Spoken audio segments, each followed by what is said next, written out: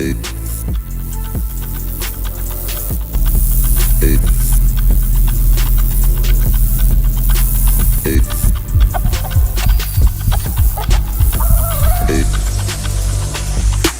мой день-день-день.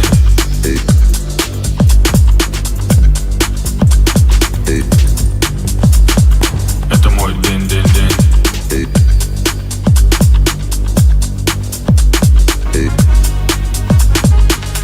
Hustle, flow, бабки, кейс, черный движ, цифры. Это мой день. Oh, you thought this was a game, huh? Oh, you slept, you missed the range, huh? I don't switch sides, still the same, huh? 101 is for my... How can you even intro after an intro like that? I feel like, whatever I say, it's not gonna even match up.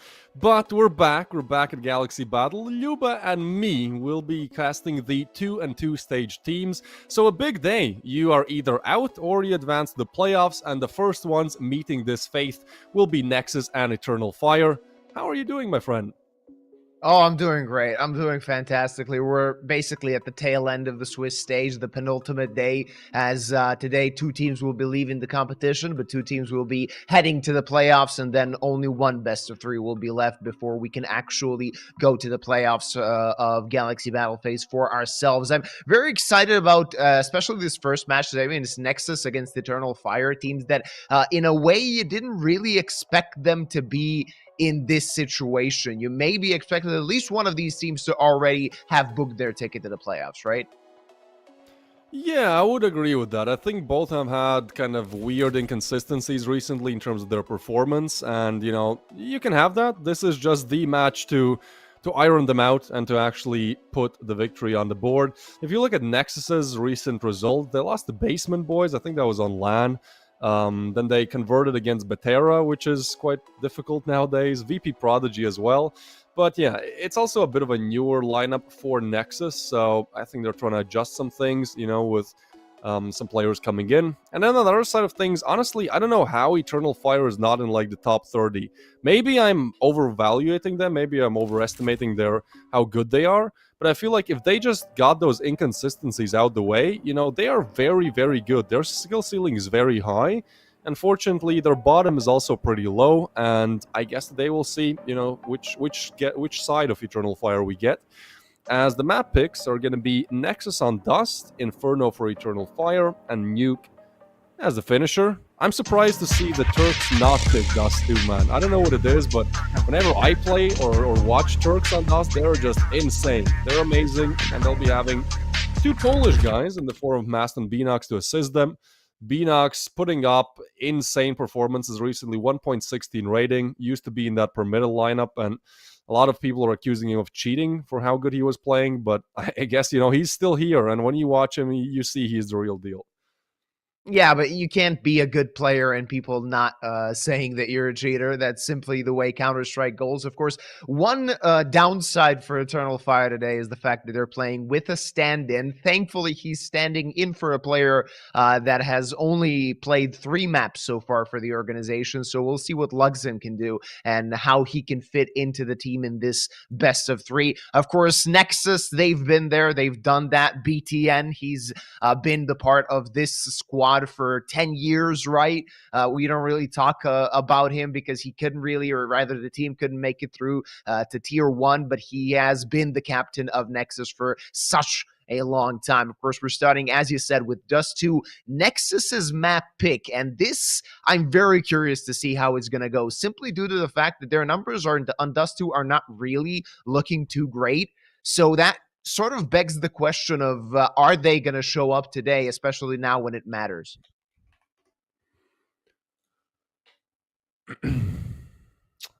Yeah, a very slow start to things here. Nexus trying to head towards that mid control, and Eternal Fire for now just playing side defense, which is all fine and dandy until there's a smoke laid down towards CT and you're playing 2v5 for the B site. I'm not sure if Nexus want to go for, well, there's no split. They might just go for the immediate B attack. So yeah, that's what it is, and Calyx will get the first. Some more damage comes in, Sound gets one, and you're just overwhelmed if you're Emor. There are so many players to account for as Nexus push on the side. BTN, no way he gets cleared. Lugson, he might be a stand-in, but he's super aware of that possibility.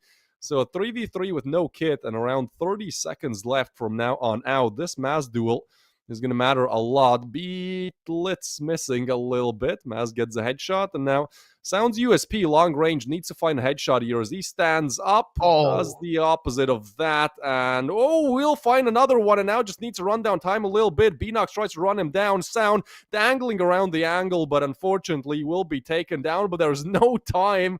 What a roller coaster of a finish there. Nexus somehow, some way, find the first. Yeah, how did that happen? It was a very interesting retake attempt from Eternal Fire, but usually in these kinds of situations, even on a pistol round, you expect maybe there to be a kit or an easier way for them to get to the site. At the end, I mean, you said it yourself, a very difficult retake that they managed to cut it close. At the end of the day, the T's get away with that round, but maybe this is just showing us the complexion of this entire best of three and how close these two teams can be between each other. Yeah, I think this should be 10 rounds each on all of the maps. I don't think that there's going to be any like fast 13-5, 13-4 upsets. We'll have to see. I mean, I feel like if there's a team that can change that, it's Nexus. I think they're a lot more inconsistent than Eternal Fire in a sense. They're kind of the team to either cause an upset or lose when they're playing against underdogs. Eternal Fire maybe a bit more stable recently.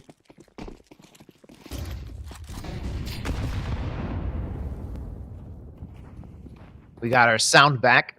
That's always something that you like to have. And of course, the T's have decided to, or rather the CTs have decided to go for force buy, and it's paying dividends quite well as they claim first blood, and Calyx with the push takes care of another player. And now trouble looming for the side of Nexus. Where do you go? What do you do in this position where you've already lost two players and there's a lot of momentum on that CT side? You need to find the next frag, and Beanox going alone and just heading into the crosshair of Zello.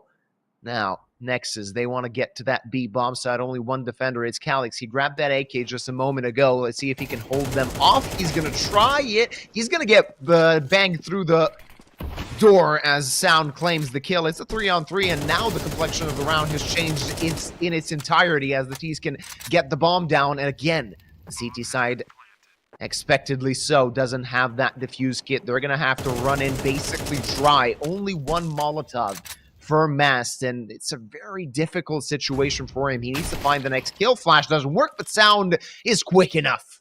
And this should be calling it quits for the side of Eternal Fire. That last kill was the most important, and Lugson and Emor are going to pull back and save what they have.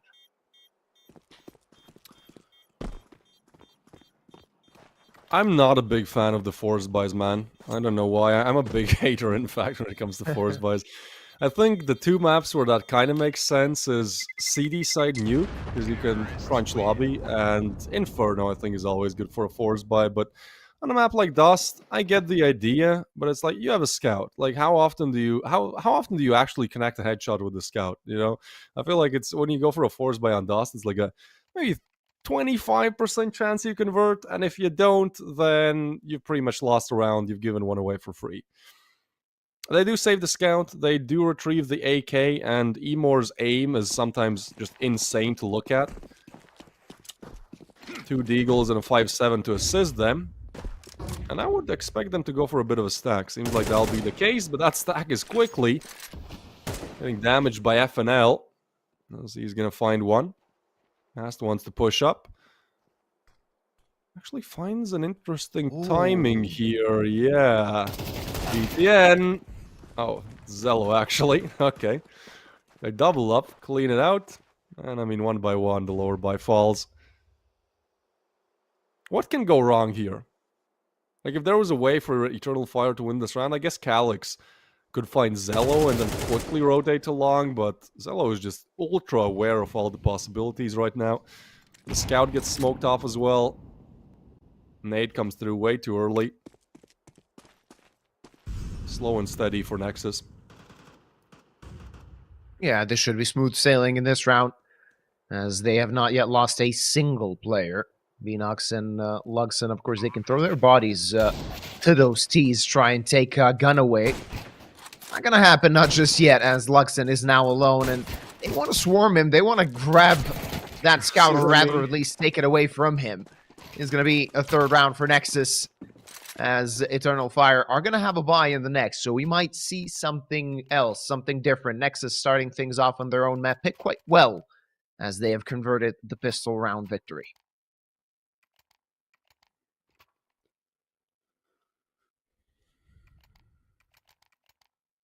It's going to be an interesting rifle round. I actually want to see what are Eternal Fire's defaults.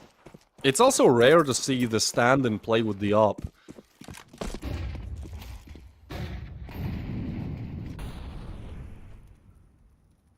Triple attack towards long. We've actually seen Emor more than a couple of times wheeling that big green. Is going to be Luxon. At least sometimes too. We'll see what changes as this best of 3 progresses. We have seen, though, a couple already great stand-in op performances, so maybe the side of Eternal Fire are learning from that. Beanox, great timing to go through the smoke, as Sound is going to get taken down. Now the attack commences that at a rather B bomb site, and Calyx does not stand a chance. Emor finds a frag, so it's still a +1 for the CTs, but the bomb can get planted as long as it manages to cross, and BTN just holding the line and waiting for that lurk, waiting for the flank to happen. The timing is key, and the timing will not be on his side. Completely isolated is Zello, and now so is the bomb. It's only FNL in a 1v4, and not this time, my friend. It ain't gonna happen, as Eternal Fire get there first on the board. Okay, solid. Some weird timings here. Beanox kind of gets one for free. I was saying one on... I don't know, we don't get a replay of that, but the push... I don't know how the B-side player goes down without a kill. And that was an insane 180 turn insta-headshot. At first will be followed by a tech pause. Everyone's on the server, but I don't know, maybe somebody's food arrived. I do wonder, like, how often, when you play CS, how often do you get like tech pauses? You know, when somebody leaves or they call it. I feel like in this tier of play, the tech pauses happen way too often, way more often than like casual play in a sense. It's a bit difficult when it's 10 people playing online and anything could happen. Somebody's internet could die. Somebody could have maybe some packet loss. You can have some technical difficulties that you need to fix up that might be something that you didn't expect. And the thing with professional players is simply the fact that they want to play on optimal in optimal conditions, right? So even if they have a small frame rate loss, they are gonna call for a tech pause simply to try and fix that because they're not feeling 100% comfortable.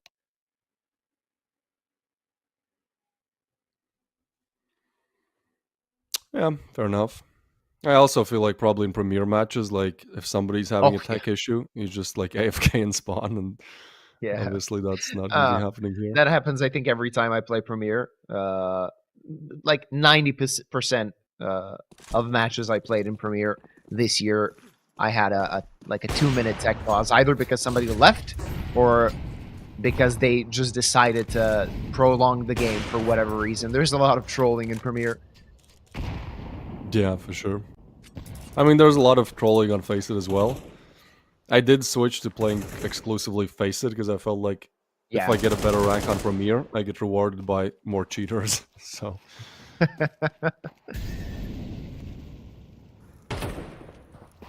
Alrighty. Nexus taking control of short as they did not opt for a long push this time around. A bit of utility damage dealt just to soften them up a little bit. Beanox has a Molotov, and that could hold off that T-side push for a bit.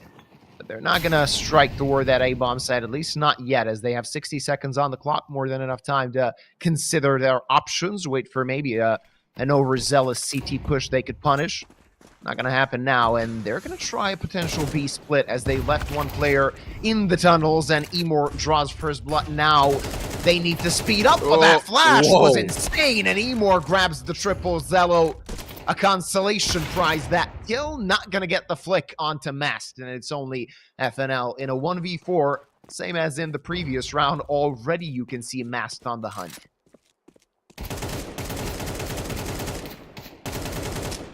Yeah, maybe FNL should take some notes from Emor there. No, not the spray transfer he wanted. Still gets a frag. Just looking for exits. I think Calyx definitely wants to look to deny that. That would be the hero AK in the next round. FNL, you cheeky man. He's trying to find the timing. Just don't go down after the clock. But he won't.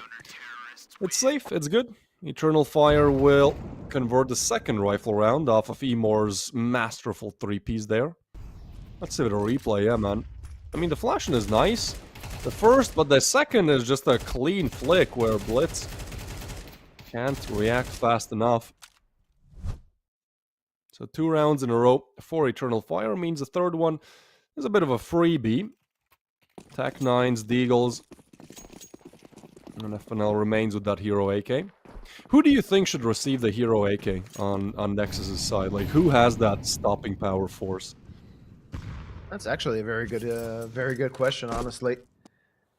I mean, you had Sound and Zello. They've been playing very solid recently.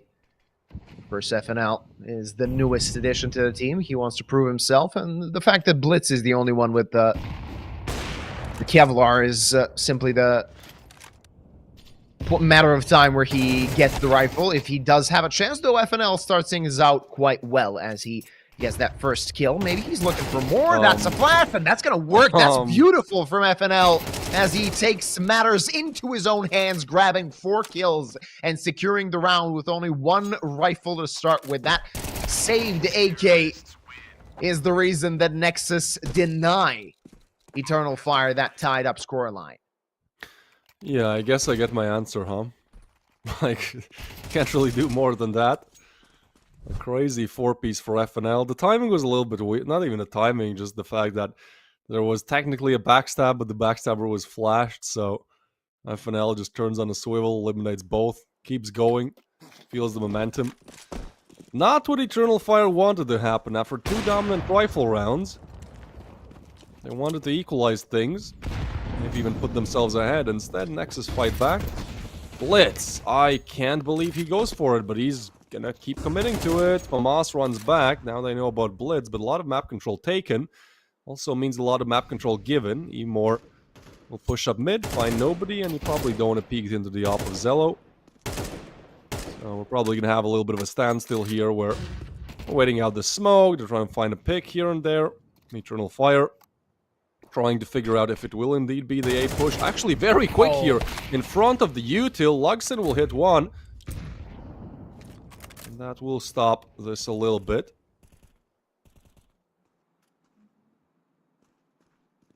Now what's the plan for Nexus?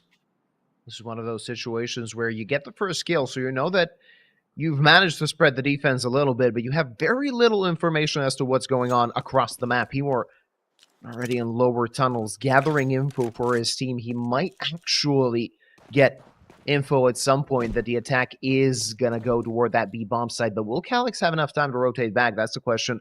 He wants to put himself in the best position possible to stop that approach. A bit more than 30 seconds on the clock as Nexus just walk their way to that bomb site, leaving 1 player on that lurk, and that is not advised, especially with Calyx waiting for them. Zello is going to fall as well, and it's only Blitz on 14 HP in a 1v3 with very little time left on the clock. That incendiary falls behind of Calyx, and Luxon goes through the smoke to get the final kill. It's only 1 round separating these 2 teams again. I think we get a preview, we get a trailer of how this game is going to look. any team can convert any round. Nexus win with a hero AK, then Eternal Fire have nobody on the side, but everyone around the side with a very strong setup and great aim on top. Get the third round on the board, back and forth game for the time being. An important round comes up. Both sides struggling a little bit economically. Losing the round could mean having a lower or almost no buy.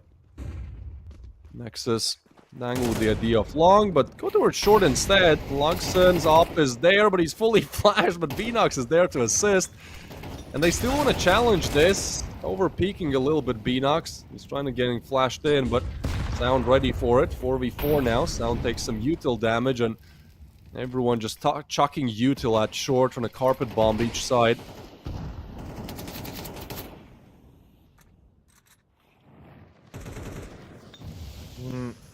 That was getting a bit uncomfortable. So many smokes across the map.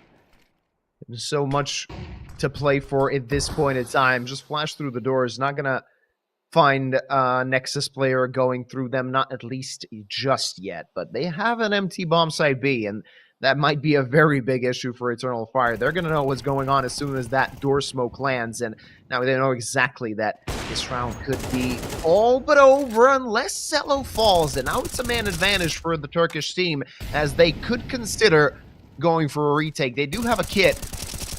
Only two pieces of utility available for them. No flash to get themselves in. But Sound, he has been dinked and put to 10 HP. So there's still a chance here for the CTs to go for this retake. Sound, does he want to go through the smoke? He might find the optimal timing to do just that. And should he find a frag, that would be more than enough. All going through the smoke, but expected by Mast. And now trouble for the T's as they can't hold on to the site. It's BTN finding only one. And now it's going to be enough time for Eternal Fire to get that defuse as they tie up the scoreline. Yeah, I think Sound could have shut down the whole round if not for the flash in and pun intended sound he made. Yeah. He had the timing there. Obviously, it's very easy to just be a caster with X-ray on and go, well, you should have done that. But yeah, it is one of those where I get the idea. They thought that somebody's going to be watching the smoke further down. But in fact, all three players had their backs turned. That could have been a two-piece for Sound before he goes down. A little bit unfortunate for Nexus. They still get the bomb plan, but it does not facilitate a buy. As we're going to have BTN out of all people. No offense, but going to be on the Deagle. Okay. Not the guy to be known for his individual performance, but he has been on Nexus for so long that, you know, you just know this guy delivers in other aspects. It's not always all about kills. Either way, Nexus will be grouping up to go towards mid, which is... I don't really get this. I don't know. Please do educate me. I see teams doing this as well on Mirage, where they have, like, locks or something of the sorts, and they, like, all peek top mid. Is the idea to, like, overwhelm the player long range? But I feel like this is, like, the easiest way how to shut down pistols, when you have an AWP and an M4 against pistols long range. Yeah, I completely agree with you on that. As Zello struggles to find that kill, in the end, he won't be able to kill Beanox. But yeah, it's I do find it a bit weird. I can see an angle for you to just swing out when you maybe know that the CTs aren't really equipped with the best possible weaponry. But when you know there's an AWP and possibly an M4 as well near it, it's... At least in theory, it seems very simple for the CTs to shut everything down. But, of course, the players know something that we don't. And at least from my perspective, it just happens more than often that they just can't find anything. Unless you manage to hit a few deagle shots, and then you have the defense completely spread, as maybe there's one guy on B, two guys on A. So wherever you go, you can actually get to a site and overwhelm the defense easily. It just seems like a bit of a gamble for me.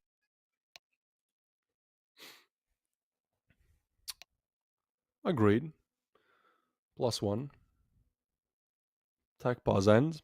This time a short one. We've been blessed with the tech pauses, at least I've been blessed in the sense that they are definitely there, but they're not too long. I remember the days when I've had like a 30-minute tech pause at times, and it's like, well, just keep talking, bro. You know, you're getting paid for this. Just keep yapping. It's like, well, okay.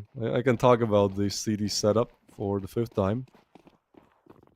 Yeah, back in the game. Rifles for both, albeit Nexus economy definitely not there, so a must-win round for them in a sense. Luxon is aggressive with the op. I mean, he's the stand-in, but he's playing like he's the real deal. Sometimes stand-ins play a little bit more passive. They're a bit worried to take some aggressive picks. Not Luxon. He's there. I think gets the shots off. Gets the opening frag on BTN, who has been having a rough game. 8 damage is less than I would have expected. Also, I don't know why, but Luxon is the stand-in, right? He's not the coach. I don't think he used to play for Eternal Fire, but he has the jersey. Like, if you look at the HLTV page, he has the Eternal Fire jersey, so I'm a little bit confused about that one. Maybe he played for their academy? Let me actually check. I love how we were just completely disregarding this round because some nice kills found towards Log, and I mean a 2v5 seems unlikely, especially with Calix's backstab. Teams. So he played for Eternal Fire, got benched in July, and then now he's playing for the Academy team. You are correct. All right, yeah. Makes sense in the end, as FNL is left on 1 HP. Would be miraculous ace clutch if he got this round, but not really looking likely, as there's already Calix at his heels, basically trying to find that last kill, potentially even after time. So FNL could be in trouble here. The time will be expended, but Calix is not looking that direction. It's going to be round number 6, nonetheless, for the side of Eternal Fire. As Nexus, they're going to have to think about things, as it's not really looking too good. They got the pistol round and the 2 conversion rounds. Afterwards, the only round they did win was that fantastic FNL 4K, where he had the hero AK. Afterwards, everything has been shut down by Eternal Fire.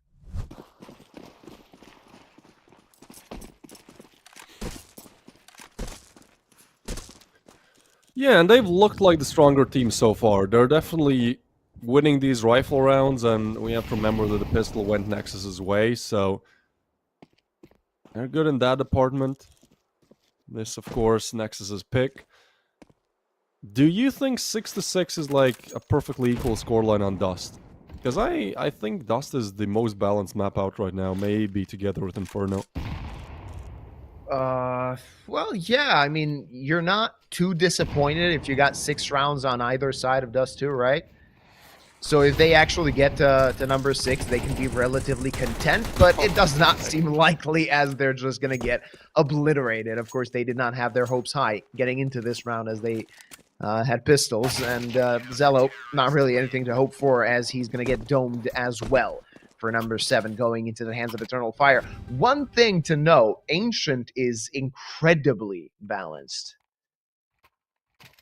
At some point this year, it was basically 50-50. Statistically. I can see that. I think it's one of those maps that's kind of inconsistent when you look at this like team-to-team basis, but yeah, in the bigger picture, I could see that.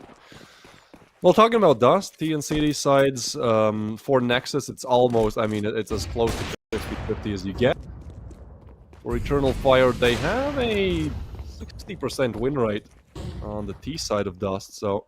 Sorry, 55% win rate on T side of Dust, so I think Nexus are in some hot water right now. Like, this is their map pick, and just not going their way. They would love to get that 5th round on the board. They've taken long control. But there's 3 on the other side, trying to spray down through the smoke. Emo runs out of bullets. Molly comes in towards car. Mass tucks away. The Molly doesn't touch him, and he might not be expected there as the smoke fades. This is a really good setup for Eternal Fire. They're clearing out lower as well, so at this point they know. The Nexus are going to be running into a full side stack, and Mast is holding an angle. I think he should be going down here. No way! Mast wins that engagement. Blitz is there with the refrag, and that gives away the information. 50 seconds to go. Flash comes through. Molly towards ramp, and Emor fighting for his life on site. Will get his head clean off by Blitz.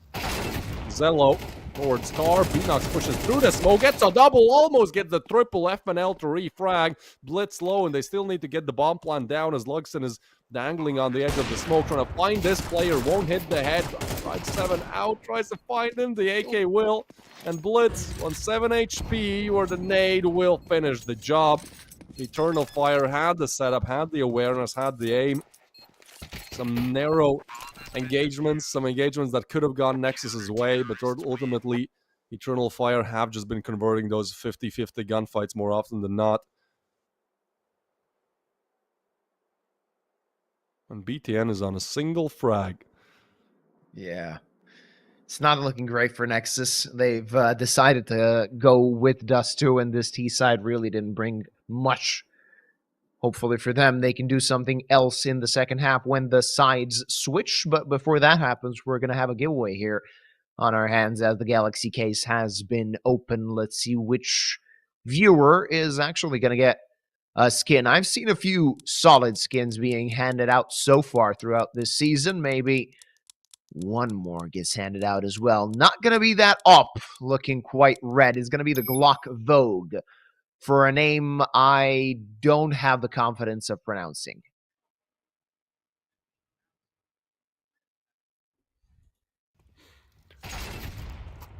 I have seen only blues. I don't think I've seen an any color that's not blue so far in the giveaways. Hope that luck changes towards playoffs. I don't even see my name. Like I used to not enter the giveaways. Then I tried a couple of times and I didn't even see my name roll past. I was like, oh, what the hell? I didn't see my name once on the giveaway, so I just stopped trying. I guess it's just rigged, either against me or for somebody else. I don't know if you've paid the mods or what you did, but good luck with your skins. It is what it is. It's still an absolutely free chance, so you can't complain about a free opportunity to win something. Exclamation mark Galaxy in the chat. As we enter the second half, Nexus are in a desperate need of this pistol. Otherwise, this could be it. Zello is not able to hit the first shot, just fires some warning ones and gets away. Very basic setup by Nexus. BTN looking to rotate wherever the hit comes through, and Eternal Fire hoping that maybe somebody peeks into things, and there is some aggression towards long. Denox in a position to punish, and he will. This is a big problem now for Nexus, as there's one player on long. Zello has to dangle between short and long. BTN is in no position to push up now, so the bomb plant is just going down for free pretty much at this point. Interesting setup to wait for this as well. I mean, the setup is perfect from Eternal Fire, but FNL's aim is as well. He's going to hit a double headshot to try and push his team back in the round. Zello hits a USP shot, and although low HPs, Calyx tries to kill the dream. FNL now needs to finish off what he started. 2 more headshots needed, as he's on 39 HP. Tabs the bomb. Actually, could have... I feel like if he had a kid, could have sticked it, right? Yeah. But nobody's peeking him. They're not buying this, man. There's just no time. Nice shots, but no cigar, that'll be it. It will be it, right? It will be it. It will be it. Lugston will get the headshot.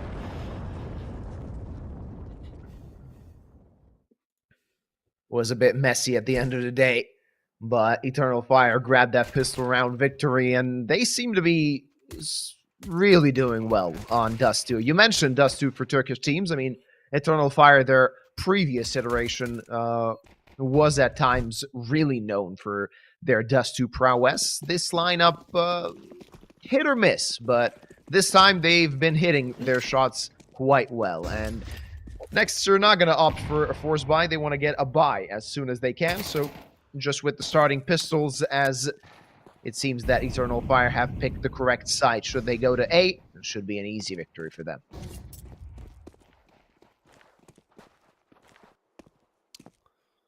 It's difficult to believe in FNL's 5-7 to convert the round. Maybe some damage, maybe some weapons he can take away. Look, I did say that we should be seeing double digits for both teams on pretty much all maps that we see. So far, I guess it is the bad Nexus we get today.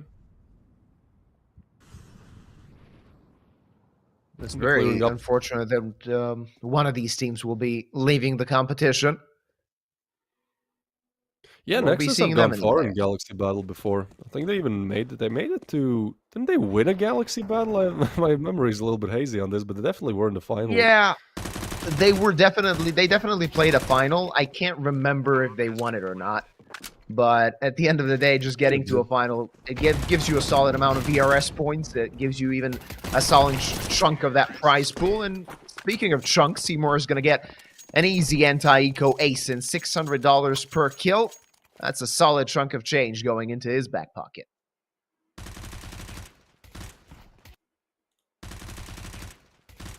Yeah, I need to know now, man. Keep talking. I'm trying to find the tourney where they went to the finals. I think it was phase 1 or phase 2, if I remember correctly. Maybe even the starter this year.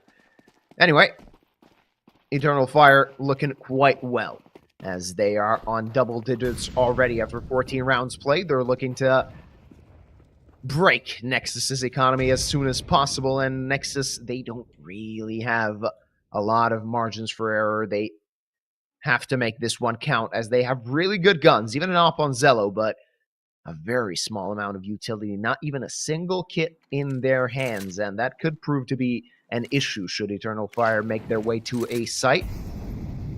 So far, it seems like the B-bomb site seems like a better option for them, and they might even already decide to split it simply due to the fact that they don't really have the best guns. They have 2 SMGs, 2 Galils, only that Soul AK in the hands of Calyx.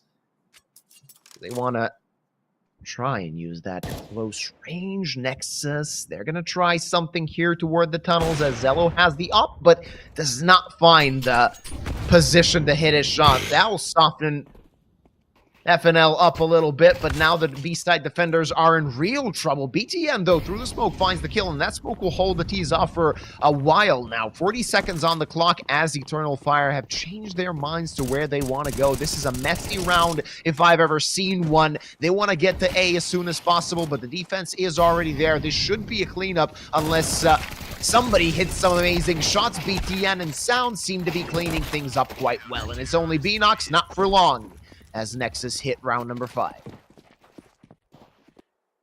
Yeah, that's kind of messy. I mean, $300 make them reconsider the B push, and then at that point they're making all the noise in the world. Like, Nexus knew where Eternal Fire were going like 10 seconds before they even peaked short. They're just trying to beat the rotation, trying to win out the aim duels, and in a messy way, they will go down 5 to 10. I guess, I mean, I love how I change my opinions just on the fly, but I guess there's a world where you can come back, right? We see a round now. Maybe I should double down for those double digits for both. An important round, and oh boy, almost getting caught with your pants down. FNL somehow finds Beanox, but this time Eternal Fire commits to B as there is no smoke to deny it. Bomb plant going down now. The most difficult site to retake, I believe, in all of CS. Emor is still there to backstab, and I mean, he could just line them up, but he hears all of this info. Zello is holding the backstab, but at this point, you're starting to slowly but surely run out of time, and FNL is the only kid. Weird timing there.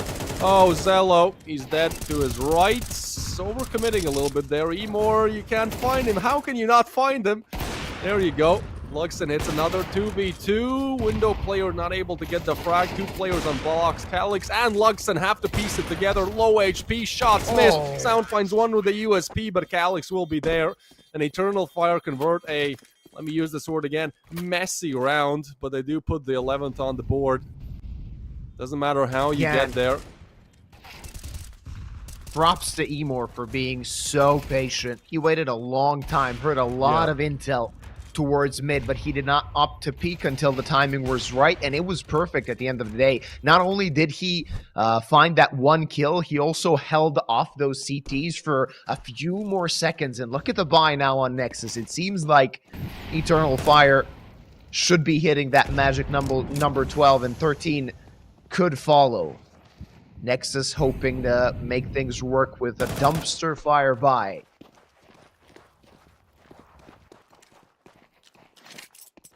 Okay, maybe they're not gonna reach double digits, huh? One good CD round. That's what Nexus get. They are now And 2 Deagles and an MP9. Sometimes actually having a lower buy when things are not going your way with the rifles is better. Because of the lower buy, you switch things up, you go for different plays, ones that you usually wouldn't. And I've seen a lot of times where it's like 5 rifle rounds lost in a row. Oh, MP9s and 5.7s? Yeah, that's an easy round victory. We'll see if they switch anything up. For now, looks like they're just going for the default holds, just with lower weaponry, which I'm not a big fan of. I think if you have like 2 Deagles and MP, push something, take some risks. Otherwise, you're at a huge disadvantage to just win a 1v1 gunfight, holding the usual angles. That being said, Yeah, but look Caster's at this. Curse might be in full effect right now. They're actually walking into the hero rifle right now. Yeah, that's a big deal. As Sound could shut things down. 30 seconds on the clock. Eternal Fire need to make their way to the site. Jumping to CT is Emor, and he finds the first kill, though. Sound finds a double, and everybody's falling to the ground. At the end of the day, we have a 2v2. Backstab from Beanox maybe puts the finishing touches to this round as FNL through CT spawn. He's already been spotted, and now he can't reasonably get them into 1v1s unless they make a mistake. They're going to double swing, and Beanox will get the kill. It's 7 map points for Eternal Fire on the opposing team's map pick.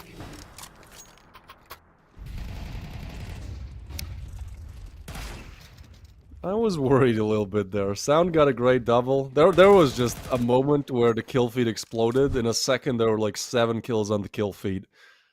So it is a very chaotic game at points. At times. It is Dust 2 after all, so if you're going to push something, I mean, that's going to be your reality. As you said, map point reach now for Eternal Fire. Scout for Zello hasn't really been finding the impact he normally does with the scoped weapons. Has been FNL and Sound doing most of the heavy lifting, and with Blitz and BTN having a slow game, you need them to show up. FNL gets one. Bomb still towards top mid. I honestly like how Eternal Fire are playing this T side. Like, they're very meticulous with their angle clearing. They're not pushy at all. They simply slowly but surely take map control, and they bank on the fact that their players will win out those gunfights more often than not. This time Calyx, however, will go down.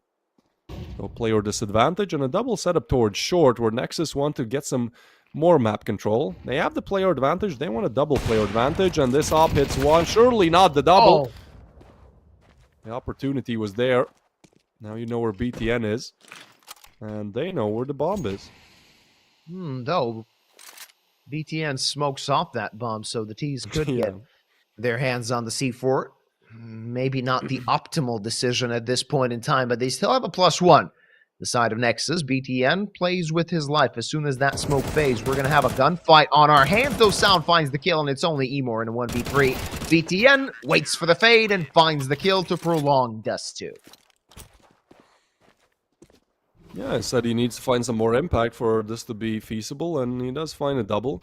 I think he smoked the bomb off, because at that point you still have the player advantage, and you'd rather not risk somebody dry peeking you on short with like an AK while you have a FAMAS. So it kind of looks weird, but I think at the end, like, he means well, and yeah, it does work out.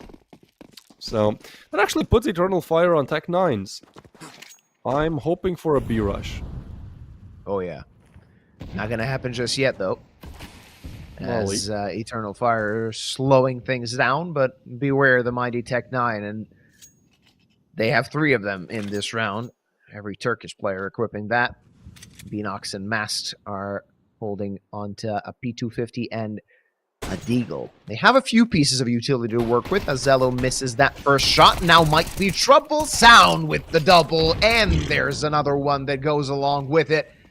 That's a cleanup for Sound as he's really fixing his numbers now, hitting 20 kills on this map. Of course, he's going to have to do a hell of a lot more if they want to get back into things, but this round should be done and dusted. And going to the hands of Nexus, and one more as an added bonus in the next, as Sound hits his ace. Eco Fragger. Oh, Sound has been good. At 17 when this round started. Sure, I mean, not everyone can convert against Tech 9s just rushing at you. But yeah, pads his stats a little bit as well. 22 kills for Sound. Then you have Blitz, BTN, and Zello together below that 22 line. So I think for Nexus to convert on Inferno, or even push this to overtime, I mean, again, not a big fan of pointing fingers, but just individually, they can't hang right now against Eternal Fire. The Tech 9s turn into Glogs, though. So at this point, it's 8 to 12. It's like you have 2 rifle rounds to convert, right? Eternal Fire's money is not that good. There is a world, though, where Eternal Fire hit the perfect timing and they walk out again. Oh, no, it's a scout. They're going to be pushing short. Good luck, Zello. Oh, the timing is so perfect. Oh, and Calix gets him. Man, that's going to be a bomb plant. It's still just the Glogs. This should never work out. But even getting the bomb plant here is a small victory. Not looking to retrieve the scout just yet. The Glock. Oh, no, wait a BTN minute. Gets another who's just solo pushing through the smoke. Mass tries to get away. Blitz finds one towards Long, and Sounds nade will equalize the playing ground. Eternal Fire, they know they have to peek together, and okay. Well, I was worried. I really was. Especially after that screamer to open things up with the Deagle. It seems like Nexus do know how to convert against Glocks. Yeah, for a moment there, we had our doubts as Eternal Fire did have a +2. Just for a split second. 4 more rounds left to go for Nexus to take us to overtime. And as you've mentioned previously, now it seems like a possibility. They need 2 gun rounds, and after which, of course, or rather after each, Eternal Fire won't be really having a great buy, even though, of course, they're going to have a very solid loss bonus to work with. That is not enough for a complete buy. Let's see what's going to happen now as Emor takes that up. Gonna have a chance, but the timing is not right, as Blitz will survive. Molotov at his feet, but Emor still playing the edge of that smoke. He's gonna have his friends with him as well, but he maybe doesn't need any help as Eternal Fire find the first 2 kills. We said the Nexus have a chance, but this is not a way to use that chance, utilizing his BTN, that M4, only for 1 kill, and it's only Zello and FNL trying to keep the hopes alive. It's still a 2v3 though, and 2 of these Eternal Fire players are low HP. They actually choose to just speedrun this back to B. FNL seemed aware of the possibility. Don't think you will hear Mast's footsteps. Oh, no, he doesn't. So, yeah, B side will be completely open. There's no smokes to deny the retake, so at least that's kind of okay. It's also FNL now going to clear towards long as soon as they understand nobody's there. Rotation should be made, but at that point, I think the bomb plant will alert them of it anyways. It's going to be too late. Yeah. It's just a perfect call from Eternal Fire. They've been honestly great with catching these timings. I mean, look at that last round. The fact that they even get the bomb plant down is based on the fact that the only position that wasn't well guarded was A, and well, they choose to go exactly there. So, you know, mix all of it together. Better aim for sure. Great team play. Some luck sprinkled in. It should be Eternal Fire converting on Nexus's map pick. Zemor is good with the op. FNL. Oh, okay. It's a nice frag. At least he gets that frag in. You know, maybe a bit of a confidence booster. I don't know. 180 kills are always nice to see, but it will be 13-8 for Eternal Fire. Could have even been like a 13-5 or something. They simply were the better team. Sometimes the scoreline doesn't fully reflect what we saw in the match. I think this one is pretty accurate. Nexus struggling. Yeah. They have been struggling quite a lot since, I think, Lonks left for Foot, which is the old Navi Junior core with now Lonks added, since obviously Makaze is in Navi. Yeah, well, I mean, best of luck to this Nexus lineup, but they just did not seem up to par on Dust, and I can't blame it on Dust. Next up, we would be having Inferno. Chance for Nexus to push it to that 3rd map, but before that, we gotta give it to Emor. I think this guy has one of the best aims in the Tier 3, Tier 2 space. I like watching him. He likes playing. 110 ADR is always great to see. Yeah. And, yeah, what are you predicting? Are we going to 3 maps, or is this Inferno and done? Oh, I mean, the thing is, when you look at the numbers on Inferno, it's not really looking the best for either side. I think Eternal Fire went for a bit of a punish pick, taking Inferno, simply because Nexus is not looking that good. And before we began, I was completely sure that we're going to go into 3 maps. At this point, I can see just Eternal Fire taking it, unless Nexus really bump their levels up. And the thing is, it's not only the individual numbers that Nexus lacked throughout Dust 2, it's a bit of the fact that they did not have the ideas of what they were doing, especially on that T side, didn't really mash up together to form anything remotely cohesive. I mean, we've mentioned that already. The reason they had a solid, you can call it solid half on Dust 2, is simply the fact that they managed to get the pistol round and the conversions. Otherwise, it would have been a blow up. So I'm not saying that Eternal Fire will take Inferno easily, but will it be difficult for Nexus? Absolutely, yeah. Of course, ladies and gentlemen, we are going to go on a short break, and we'll be back with map number 2 of today.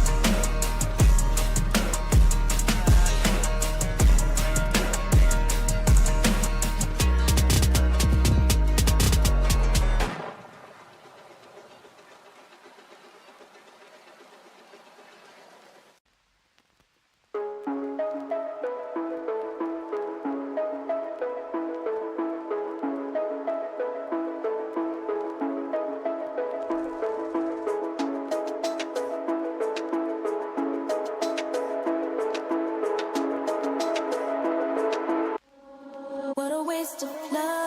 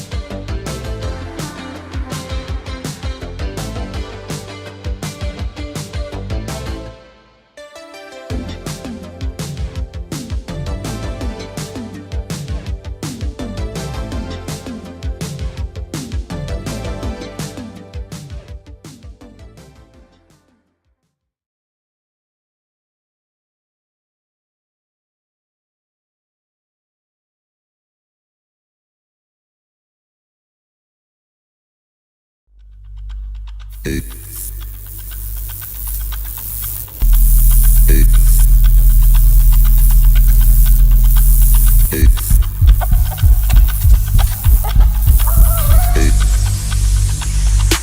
мой день-день-день.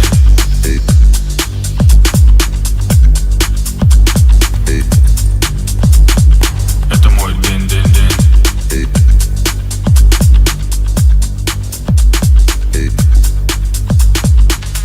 Hustle, flow, бабки, кекс, черный движ, цифры. Это мой день.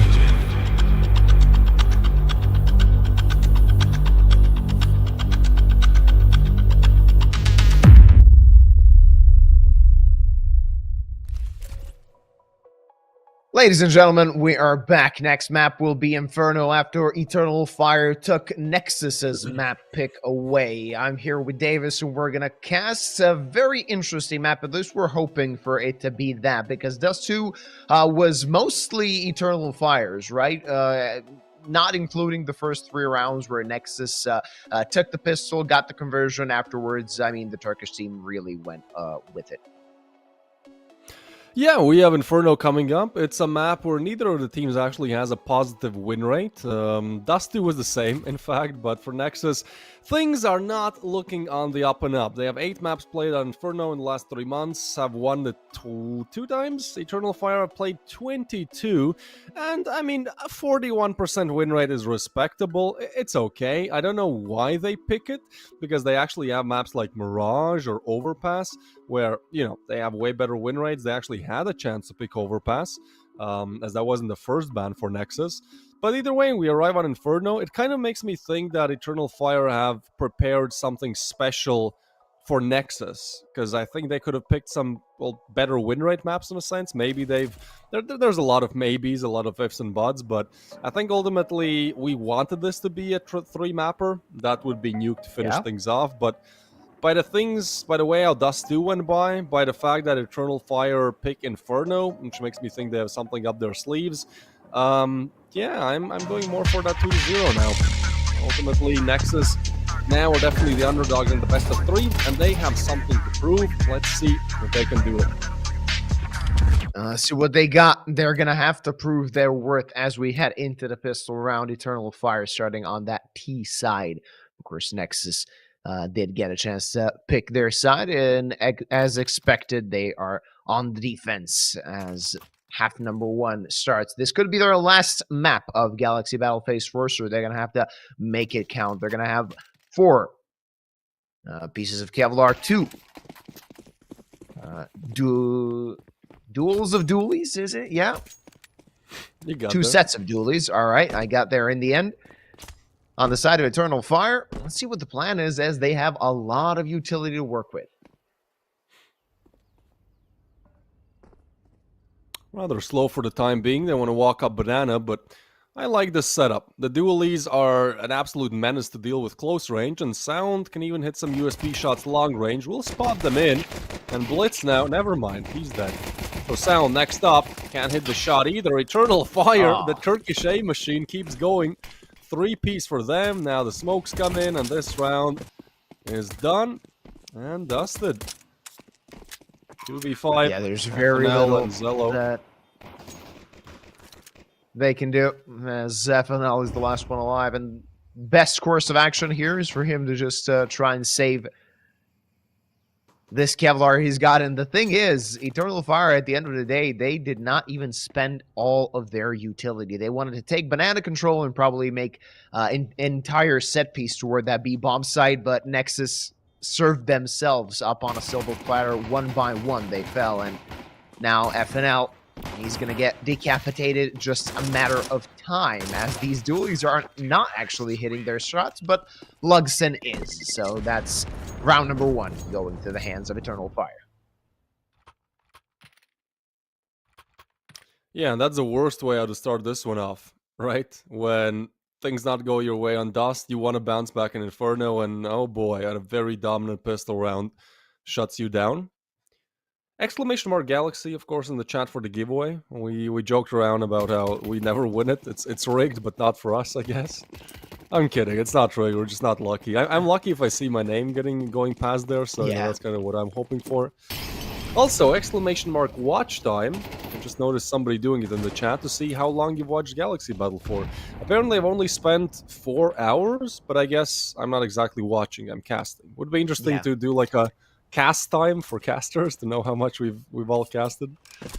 Oh, that would be a very interesting number. Let's say that.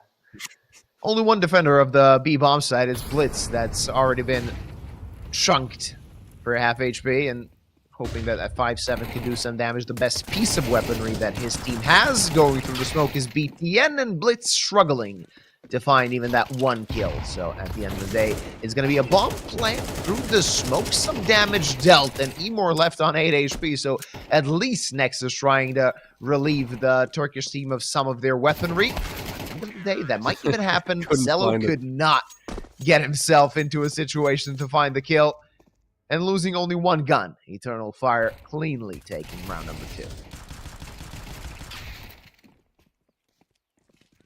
Yeah, Blitz had, I think, the biggest opportunity in that round to make a difference. Was having a slow game on Dust as well. I think, honestly, like, if we look at Dust, like, by and large, it simply was the aim. You know, when Emor was hitting the shots that he was,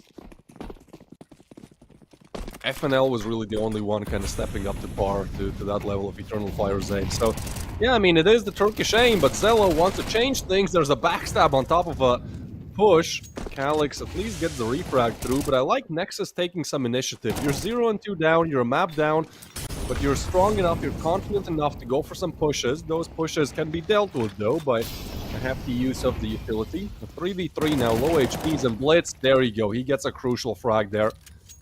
He goes down there, that could have been the round. Instead, Eternal Fire retreat back, pick up the bomb, and look to find success elsewhere. Targeting A.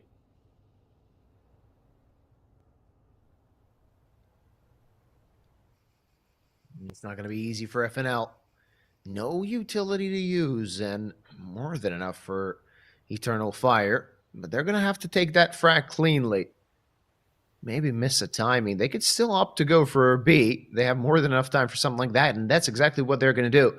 And will it be expected by Nexus? It should, in theory. You can see Sound is just jiggling that angle towards Speedway. But the thing is, will he swing in the optimal timing as Calyx teams are already ready for him, and Luxon is going to grab that frag. Now a lot of trouble for Blitz. He's on 34 points of health, just trying to tuck himself somewhere and at least get a 1-for-1. Will he even have a chance? They're just checking their angles. Blitz is looking for the correct timing. Not going to see anybody just yet, but he can hear the bomb being planted. He has been spotted, and his job is just to survive until FNL arrives. A 2v2, still a chance for Nexus to get that first round on the board, but the next kill needs to go their way. FNL making headway, but Blitz is dead, and now FNL between a rock and a hard place. They can swing him together, or they can just expend as much time as possible. He does not have a kit, but the Eternal Fire players, of course, they are not aware of that, though Calyx seen him on the edge of the smoke, and they know exactly what's going on. That'll be round number 3 for Eternal Fire. Nexus, they had a chance, but at the end, it was not used in the optimal way.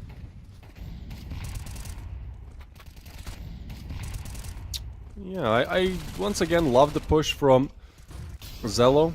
I think Nexus need to play with confidence here. Retreating back and playing side defense won't work.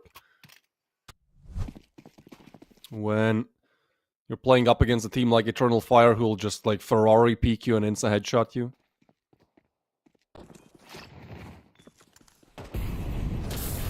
Oh, well, there you go. Zello, back-to-back opening frags found. This time just the one, but this time he also remains alive. So, player advantage on the side of Nexus. But it is the one hero M4. Zello needs either more impact, or since he's half HP, drop that M4 to somebody else. Maybe FNL can find something. Like, that's kind of how you have to play here. Triple stack towards B. I've seen this go wrong a couple of times, but normally that's when the team starts running low on time. They're like, you know what? They have pistols. Let's just push this smoke. Come on, guys. And, you know, the rest is history. Yeah. Famous last words. Vitality versus G2 vibes. Ah, yeah. Good point. A very slow round coming in from Eternal Fire as they have 55 seconds on the clock. They're going to have to speed it up just a little bit. That M4 is still tucked toward the B bomb site. Another player rotating to A, so this could still be very difficult. Tough nut to crack for the side of EF as they want to swarm that A bomb site, but the defenders should be ready, at least some way. There you go. BTN finds the kill on Mass. He's going to get traded back. Now, there's very little FNL can do here. He just needs to survive, and the same goes for Sound, but both of them are going to get cleared and taken off the map. Bomb is going to get planted. Of course, Zello is already trying to save that M4, and Blitz got an AK for the next round. So not everything lost for Nexus. They are going to have something to fight with in the next, and given that they are going to save these 2 rifles, that'll give them a bit more money to work with, just so they can buy utility and everything necessary. But Eternal Fire still doing very well on this T side. Yeah, they're doing flawless. I like them being slow about this round because they know they're up against either a low buy or just the USPs. And when you lose a player already to Zello, it's like, okay, we made a mistake. It's okay. Like, we still have a huge lead here in terms of the buy. Let's just not make any mistakes again. So, contrary to their usual fast style, they're just super careful to not make another mistake. It works out. There was a world where Sound gets another one from the site. I mean, to be fair, at least Nexus found 2 players. But ultimately, 4 on the board for Eternal Fire, and now Nexus are literally with their backs against the wall. Like, this is going to be so difficult to convert. It's still early game. This rifle round is crucial, and yeah, what Zello can do, Sound can. He's 0 and 5, struggling to find impact. Great nade on BTN. I mean, every single thing just going right for Eternal Fire right now. Whatever they do, it works out. Beautiful. That sort of pops into place, right? Blitz trying to do something with forward positioning, going through the smoke. The timing is key here, and Blitz gets an easy kill onto Beanox, but now really not in a position where he can disengage, though through that smoke he goes back. And it's a 4v4 to continue this round as Eternal Fire want to get to that A-bomb side, defended by 2 players. Let's see what FNL and Zello can do. That op will come into play. The thing is, can Zello hit his shots when the time comes? 50 seconds on the clock as Eternal Fire are smoking off long and going back to B. That's interesting. It is indeed. But I think Alex is the make or break in this round. There's a smoke towards Library, but as he tries to clear these angles, I mean, he's just going to have such a forward position. And look at that timing, man. That's nasty. Yeah, they're just not going to be looking this way at all. Actually, they somewhat are, but BTN now making footsteps. Calyx a little bit impatient with the trigger patience. We're just getting caught off guard now. Yeah, I mean, Calyx is in your back. There's a push coming in towards B. Nexus simply getting overwhelmed. And then on top of that, Lady Luck just smiles today looking at Eternal Fire. If Nexus still punch back too. 2v2 now, where Zello is close to the action. He kind of has to stall here, wait for FNL to arrive. They want to just clear him out, and they will succeed eventually. Maz gets that frag on the board, FNL arrives, they know exactly where he is. As a kit, will tap the bomb, but they should just be trying to sandwich him. They know he's not defusing, and Luxon will finish things off. A nice attempt at the 2v4 by Zello. But as I said, man, like, you can't win when your opponents have better aim, they have better communication, better or the same communication, and they have, like, a lot of luck sprinkled on top. I mean, this Calyx timing was insane.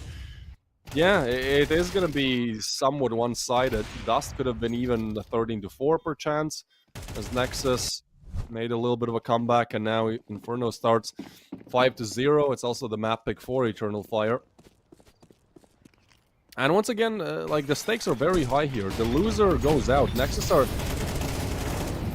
Whoa, whoa, whoa, whoa, whoa. All right, please do stop it. You should never be allowed to just W key up, glue your finger to the W key, just push up banana, disregard the util, push through the smokes, and somehow win the round like that. That should never be allowed, man. At least they get the pick, but unfortunately Blitz goes down as well. So I almost feel like that's a victory for Eternal Fire, where Nexus see all of those players pushing in. They have to respect the B push. They actually choose to overgamble and send 3 towards it instead, because now they're starting to clear things out. They might figure out it's not B, but it's not A exactly either. Eternal Fire, I love the pace changes. It just keeps Nexus guessing. It keeps them super paranoid, because it's like, well, these guys love to push, but then sometimes they're slow. It's very difficult to make a correct call for Nexus right now, and seems like they've made the wrong one again. Yeah, great work from Eternal Fire, just spreading that defense around. BTN, the lone defender of the site, he will be joined by Sound. BTN finds the frag, but it gets traded back right away. It's a 3-on-3, but Zello is quite low, and the defense on the back foot as the bomb is going to get planted. Boost not happening just yet. See what is going to happen now as Beanox finds Sound, and this could be the time you pull the plug. And exactly what Nexus are going to do as they keep themselves without any rounds. It's Eternal Fire all the way so far as they get to number 6. And you mentioned previously, they're consistently, or rather constantly, making changes to the pace, trying to find the opening kill, and it doesn't really matter whether they do or don't. The fact that they go and start playing slow right afterwards, it completely messes with the game plan and any idea that Nexus have. Yeah, it's just super difficult to read Eternal Fire right now, and Nexus make the wrong stack twice. Op saved at least. Right, it's a fast push towards B, then it stops, you send 3 towards A, then it's just a mess. It's unlucky. But it's ultimately 6 rounds on the board for Eternal Fire, and, you know, I have said that definitely luck is a little bit on the side of Eternal Fire, but what they're doing is also looking super clean. For example, how they deal with BTN, right? There's one pushing up, making footsteps that does allow BTN to get the info and peek and get the frag, but at the same time, there's somebody holding the angle, accounting for the possibility. It's just very good team play coming in from Eternal Fire right now. It's almost impossible for Nexus to get a kill without being refragged. Attack pause for them now, as they're 7 round losses away from elimination from this tournament, which they have previously won. We talked about this on Dust. I found the actual stats, but forgot to talk about it. It was Galaxy Battle Phase 2. It was Nexus versus Paravision in the finals. Oh, yeah. And Nexus, yeah, they won in the best of 5. They were down 1-2. Then they won Ancient 22-19, triple OT, and Anubis as well. So it was a bit of a different roster. They did have longs back then, I believe, but it does show that, you know, Nexus have won a tournament of this caliber before. They can hang definitely against team like Eternal Fire. But I guess today is just not the day. Let's see if the Boiler player can change that. Sound illuminates his position, and wow, yeah, That's incredible. Stop it. Where are you? Where? I don't even know. I don't. It's, oh my god, it's so over. Look, Oh, yeah. Look, Oh, yeah. yeah. Every single POV, Bring- it's like, I see him, I'm dead. I see him, I'm dead. I don't see him, I'm still dead. Yeah, it's incredible what Eternal Fire are doing. No mercy towards Nexus. And it's Blitz hoping to keep that MP9 for the next round. Little good it should do. And already on the hunt are the Eternal Fire players, already 2. That should clear Blitz out. No problem for Beanox, says he takes 3 kills into, or rather out of this round. It's 7-0 on an elimination map for Nexus. Everything that can go wrong does, especially that first kill. Calyx, I mean, it was a 50-50 between him and Sound. And after Sound fell, everything started to crumble for the Nexus boys.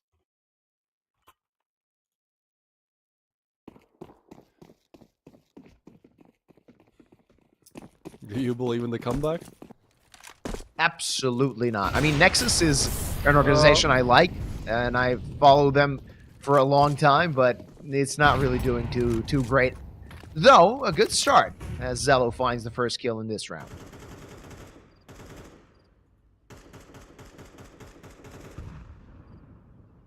Yeah, Zello has found the opening picks, I believe, in 3 of these rounds now. Does know how to deal with the mid-aggression. Has fully flashed as well, so Finally, maybe Lady Luck starting to smile a little bit, looking at Nexus, giving them some chances. Will be more though. Oh, time. Oh my God! No way! No! How? How are they the ones winning out that fight? How are they with the player advantage with the banana fight? I don't know. VPN burns. It's oh my God! I don't believe that they were going for the boost. Nobody was even crazy. Just crazy scenes right now. I think that was like a 100-degree flick no scope. They even hit the next one. I mean, yeah, Zello is just like, what the hell went wrong, boys? Again? Yeah. And this is one of those situations where you kind of know that you weren't. I mean, Nexus, when we take each round into account, they weren't really destroyed apart from a few rounds. It's just the case of they needed a little bit of luck. They needed to hit their shots in some situations. The fact that they're constantly struggling with money also doesn't really help. And Eternal Fire, I mean, they cranked it up to 11, and they're not really letting that gas pedal go. It's simply the case of Eternal Fire having everything go their way, and Nexus absolutely nothing. Zello gets his 6th kill of the round there. He has 6 kills. Out of those, 4 have been opening picks. So he either gets the pick or he goes down pretty much. That's how it goes. This time won't choose to fight mid, would be too obvious, but the Molly denies the peek towards App. So it's a repeat. Oh, wow, is that not a kill? Sound, yeah, you please, Nexus. At least one round, you know. This is the one. Zello gets scammed a little bit there. He was right on the money. I think it might have been through the wall. That's why. Yeah, absolutely. Just a little bit more damage dealt to Luxon. This should be a Nexus round through and through. Yeah, I just wanted. You're saying Nexus win this round, yeah? Yeah, I don't see how Eternal Fire get back into this round, even though they're only a man down. It's just so low. Are Beanox and Mast. Of course, they should try something. Quite passive, waiting for the CTs to make a mistake. Maybe an overzealous push. Not going to happen. Absolutely not even close to happening. Now it seems that the B-bomb site is the objective of the Turkish side, as they've got 8 rounds in a row. They're looking for number 9. Let's see if they're going to get it, though. Awaits Zello with that op, and he's going to get help from Blitz, so it's going to be a very difficult situation for the T's to make their way to that site. But should they find that first kill, it could completely tilt the complexion of this round. They have more than enough utility for a full set piece execute. The thing is, or the question is, will Zello hit his shots? No flash, at least not yet. He's throwing that incendiary, almost gets caught off guard, but they're going to go through that fire. 18 seconds on the clock as Blitz falls to his demise. And Zello, maybe he wants to go through the smoke. He has to try something, but whatever he does, it's not working out. The bomb is going to get planted, and now a man advantage for the side of Eternal Fire. Make it double as BTN hits the deck, and somehow, some way, Eternal Fire claimed this round. A bit of a caster curse could have happened. Sound and FNL trying to save something, trying to salvage something, rather, as Sound did take the forward position, but they have no kit, they have no utility, they don't have a reasonable way to get to this site and try and get to this retake. Sound, that's a labored spray onto Calyx, but the time has been ticking away for a while now, and even if they got the kills, no time to defuse the bomb. It's number 9 for Eternal Fire. Come on, man. You just threw it around for Nexus there. Be more careful of the statements you make next time. Yeah, I've had a really bad luck of the caster's curse recently as well. There's a train game where the score was 4-10, 4 for the T side, and I said, surely there was no overtime. Yeah, of course there was overtime. A lot of that happening recently. I think, like, I've said this as a joke, but honestly, from the predictions I've made, I think if somebody just listened to the predictions I make and betted on the opposite, you would be a millionaire by now. All right, that's a business plan if I've ever heard one. Yep. Let's see what Nexus have got. Is the white flag already waving, or do they have a plan? Forward position should get checked. Those smokes They're aware. everywhere, and Mass now knows what's going on, though he is between a rock and a hard place. No player on brackets. I expected at least one CT to lend a helping hand, but FNL, he was completely alone, and even if he found a kill, it was sort of a one and done, right? No chance of doing anything. And Vnox, he should just clothesline Blitz. Not going to happen, but gets traded right away. And the T's want to go to that A-bomb side, giving Nexus a chance.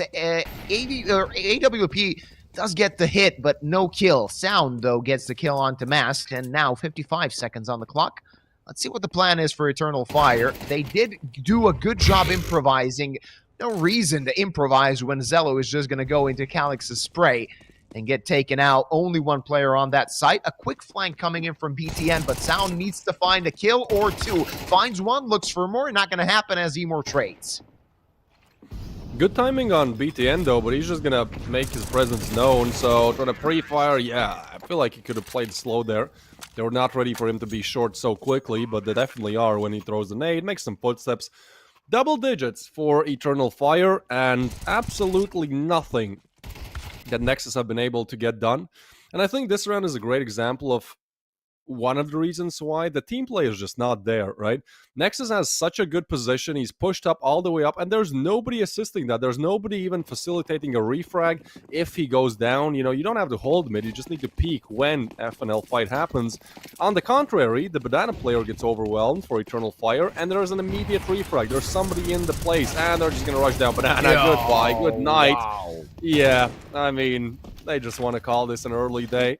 You know, spend some time with the family. Smoke down towards CT. 3v3 though. Sound needs a kill. Not even close when it comes to the aim. And Eternal Fire, keep this freight train moving. There's no way to stop it at this point. Bomb goes down. 2v3, FNL will hit the shot. And I said there is no way, so maybe we get back-to-back Caster's Curses. Molly doesn't do anything. They push through. Zello finds one. That's a 1v2 for the Opper. Lugson hits the first, and he knows the last one is low as he whips out his pistol. P250. Oh, it's all too easy for Eternal Fire. They can clutch, they can shoot, they can communicate. There's nothing they can do. And Nexus left with a sour taste in their mouth as they were so close they could almost smell it. But Lugson shuts it all down. Has been a great... This guy's a stand-in. This guy getting a 4KD almost as an academy player in Eternal Fire, working as a stand-in. Maybe you should get the call-up, man. He has had 2 great maps so far. Yeah, doing quite well. And Nexus struggling as they're still looking to get their first round on the board. Mass through the smoke, catches Zello. This is not the first time he tried that aggressive mid push. Didn't really work out. FNL next on the chopping block will get dual swinged, and Calix gets the trade. Blitz is also on half HP. Just grasping for straws now, the side of Nexus, as they need to find the next kill if they want to stand a chance in this round. Did damage. Sound to Calix. He wants more, though he's burning in those flames as Calix awaits. And it's a 4v2. So much room to maneuver for the side of Eternal Fire. If you want to play textbook Counter-Strike, just group up and take a site. Blitz looking for something, but Calix is ready for everything. 15 kills so far for him, and BTN is just going to get nuked. It's 12-0 after the first half of Inferno, and one more round necessary for Eternal Fire to go to the playoffs and eliminate Nexus. You want to help out Nexus a little bit? Maybe we can both say this is an easy 13-0, and then, you know, we have the double Caster Spurs. You know, yeah, well, that's the only way now. It seems like they need everything to go their way in order to at least attempt to come back, not just complete it. Before we see if Nexus can do so, we're going to give away a skin. Let's see where it lands. Again, a blue, again, a Tooth Fairy to Just Python. Enjoy your new skin.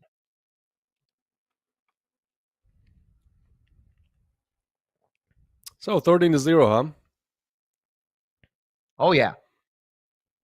Yeah, 100%. 100%. The thing is, if it's a caster's curse that if it's deliberate, let's call it that way, Yeah, that's fair it enough. never works. I mean, I'm just throwing it on to give Nexus a chance. But No, let's it see what they never got works. in the pistol round.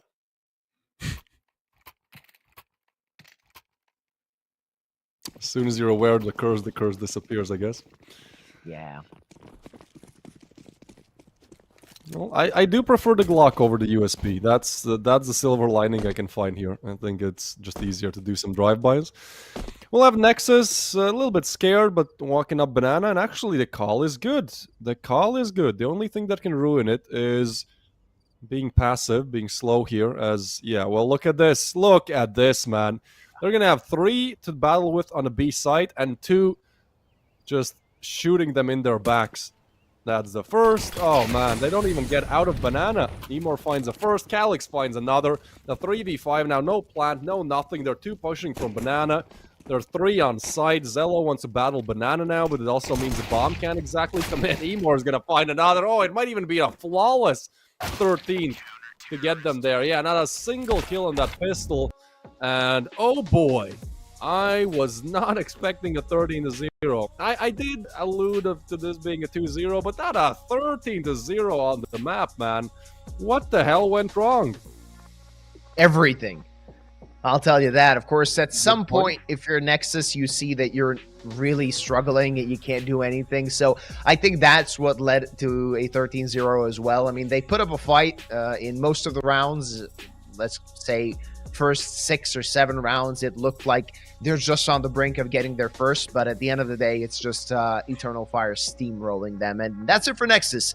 When it comes to Galaxy Battle Phase 4, we will be looking at Eternal Fire in the playoffs. Not going to get an easy opponent, though, as they're just getting out of the Swiss stage 3 and 2, but we will definitely see them in at least one more best of 3. So good luck to Eternal Fire and Nexus. Good luck in Phase 5. That's all I can say, because this Inferno didn't look good. Dust 2, the result looked better than their performance, and it seems like Eternal Fire caught them on a very bad day.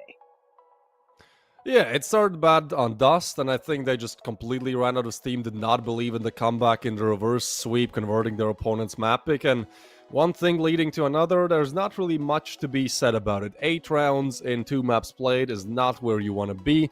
So, Nexus, we've seen good from them. Again, they converted, they won Galaxy Battle Phase 2. Hopefully, this is a bit of a wake-up call for them to figure things out. In the meanwhile, we have to congratulate Eternal Fire for actually making it to the playoffs. And we have one more of these matches coming up in around, I believe, an hour and 10 minutes. We'll be having Sangal playing up against 500, trying to see who goes to the playoffs, who goes out and joins Nexus. Before that, of course, a prolonged break, which I need to actually do, yeah.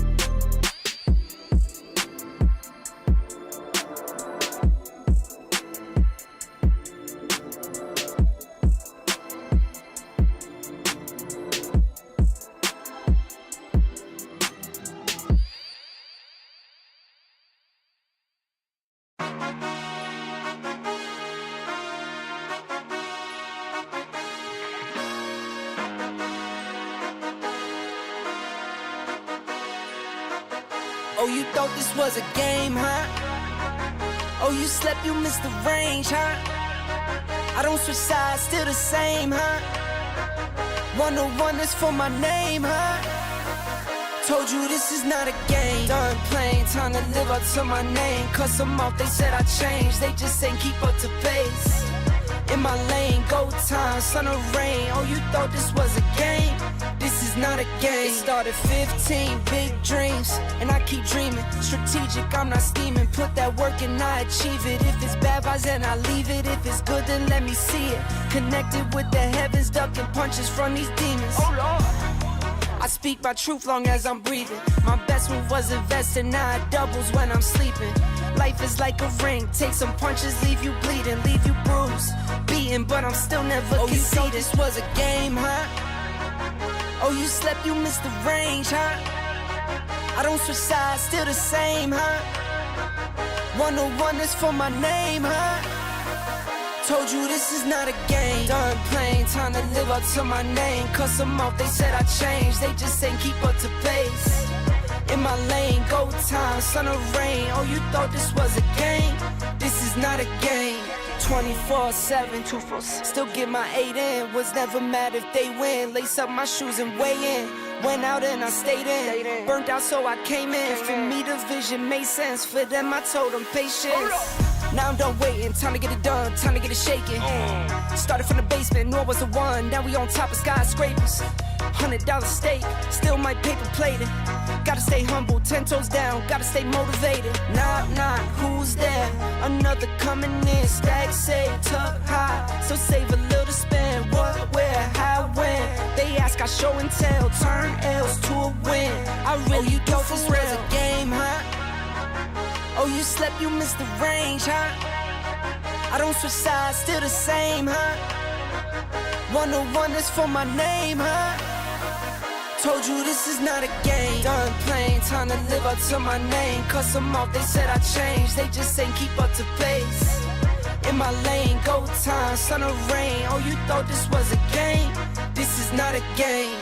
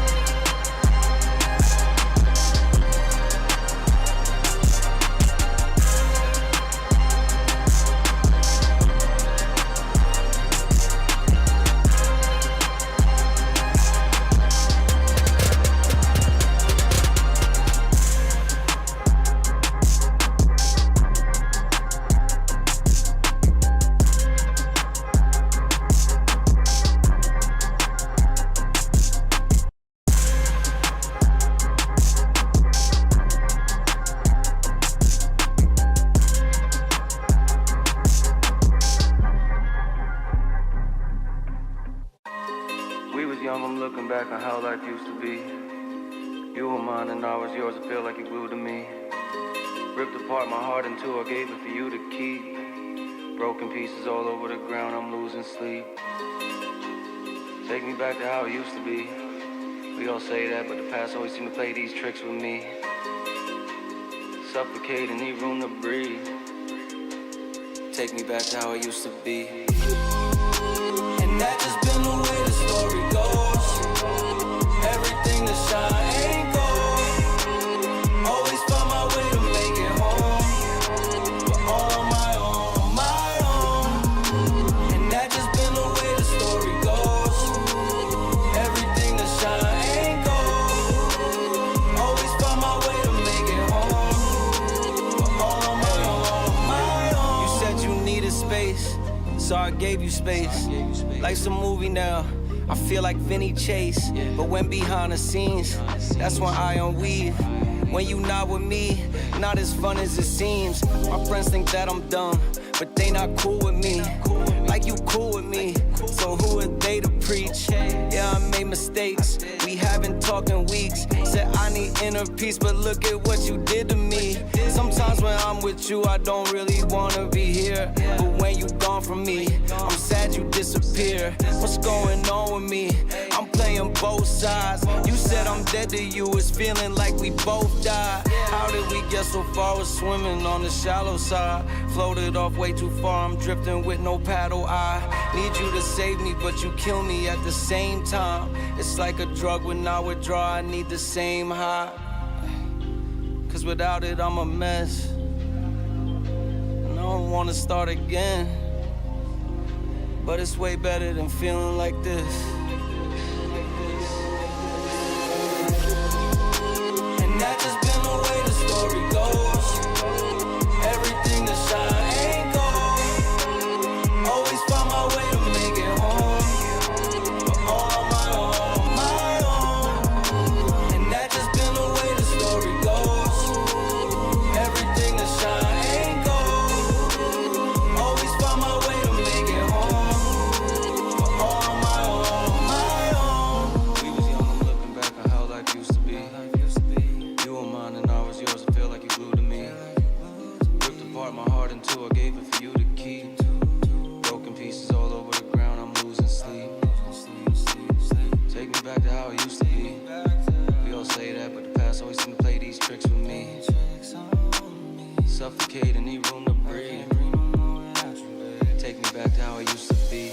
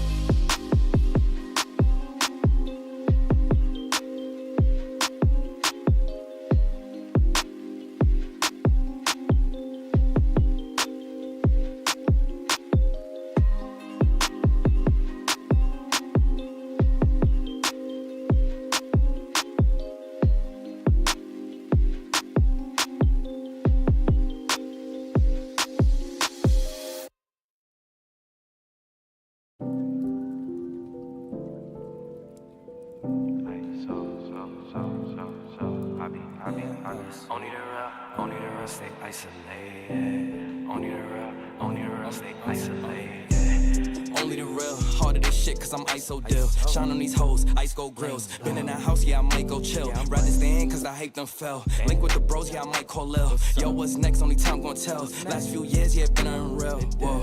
Staying to ourselves, cause it's better what you mean. Yeah. We was quarantined way before quarantine.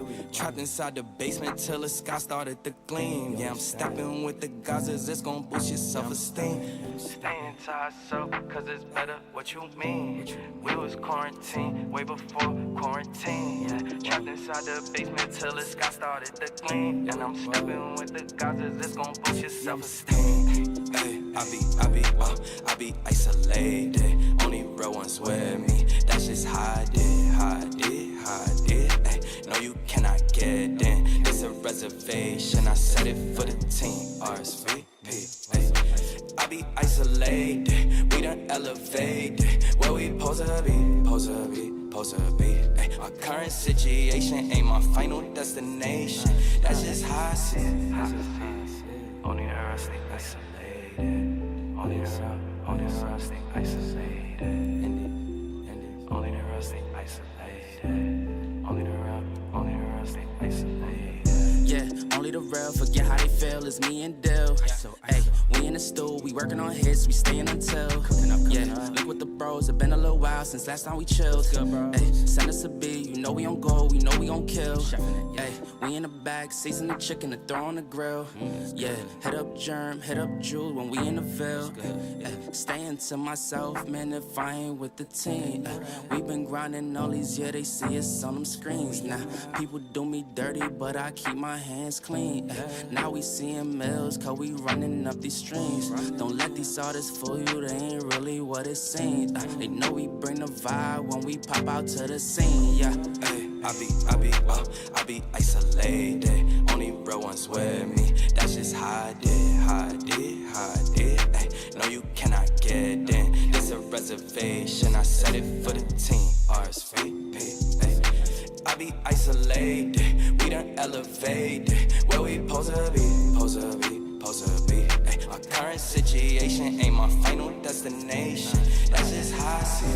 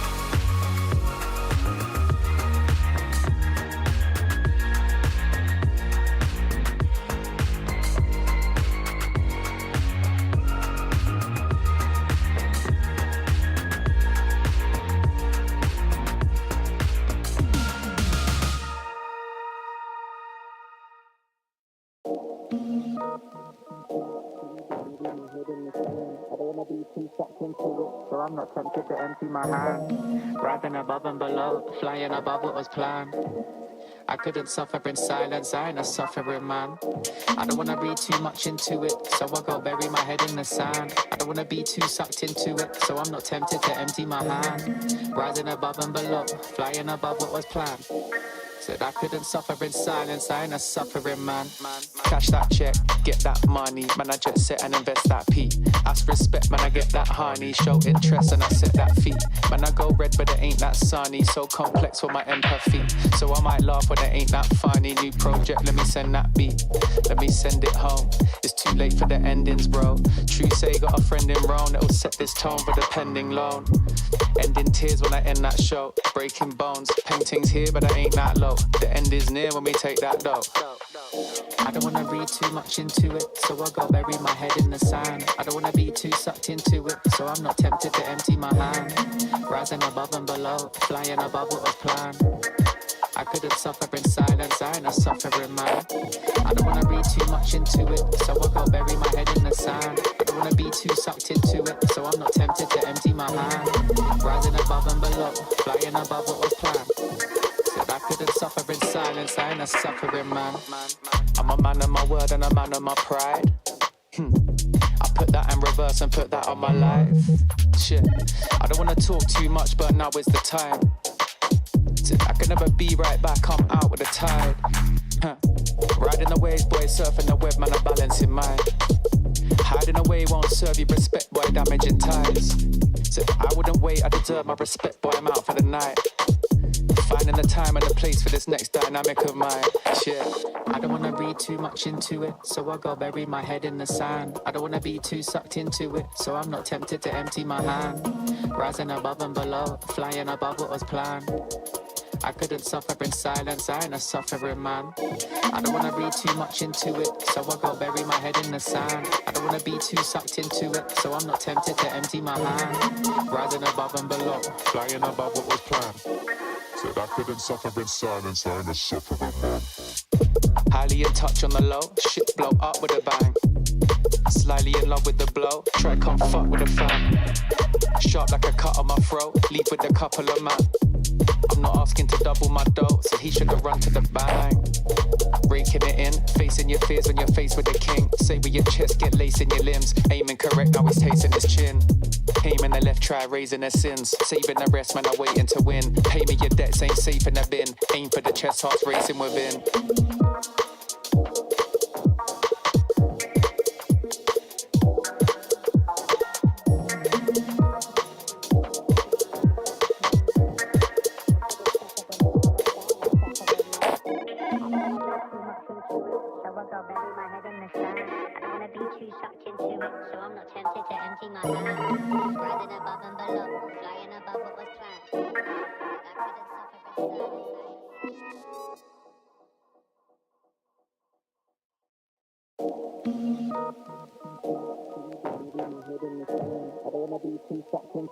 So I'm not tempted to empty my hand. Rising above and below, flying above what was planned. I couldn't suffer in silence, I ain't a suffering man. I don't wanna read too much into it, so I go bury my head in the sand. I don't wanna be too sucked into it, so I'm not tempted to empty my hand. Rising above and below, flying above what was planned. Said I couldn't suffer in silence, I ain't a suffering man. Cash that check, get that money, man I jet set and invest that P. Ask respect, man I get that honey, show interest and I set that feet. Man I go red but it ain't that sunny, so complex for my empathy. So I might laugh when it ain't that funny. New project, let me send that beat, let me send it home. It's too late for the endings, bro. True say got a friend in Rome that'll set this tone for the pending loan. Ending tears when I end that show, breaking bones, paintings here but I ain't that low. The end is near when we take that dough. I don't wanna read too much into it, so I go bury my head in the sand. I don't wanna be too sucked into it, so I'm not tempted to empty my hand. Rising above and below, flying above what was planned. I couldn't suffer in silence, I ain't a suffering man. I don't wanna read too much into it, so I go bury my head in the sand. I don't wanna be too sucked into it, so I'm not tempted to empty my hand. Rising above and below, flying above what was planned. Said I couldn't suffer in silence, I ain't a suffering man. I'm a man of my word and a man of my pride. I put that in reverse verse and put that on my life. Shit, I don't wanna talk too much, but now is the time. I can never be right back, I'm out with the tide. Riding the waves, boy, surfing the web, man, I'm balancing mine. Hiding away won't serve you respect, boy, damaging ties. So I wouldn't wait, I deserve my respect, boy, I'm out for the night. Finding the time and the place for this next dynamic of mine. Shit, I don't wanna read too much into it, so I go bury my head in the sand. I don't wanna be too sucked into it, so I'm not tempted to empty my hand. Rising above and below, flying above what was planned. I couldn't suffer in silence, I ain't a suffering man. I don't wanna read too much into it, so I go bury my head in the sand. I don't wanna be too sucked into it, so I'm not tempted to empty my hand. Rising above and below, Flying above what was planned. Said I couldn't suffer in silence, I ain't a suffering man. highly in touch on the low, shit blow up with a bang. Slightly in love with the blow, try come fuck with a fan. Sharp like a cut on my throat, leave with a couple of man. I'm not asking to double my dough, so he should have run to the bang. Raking it in, facing your fears when you're faced with a king. Say with your chest, get lace in your limbs. Aiming correct, now he's tasting his chin. Aiming the left, try raising their sins. Saving the rest, man, I'm waiting to win. Pay me your debts, ain't safe in the bin. Aim for the chest, hearts racing within.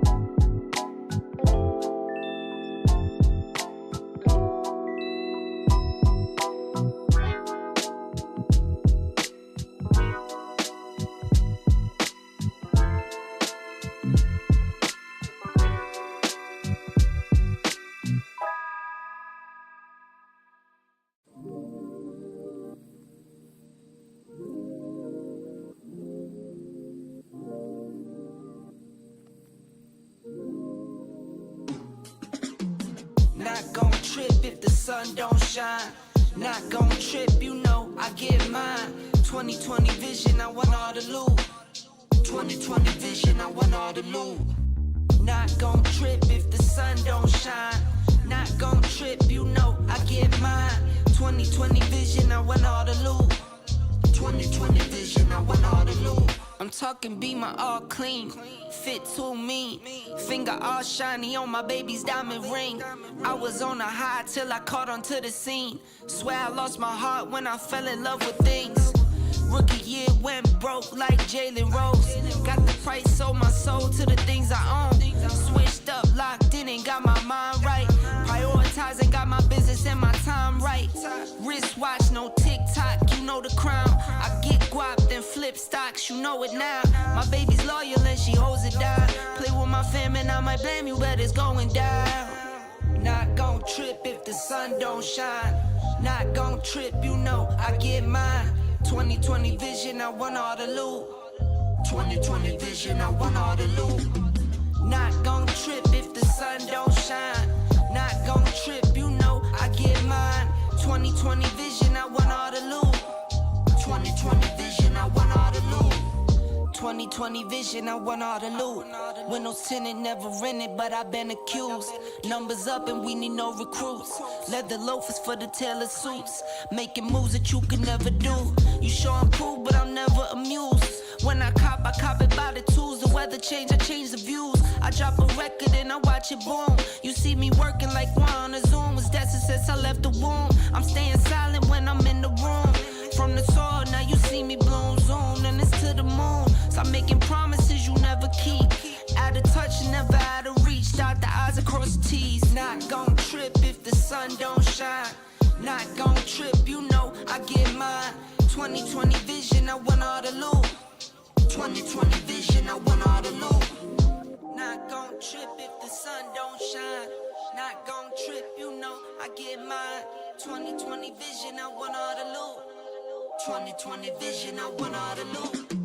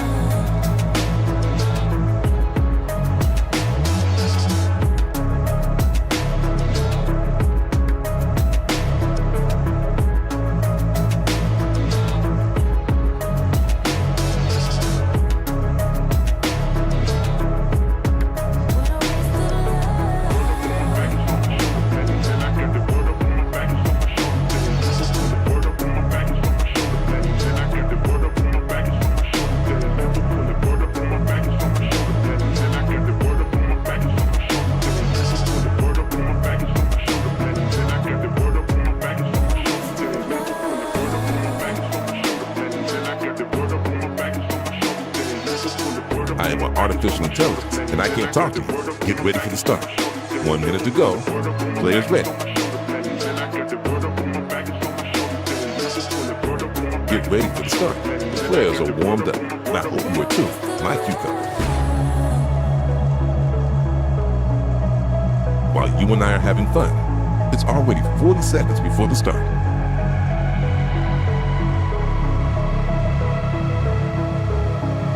"30 seconds before start. What a waste of love. 20 seconds before start. 15 seconds fade. 10 seconds before start. 5, 4, 3, 2, 1. To Galaxy Battle, today is a big day for all the teams participating, as some mistakes and you might be going home, but some good decisions and you might be advancing to the playoffs. It is where all hell breaks loose, the 2-2 bracket, and alongside me to take you along for the ride will be Yuba.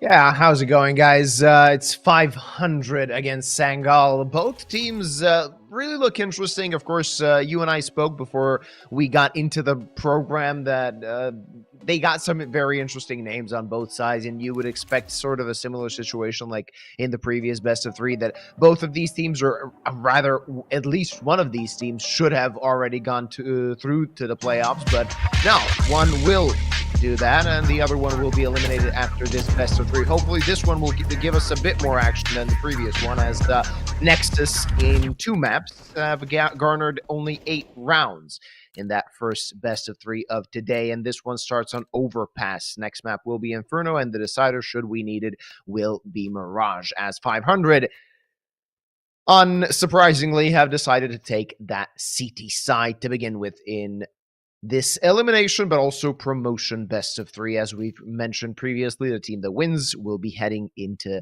the playoffs. 500 with a very interesting roster. Of course, it's been a while now since they made the roster changes, adding Volt and Hampus to the mix. As we talked a little bit before, the team is pretty much tier 1 rejects. Everyone has had some kind of a tenure at a top 30, top 20 team. Now trying to punch their way back, get there together. We've seen this kind of work from Gamer Legion back in the days as well. That is a lineup for short, I believe, as Sangal are looking to take B. You can't say that 500 are not prepared. I mean, that should be a come-on. Boost will get one for Hampus. Good idea. Vol gets another with the dualies. And, I mean, the setup is beautiful for 500. Courtesy of Hampus, who makes this one happen, who makes the call. And that is Sangal struggling to even find more than 20 damage. And another boost. Hampus, the boost master. All right. Trying to get it away from 500. Making things work quite well to begin things on Overpass. Hampus struggling a little bit with that first kill, but in the end it was inconsequential because they defended that B bomb site to perfection. And a great read as to where Sangal could go. The T side will be opting for a force buy. They will have a solid chunk of utility. I mean, as far as force buys go, this is a lot of nades to use. Of course, they are going to have only Tech 9s and that one Deagle in the hands of Dennis. We'll see, of course, how they can utilize them. But Overpass, even though it's like a map with so many long-distance angles, there's also a lot of room to use close-range weapons, such is the Tech 9. So we might see something quite interesting coming out of Sangal. 500, trying to play it for long distances, at least with these two M4s. They do have MP9s in the hands of 3 players. Rainwaker, first point of contact, tags Patsy up to half HP. Yeah, that core memory there, that same position was where Don got that 4-piece in Katowice. Rainwaker chooses to play a little bit more passively. On the edge of the smoke, I actually like this. That should be good for the kill and the getaway, but is he aware they've already crossed over? That smoke is going to fade, and he might be in a world of trouble as he gets one and a headshot. It should be enough. Still, Cirque has a tall order ahead of him. 2 kills, Crossfire is set up.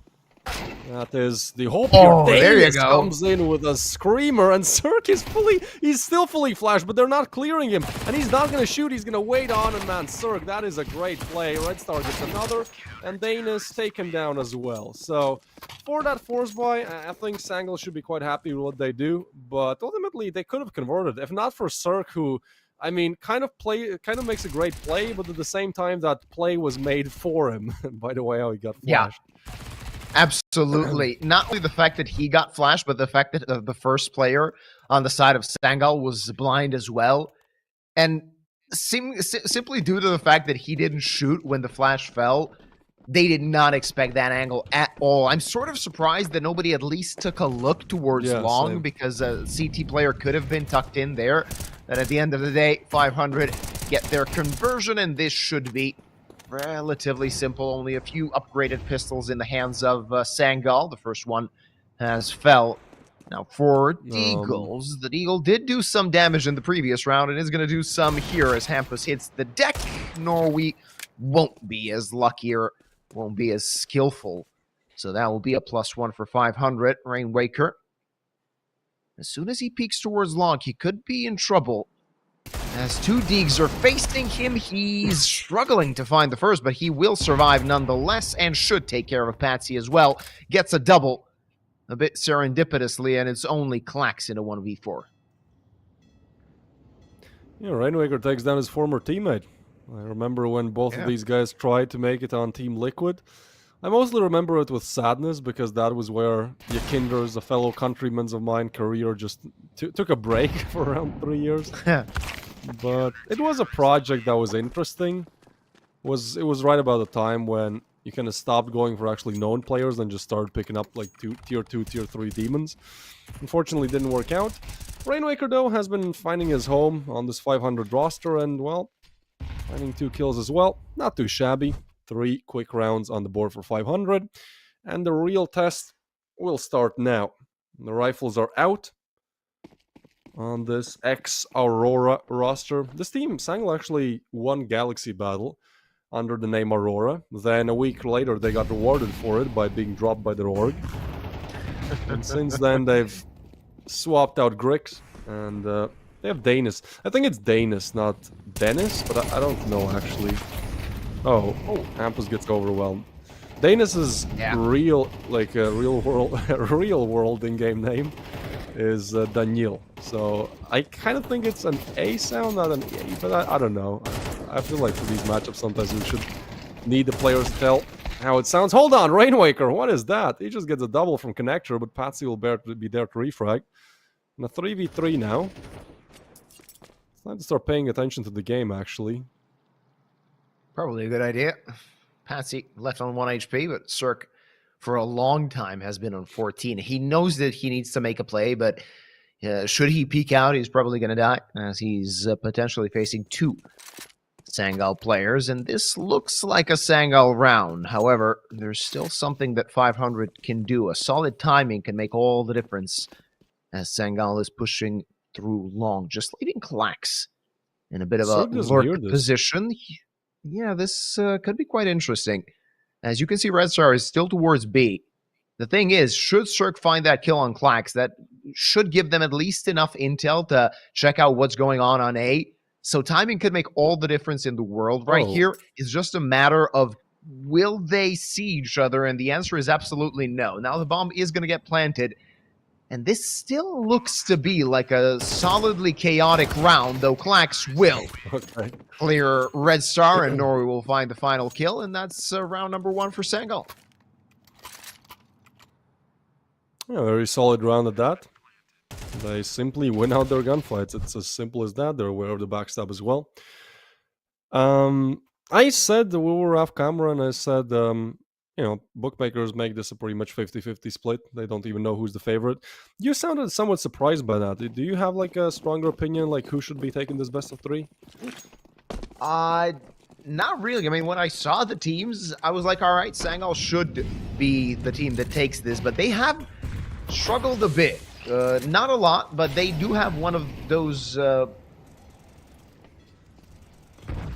it's one of those situations where whomever they meet, they can lose and they can win. I mean, they've beaten some very solid teams and they've lost against teams that you don't really expect, especially like in this competition. They lost to Fabbat. Of course, Fabbat is playing some solid Counter-Strike, but you would expect Sangal, at least by the names alone, to edge that one out. That did not happen. And really, when you even consult the bookmakers, they're going to say tell you the same thing. It's sort of a situation where both teams could choke, even though they do seem evenly matched.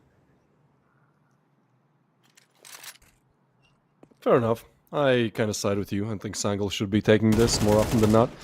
Because their aim is very, very good. They're kind of known as the CIS aimers. Headshots galore in the previous round. This one, Danis gets an opener, and Red Star now left in a peculiar situation where alone he has to find more impact. But there, I mean, what can you do? Like, you see him, you're dead. Especially when you have the M4, like, there's no way you're connecting 2 bullets. Rainmaker will, though. That's the bomb. Oh, no. Bomb? Yeah, Norby not ready for the second, and Klax, well, they definitely should be aware of these on site, and he's really starting to run down on time. 20 seconds left, needs to pick up the bomb, wants to take this fight. Rainmaker playing slow for the time being, picking the perfect timing to peek. It will be the first round on the board. That really begs the question, what the hell happened? I mean, you're already on the site, you just need to plant the bomb, and somehow he just swings away. Patsy. I mean, I don't know if Sangal would have gotten that round if the bomb had been planted, but it would have made things a hell of a lot easier. Some miscommunication, possibly, in that situation that gives 500 round number 4, and it's Sangal back on pistols. They will have that one hero AK trying to make a difference. Hamp was completely blind, but not checked, not challenged, and he will find the first kill, struggling with the second and running out of bullets, which means that Norway will find the trade in the end. I think this round still has some legs. Yeah, okay, Klax. I mean, the kill cams, the POV from 500's perspective has looked disgusting so far. Sangal made a bad mistake, but when it comes to just getting kills, it's like, without the X-ray, I think, you know, it would look even crazier. But even then, it's like insta headshots every single time. It's actually a player advantage now, and 500 called the panic rotate towards A. It's a gamble that might as well lose them everything. And everything being their money. Because if the bomb goes down now, then, well, you should save. At the same time, you know, Volt on a 5-7 is just a weird call to make here. And no way, Sang. You're just walking through the smoke. No, we're not. We're waiting. They're not getting flashed through. They're just walking through. Klax will be in a prime position to get these players. Gets the first, not ready for the second. And I think at this point you shouldn't be peeking Cirque, because you just need to remain in that player advantage. Instead, the bomb again is the big issue. Only now it's going down. And 2 players arriving from short now make this a viable round for 500. The Cirque is trying to delay. Red Star will be going towards Monster. Sangal still worried about the Heaven or ABC possibility.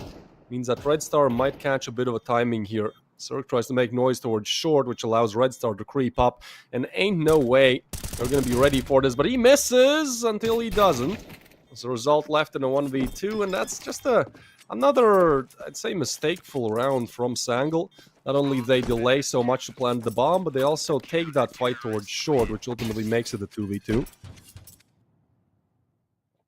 I mean, I understand the incentive, especially once they find the first kill. You want to get positive trades for yourself, but it didn't really go their way. Like, this is the situation that sort of lost them around in that particular sense. You gave the CTs a chance when you're in a man advantage situation, and taking so long to plant the bomb, it's something that makes things very uncomfortable. And 500 pouncing on the mistakes made from Sangal, though the T's will have a solid looking buy in this one, and they're hoping to make it work and not let 500 loose when it comes to the scoreline. Of course, a lot of ground gain from the T's already. CT's not a lot of intel garnered, but they still can focus on the defense. It's minute 25 on the clock, and 500 have still, of course, no idea what could happen, as they have not opted to maybe go for an info play, just leaving Rainwaker quite deep on long. And Sangal, of course, they are going to have to take their sweet time clearing everything before they even get close to a site.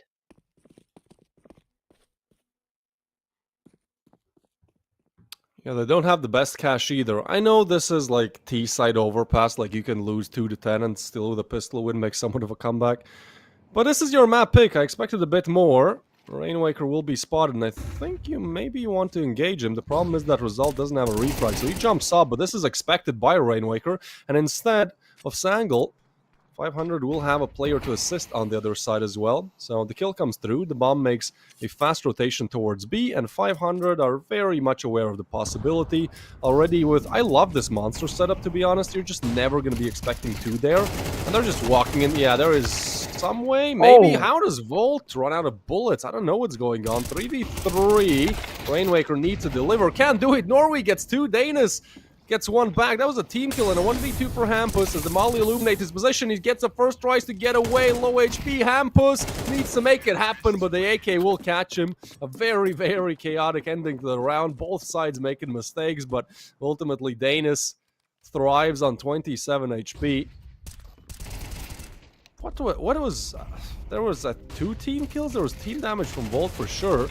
Yeah, a lot of team damage dealt from Volt. Yeah. He was completely blind by that flash, and he didn't really calculate well where his teammate was and where Monster was, so he kept shooting his teammate right next to Monster. He ran out of bullets, and he couldn't find the trade. A very messy round. Confusing when you watch it, of course, with an X-ray.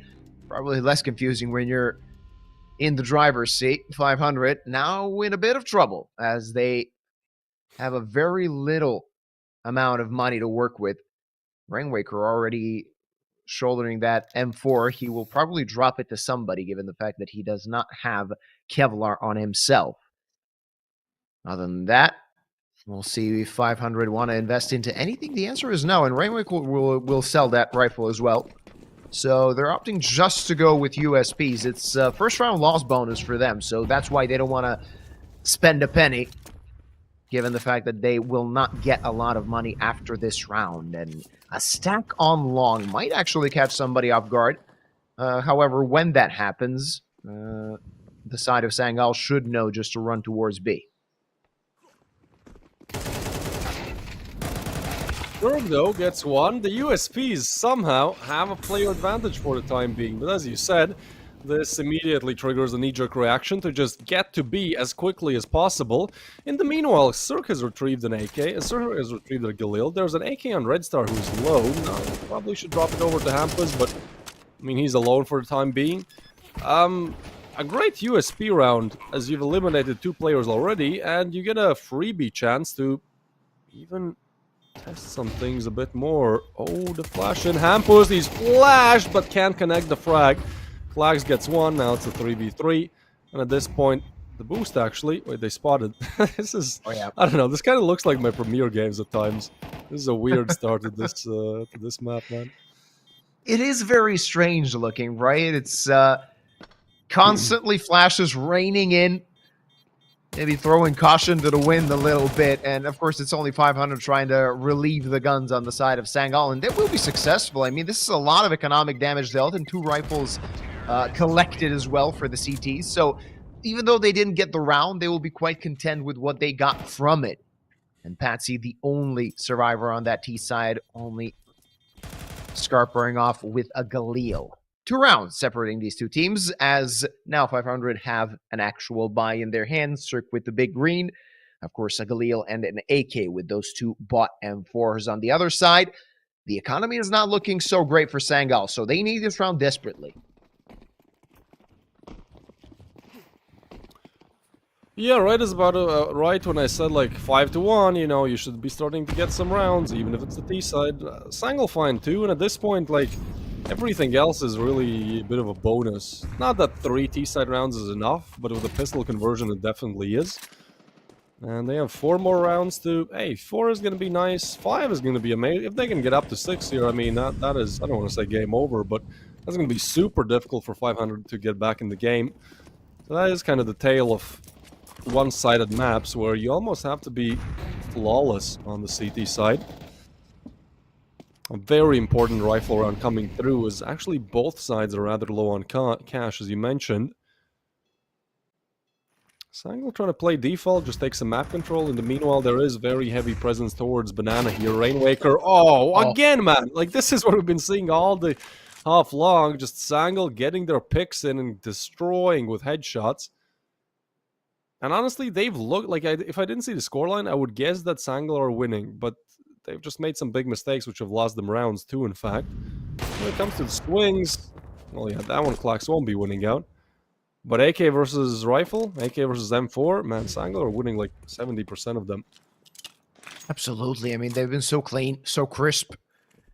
The rotate comes in as Hampus is joining his teammate on the site, but utility raining in will completely deny him of any chance. He's somehow still alive, and there you go. Cirque hits one shot, somehow still lives, looks for more, but he maybe wanted too much as he swings towards Patsy. It's the 3v2, though. Patsy domes Red Star, and it's only Volt in a 1v3. Only one kill found so far.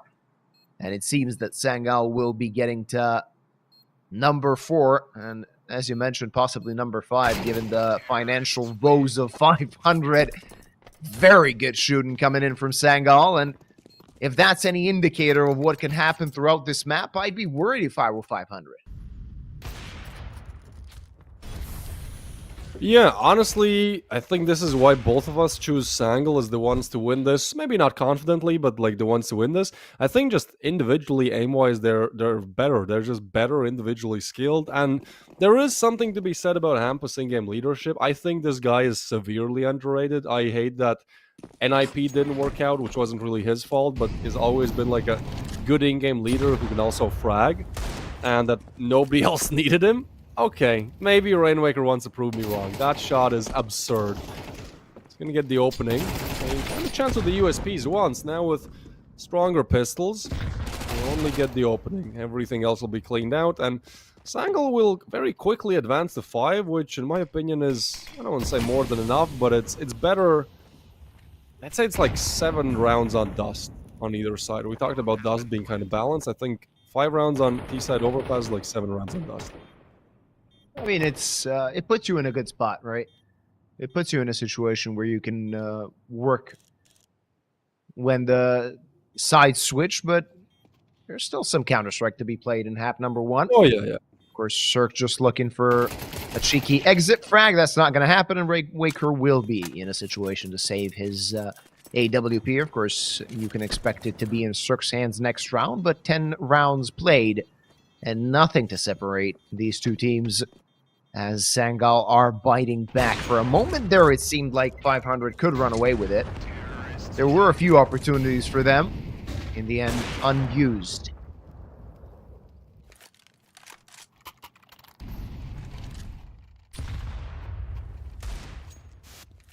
I mean, that's a screamer of a shot by Rainwaker, but fortunately nothing else comes of it.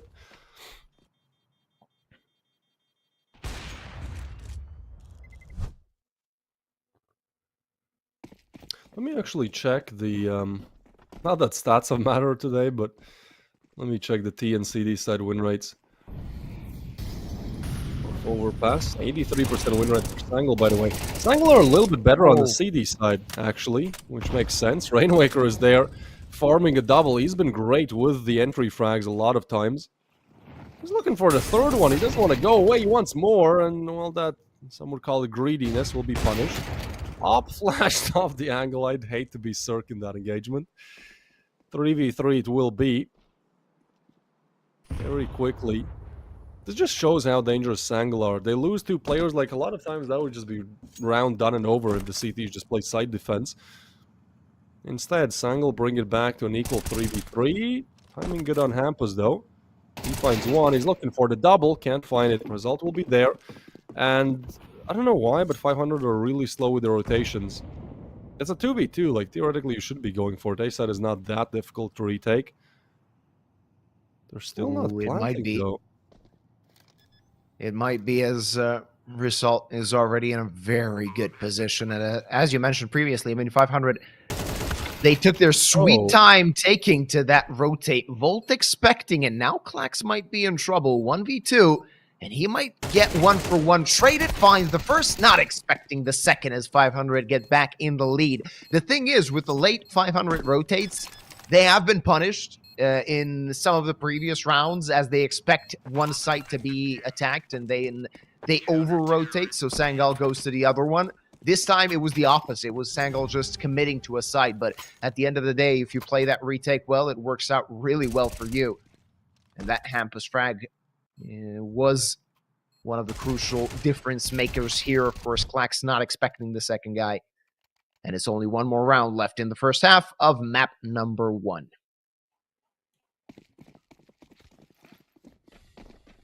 Rainmaker stopped me when he got that double, but 500 actually have a better win rate on the T side of this map, and they have quite the data pool to back up that stat. 30 maps played. So, yeah, as you said, I think there's plenty of Counter-Strike to be played, and as the bookmakers predicted, it's as close as they really come for the time being. 500 will secure the 6th and look for the 7th. Actually, very low util on Sangal here. They have been relying on their aim awfully lot, which is fine, you know, like, utilize your strong suits, but they have, wherever they want to go, they have 2 smokes and a molly. 1 flash to flash somebody in. So this has to be another instant headshot masterclass. Rainmaker has been really dangerous though, 13 kills, top fragging the whole server for the time being, and Cirque struggling to find the same impact. Is still delivering what it matters. Shadow Scene, that seems like cheats from Patsy's POV. Oh, he's dead. Going to be ready for the Galil, and Danis finds a headshot as well. Now Cirque is going to be a little bit overwhelmed. Danis, you want to fight that? He doesn't know where that player is. We'll have to just get back. 3v4, almost the lineup. Waldo arrives. They still haven't smoked out Surge. They're trying to pre-fire him, but he will get away. But are they aware there's one on Proc? No, and that's the bomb down. Beautifully played by Red Star. He's not able to get the second, though, and Klax will clean up on Cirque. I can't believe that round goes the way of Sangal. 500 had advantages multiple times, but if there's one thing Sangal do, it's just get them out of any kind of situation they're stuck in, seemingly.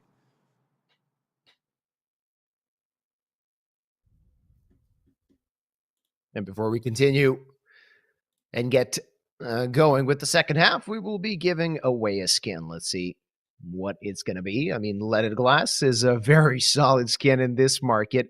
I don't know if the price has crashed or not. I know that it was pumped for a solid time. Of course, it will not be the Leaded Glass. It will be the Tooth Fairy for totally spiced. How is this God of Thunder guy there constantly 3 getting times? skins? I mean, yeah, I don't know, man. Congratulations, Totally Spice. You won out the big whale in the giveaway. I don't know how he has 3 entries, but it's fine. It's cool. It's for the community. I'm not mad. You're mad. 6-6. Pistol round comes up. And as I said, 500 have a better win rate on the T side of this map, which I am honestly really excited to see. I want to see them bring the heat. I want to see why that's a stat. Probably because of Hampus's in-game leadership.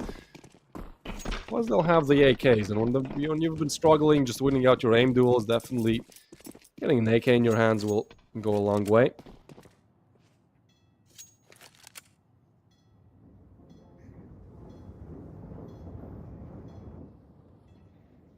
It's going to be a solidly slow round to start with, but with 2 pairs of dualies in the connector position, could be a very interesting crunch should the side of 500 decide to try and clear that angle. That's a 1-for-1, but do they expect Patsy? Now they do. Now they have the intel, the information, though he clears out 1. A bit unlucky for the second guy, as Cirque was grabbing those dualies and could have died, but yet we're in a 3v3.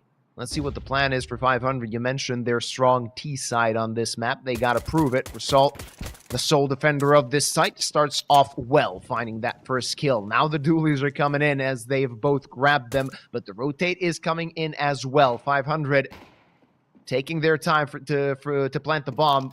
They still don't know, is it safe? And the answer is absolutely not, as the CTs are swarming the site. Hampus coming in, finding the first, and no, there's another guy there. It's a 1v1, but Result does not have a kit. Hampus could just play around this. He's sticking it. Will he stick it to completion? The answer is no, as Hampus lurks over the bridge and to Result's forehead. It's a lead now for 500.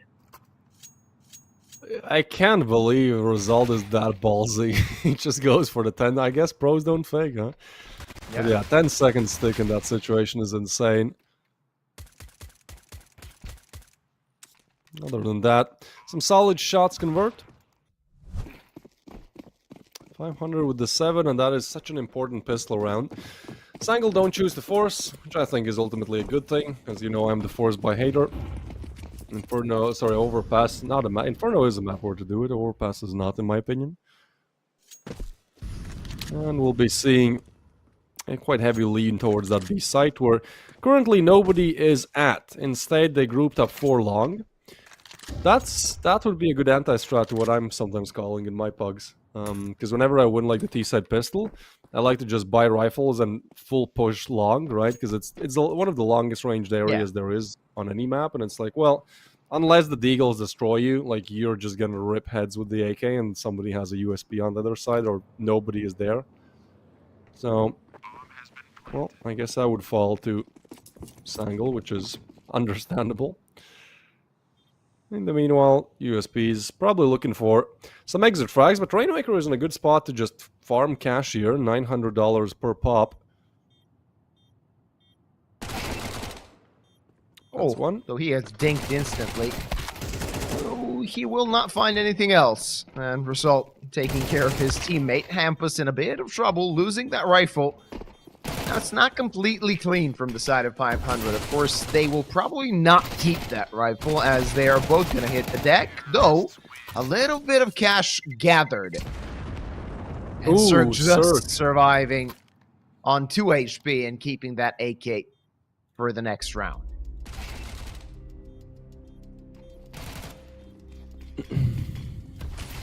Yeah, that's not a clean round at all for 500. Like, they will have to read by 3 rifles. Which, when you look at the bigger scheme, I mean, their cash is going to be low. It's not how you want things to go. So, actually puts more pressure on them to convert this first rifle round. They call it tech pause. I think that's a pretty smart way to go about things.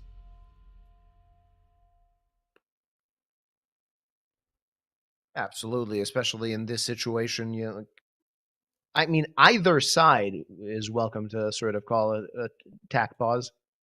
Simply because if you're Sangal, you want to answer back as soon as possible. If you're 500, you want to tilt the balance of power in your favor, and you know that you could get yourself into a commanding lead if you win this round. Let's start on a Mac 10. I'm curious how he's going to use that. Of course, kept from the previous round, right? Everybody else on AKs, a solid amount of utility on the T side, and basically no utility for Sangal. And that is worrisome, because Overpass is one of those maps where more often than not, the Ts are going to head towards the site quite late, though finding an opening kill might be even better than having a few pieces of utility in your utility belt. And Patsy, he wants to bring the fight to them, taking the forward position, and surprising Rainwaker. A +2 now, and a lot of trouble for the side of 500, as they do find 2 kills, though. Danis gets another for himself, and Cirque with an all to do in a 1v2. He will not expect both players coming from behind, but they are far away from each other. He might put himself in a solid situation, though Klax brings the end to that and secures round number 7 for Sangal. Yeah, if you came here for close games, that first Nexus Eternal Fire best of 3 was not the place to be, as it was literally a 13-0. This has been back and forth, man. This has been as close as you can really get. And I know people maybe just tuning in are going to say, yeah, but Sangal are on the CD side, like, they should be winning it now. 500 have a better win rate on the T side. I still think that's an insane stat to have, because that's just not what, that's just the opposite of status quo. So we'll see how things go. Ultimately, it is a nice conversion by Sangal. I mean, just look at that Cirque engagement, right? He's in a 1v2 and not even given a chance. Has an AK on the other side, an M4 that peeks him and instantly destroys. So Sangal's strong suit definitely will keep being their aim. In the meanwhile, a team that's led by Hampus can go a long way. Has been having an alright game as well. This buy is not too good. But you have 3 AKs, you're probably sending them in. Somebody else can pick them up. Maybe Rainwaker or Volt. Rainwaker actually looking for the opener with the Tech 9.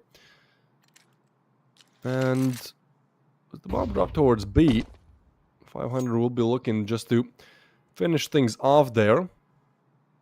Sangal don't get any early info, so it's a double-man B defense, which I'm not a big fan of. Result can get really easily flashed, and going down without impact could mean big trouble. They want to get in front of the smoke, but Result is smarter than that. He's going to be shooting through. Gotta count your bullets, though.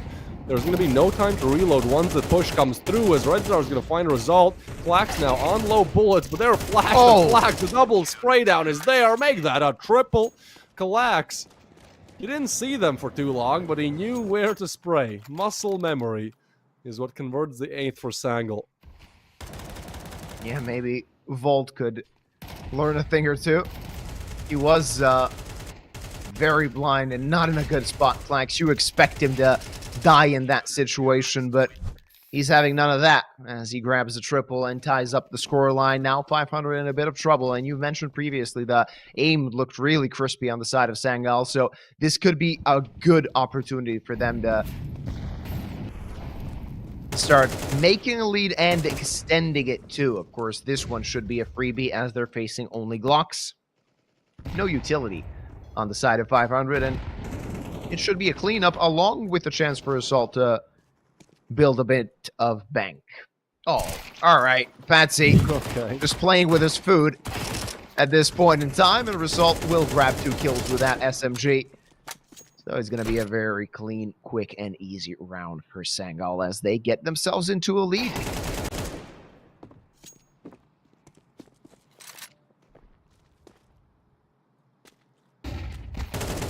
Low HPs. Norway will finish off the last one in the name of Volt. And yeah, as you said, Sangal have now taken 9, and now it's starting to get kind of dicey because there's no more lead for 500, and we just need to see why they have that better win rate on the T side.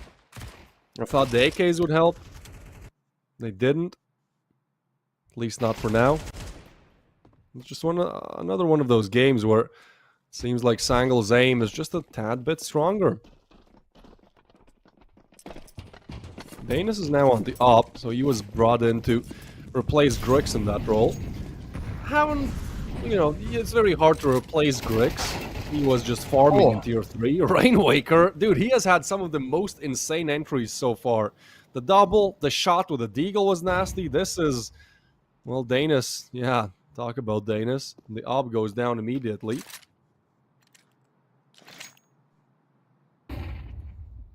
Always going to grab that big green. Still a very solid amount of defenders on that B bomb site, so 500.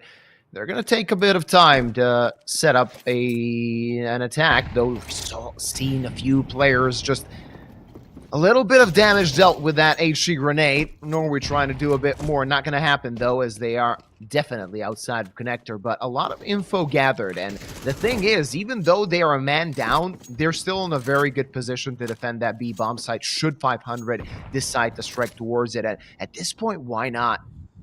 As they've managed to force a rotate just by waiting.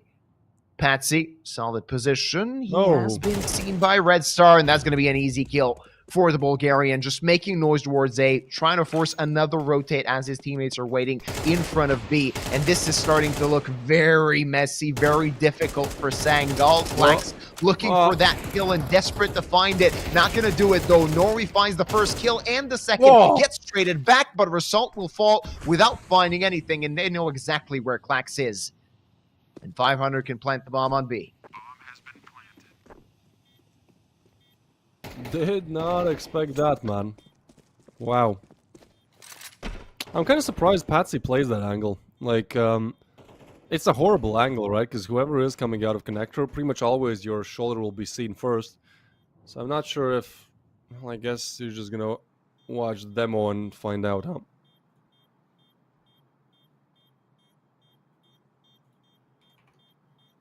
Well, either way, 500 will equalize, 9-9.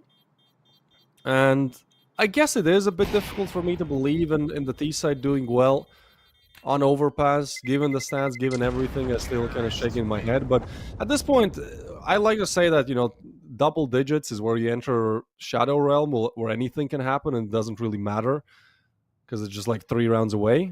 And look at this, just too easy to spot. 9-9, you know, we're getting there. Like, it's not anymore about T-side being weaker. It's more about like winning one more round, somewhat breaking. Actually, you can't exactly break the economy of Sangal.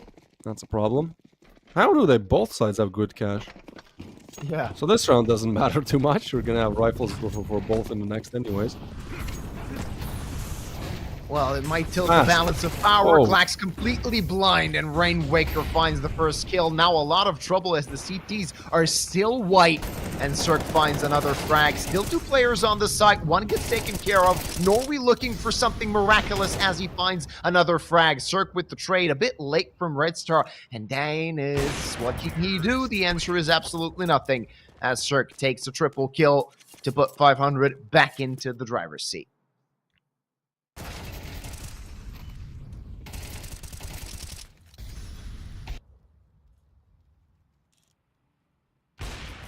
Yeah, nice shots by Cirque, who, by the way, has had a complete turnaround. Like, he was doing fine on the CT side. I feel like ever since he has gotten his hands on the T side off, I mean, just getting frag after frag has been huge impact.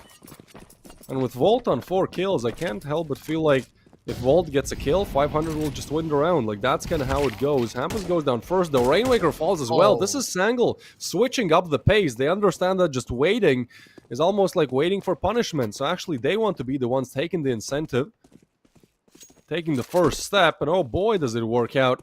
What's more, in this round, they have only 2 rifles. So now they put themselves in a good position. You just have to stick the landing with the lesser weaponry. Yeah, and this could be massive for Sangal. Should they win this round, they can wave goodbye to any financial worries for a while because they've saved the cash for the next round. So it's basically all the pressure on 500. I mean, when it comes to economy, it's not really the issue, but the thing is, at this point in time, you're not really focusing on that as much. You're focusing on who can actually get themselves closer to the finish line, and it has been a neck race so far, but the A site is open. This might give 500 a chance. A Clack's flank could take that chance away, though. It's all the matter of timing, as the CTs are around the map everywhere. Cirque, though, sees the player unable to find the kill. What's the plan for 500? Because they're not committing completely to this A bomb site, but with 20 seconds on the clock, they're going to have to stick that bomb. They're going to do just that. Volt finds a frag, and you said if he does that, they can win the round. But still a man advantage for Sangal as they're coming closer to the site. No kits, so they're going to have to hurry up. Bomb has not yet ticked a half, but Cirque is not missing a beat as he hits another shot, and there's Red Star as well. Solid positioning. He's going to get traded back, but it's a 2-on-2, and Sangal need to hurry up, and 500, they're not giving them a chance. They're not giving them a peek, and they still have a Molotov to use. The bomb, though, is smoked off, but they're around it, and they're finding the frags. In the end, that's all that matters as 500 hit 11. Man, Cirque, he wants back to tier 1. And this time he just wants to do it together with his team. 500 definitely use the help of Cirque. This guy has 3 kills in this round. 2 of them converted with the Glock. That's how confident he is. Gets the first one with the Glock. You know what? Let's double it. Double or nothing. He goes for the peak. Gets the frag. 500 now up on 11. And I'm really starting to see why they have a better win rate on the T side of overpass than CT. The executes are good. The calls are good. And then you have Cirque just beasting out on the server. I mean, what else can you really ask for? And this is Sangal's map as well. So it's not like they can really afford to lose this one. Inferno will be difficult. Inferno, if you look at the win rates for both teams, like 500 have a rather big advantage there. Time to start being worried. Sangal need to punch this one back.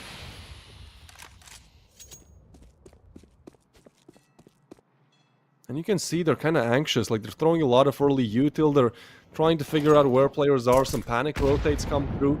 They do have quite the angles on long. We'll see if Patsy wants... Oh, gotta be careful, Patsy! Oh. Yeah, he's gonna get a freebie on Hampus. Almost feel like he should have been expecting it. Now you want to refrag Patsy, but you peek into the op scope of Danis, who punishes. The double is there for Danis, and this should be a clean round. But there's Mr. X. Volt, he was on 4 kills, 5, now makes it 7, a 1v5. I mean, if there's a way how to redeem yourself, this would be it. This would probably be the best way how to do it, doubling your kill count in a round. But with 20 seconds left, I'm going to go for the save already. Probably look for the op if there was any. And Danis is down, so he's lying somewhere. Yeah. He should get his hands on an op, should he get the opportunity. But he wants to save at least something, and going out on the open just to get that big green might be a bit too risky. No, he's just going to wait. Yoink. Oh, that was close. Yeah. Well, this is a round where both underperformers show up. Volt and Danis gets a 2-piece, and I think it's crucial for Danis to get that 2-piece. Hopefully it gives him some confidence as well, as Overpass is a map where the op can make or break the game, and as he has been having very little impact, getting those 2 kills hopefully puts him in a position where he starts playing better. Unfortunately this time, without the big green. Now wielded by Cirque. Flashin is there, but Cirque doesn't even spot them. I do like Sangal taking some aggressive maneuvers now, taking some proactive action.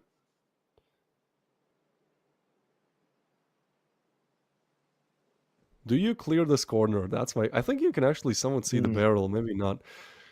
Do you clear that? That's such a depends on the angle, spot. right? Yeah. A one and done spot, unless you have backup, which currently is not the case. But Danis will be rotating to that position. This will be either a cleanup or big trouble for Danis as Rainwaker decapitates him. Now is the question of what Patsy can do, and Cirque will see him. He knows. Norway holding on, but just for a bit, as his life was short-lived. Cirque, a good flick onto Assault. And 500 will be on 12. Big trouble now for Sangal on their pick. Yeah, Clax is on $0. That, I think, is the biggest glaring issue here. I don't even know what you can do with the buy next round. Well, probably FAMAS if you're lucky, MP9s, 5.7s, depends how much util you want. So I'm kind of expecting Sangal to go for somewhat of a gimmick play. I mean, at this point, you pick this map, right? So you should have some gimmick strats up your pocket, which I think is super important. And I think teams should utilize them more. Whenever, like, you need a round, it's either, like, I don't know, 11-5, and then the other team starts making a comeback. It's like, it's not about running the defaults. It's just about, like, doing a gimmick that works. You know, something that kind of catches your opponents off guard. And I think that's what Sangal need to do here, because... as you can see in this round, this is kind of the story how they lose all of those rifles. Not only Cirque clears it, he's just hard-scoping the angle. Gets the double. Cirque is just beasting out, man. He's on 23 and 12 here. And yeah, look at that buy. It's actually a bit better than I expected, but still nowhere close to what you want it to be. A bit heavy on the util, which makes me think they will be going for some proactive moves.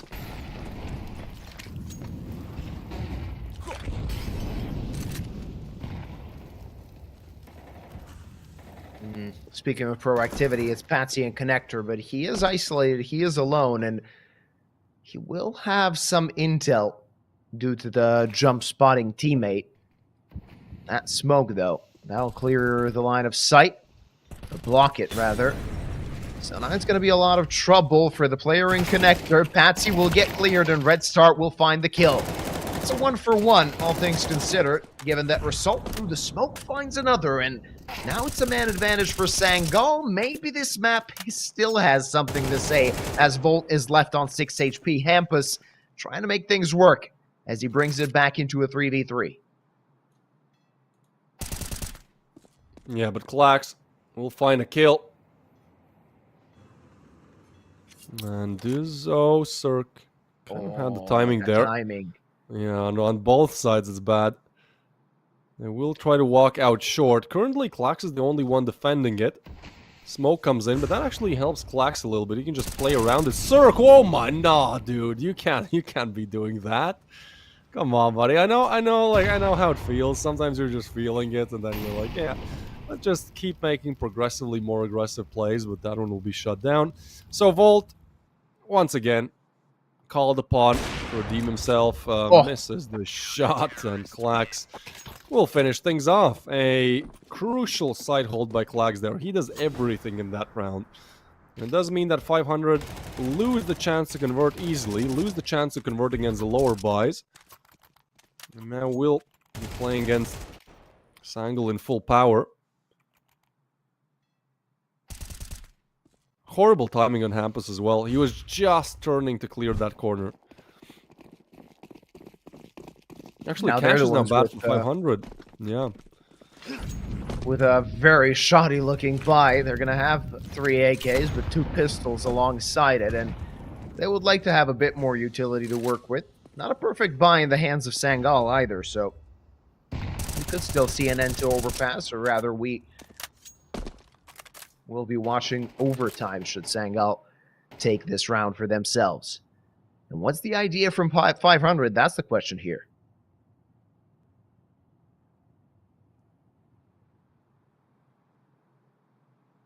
I think they're just playing their defaults at this point.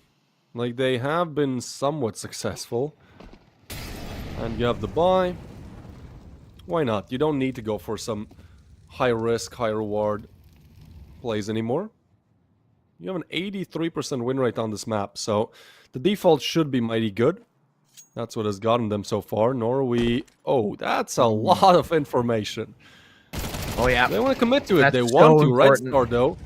He's gonna get the entry, but there's the lineup. Klax again. The 3-piece spray down.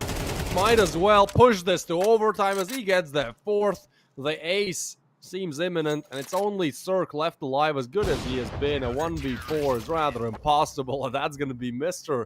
Special Agent Klax. Was on 20 bomb 2 rounds ago, got 3 in the previous, 4 in this one. You want to say single-handedly pushing this to the OTs of things.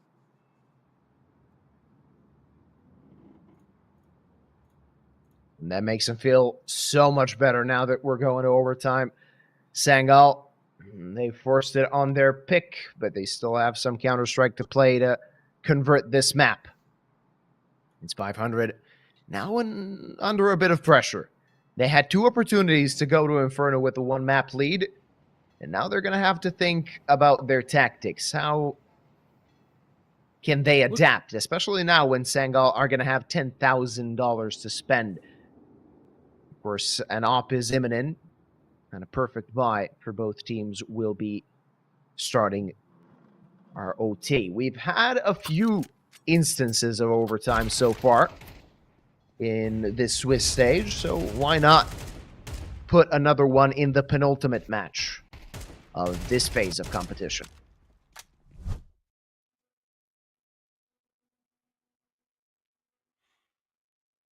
Yeah, 83% win rate for Sangal. Again, this is their best map by far. The closest one is 50 on Mirage and Nuke. So, honestly, I think the odds shift kind of their direction now. 500 choked twice to close out their lead, and the CD defaults have been good. The CD defaults pretty much Klax go kill for the time being.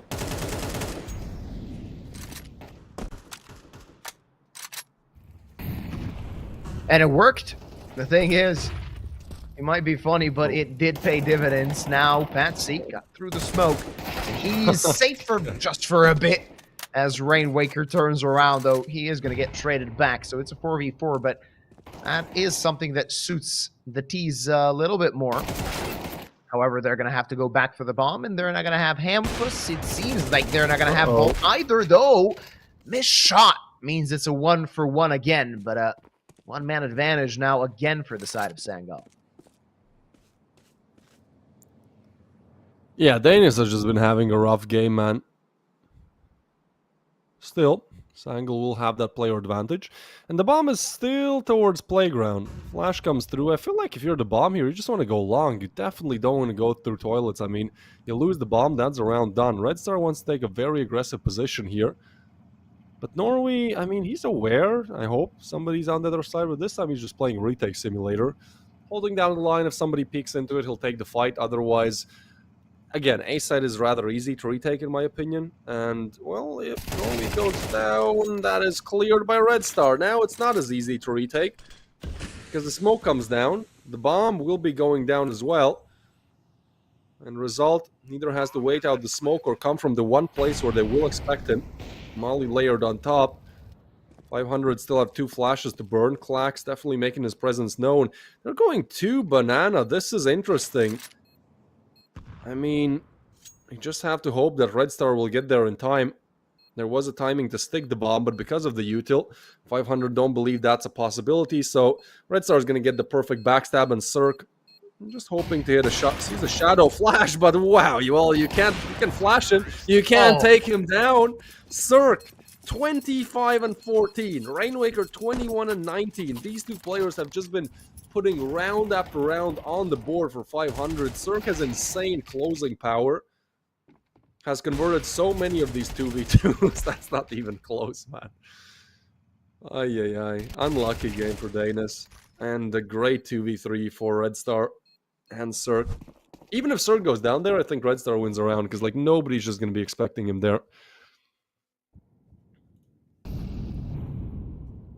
Again, 500 in the lead. Let's see what they got to try and close things out. As we've mentioned previously, their T side has been looking strong, and that was the case for the majority of the second half. They couldn't close it out. They're trying to do it through overtime. And the reason I'm not a fan of Overpass is simply because you got a solid 30, 40 seconds of absolutely nothing as the T's are clearing the angles, the CTs, especially if they play passively. Anything can happen, and anything does happen as both Patsy and Hampus go through the smoke. Patsy lucky enough to find that first kill before the trade, and Red Star somehow surviving with his life. 4v4. Connector will be taken care of, but Sangal are just mostly playing side defense. A triple stack on A, though, could mean that Clax, I mean, he's alone on B, but that's no problem for Mr. Clax. Hampus holding the line. Oh, timing and result. How does he win that gun? I don't even know. It looked like Hampus was dead on. So now, you're running from the wolf. You might run into the bear of Clax, as he's holding an interesting angle. Nobody's walking through the smoke. And 25 seconds to go. Now they know. The setup is there. There's a triple setup. In fact, Clax flashed in, taken down. 2 more players to deal with. Danis on the up. This is your round, Danis. You have to hit a shot now as Result goes down. Danis keeps playing passive. Is going to wait for Norway to arrive. A 2v2 4-500. They definitely know one is on site. Norway arrives and they're just not checking short. Now they are. I think Rainwaker knows. Red Star watching Hever. Danis not aware of Rainwaker's position, and with 20 seconds to go, Nade will find Red Star. It's a 1v2 for Rainwaker. This position pre-fired by Norway. Now he makes a shot, and now they know, but he gets the first. Danis has to hit the shot. He misses. Oh, it's going to be Rainwaker cleaning it up. A 1v2 for him. I guess Danis technically didn't miss, but he just got a wallbang there, and that's been such an unlucky game for him. That was a must-win round. The T side now has a double, and they have a chance to get a 3 rounds in this overtime. And this one just hurts, man. Oh, yeah. If only 34 damage was dealt there by Norway, then Danis' wallbang would have also worked. There's so many elements of this that just make it super unlucky for Sangal. Super frustrating.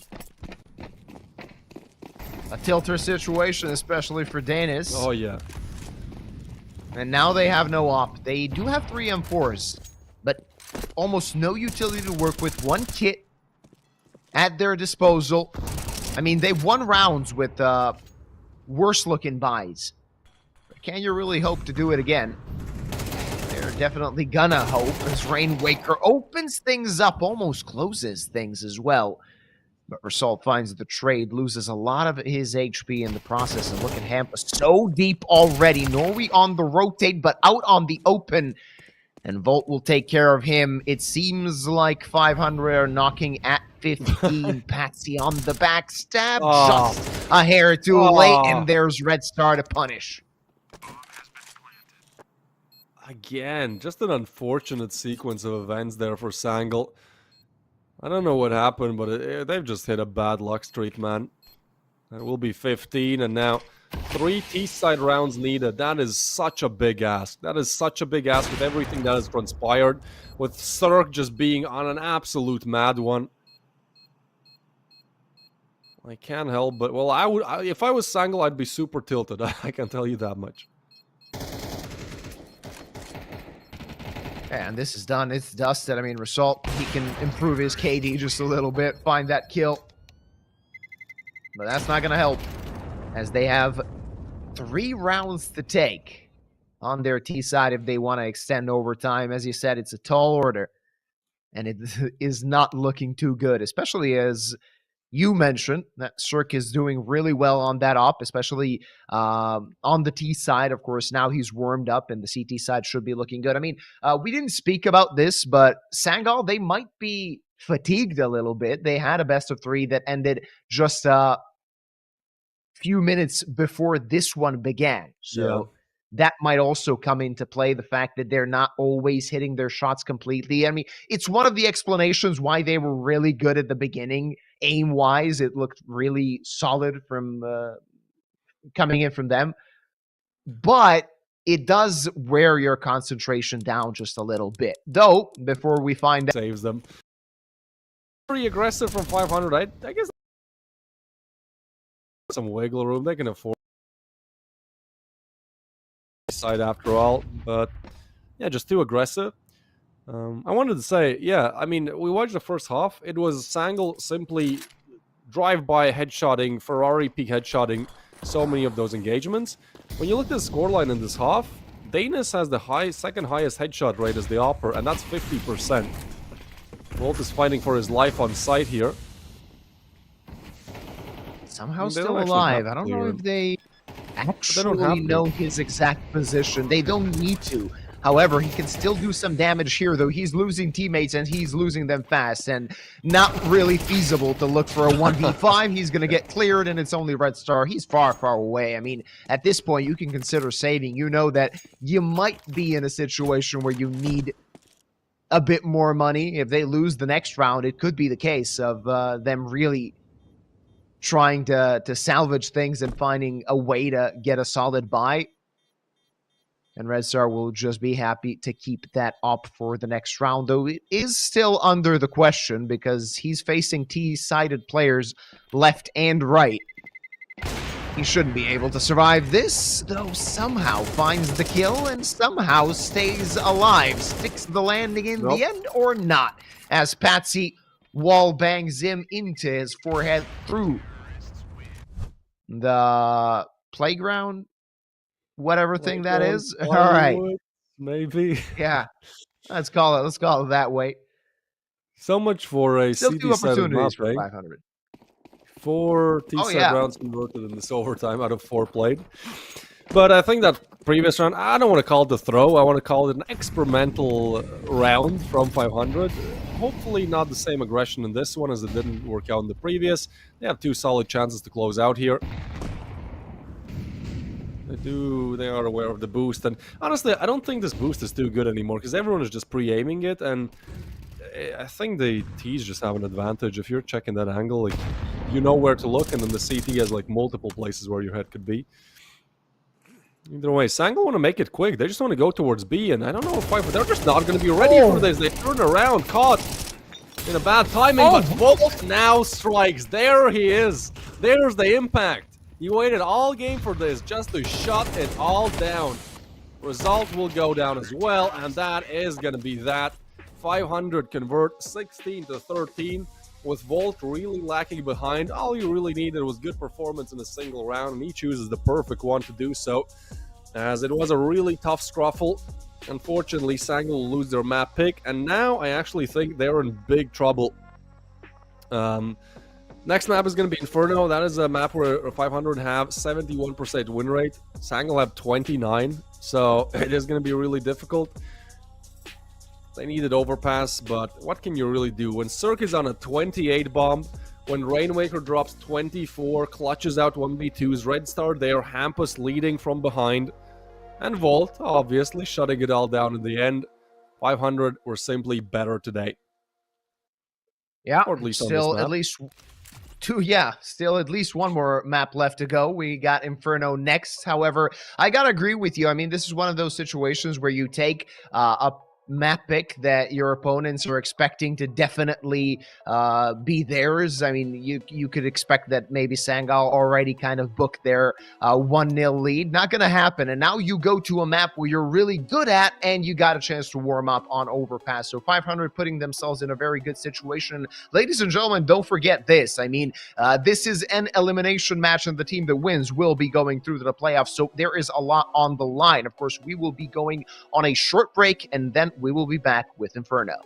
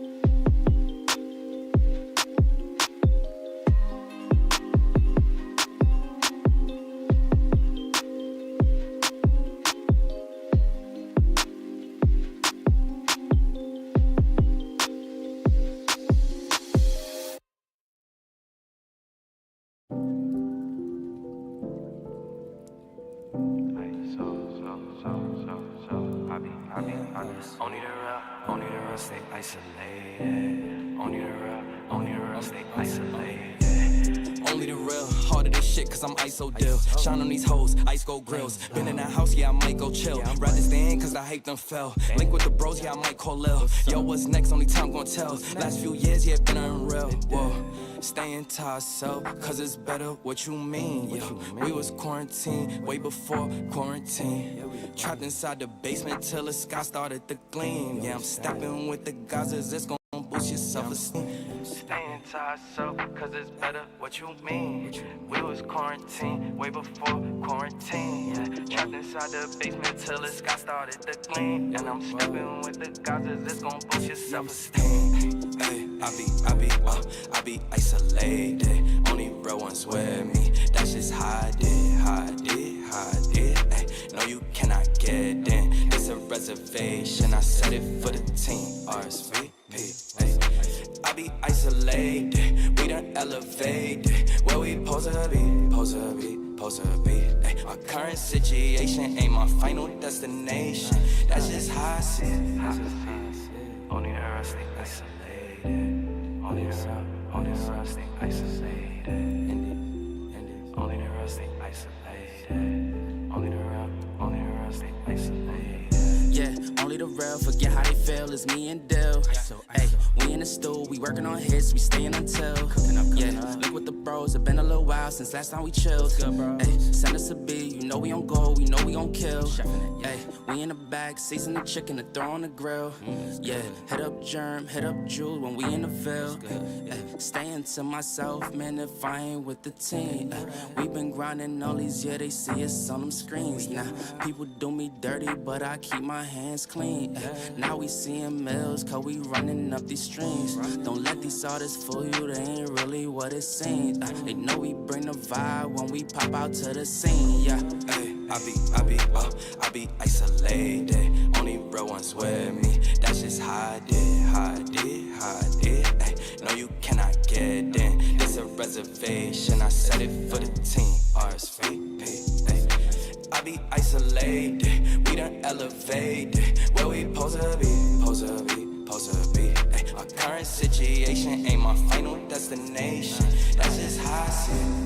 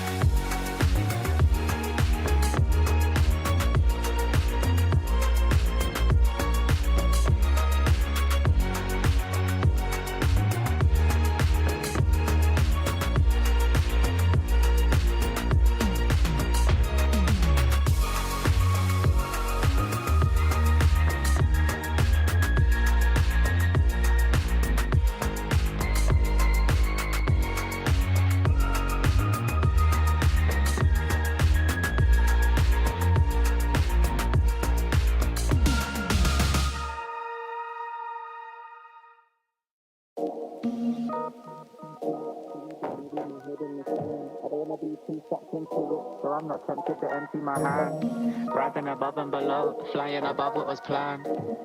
I couldn't suffer in silence, I ain't a suffering man. I don't wanna read too much into it, so I go bury my head in the sand. I don't wanna be too sucked into it, so I'm not tempted to empty my hand. Rising above and below, flying above what was planned. Said I couldn't suffer in silence, I ain't a suffering man. Cash that check, get that money, man I jet set and invest that P.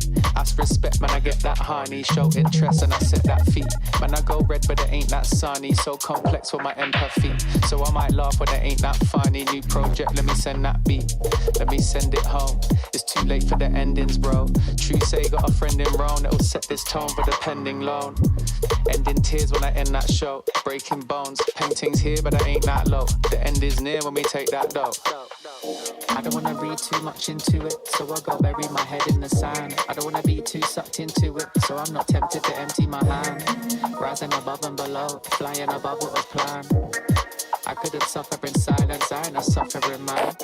I don't wanna read too much into it, so I go bury my head in the sand. I don't wanna be too sucked into it, so I'm not tempted to empty my hand. Rising above and below, flying above what was planned. Said I couldn't suffer in silence, I ain't a suffering man. I'm a man of my word and a man of my pride. I put that in reverse and put that on my life. Shit, I don't wanna talk too much, but now is the time.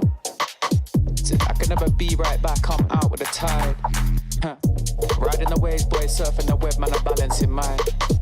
Hiding away won't serve you respect, boy, damaging ties. Said I wouldn't wait, I deserve my respect, boy, I'm out for the night. Finding the time and the place for this next dynamic of mine. Shit, I don't wanna read too much into it, so I go bury my head in the sand. I don't wanna be too sucked into it, so I'm not tempted to empty my hand. Rising above and below, flying above what was planned. I couldn't suffer in silence, I ain't a suffering man. I don't wanna read too much into it, so I go bury my head in the sand. I don't wanna be too sucked into it, so I'm not tempted to empty my hand. Rising above and below, Flying above what was planned. Said I couldn't suffer in silence, I ain't a suffering man. highly in touch on the low, shit blow up with a bang.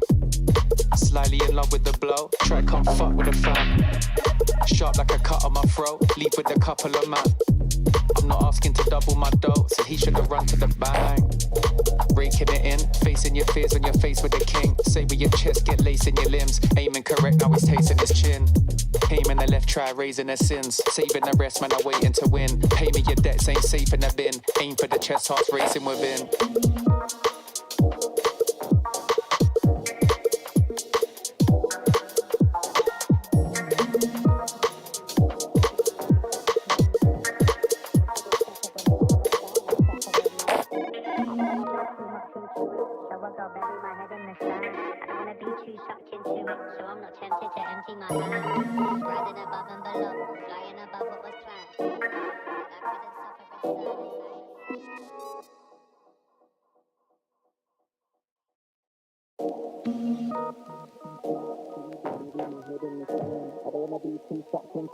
So I'm not tempted to empty my hand. Rising above and below, flying above what was planned.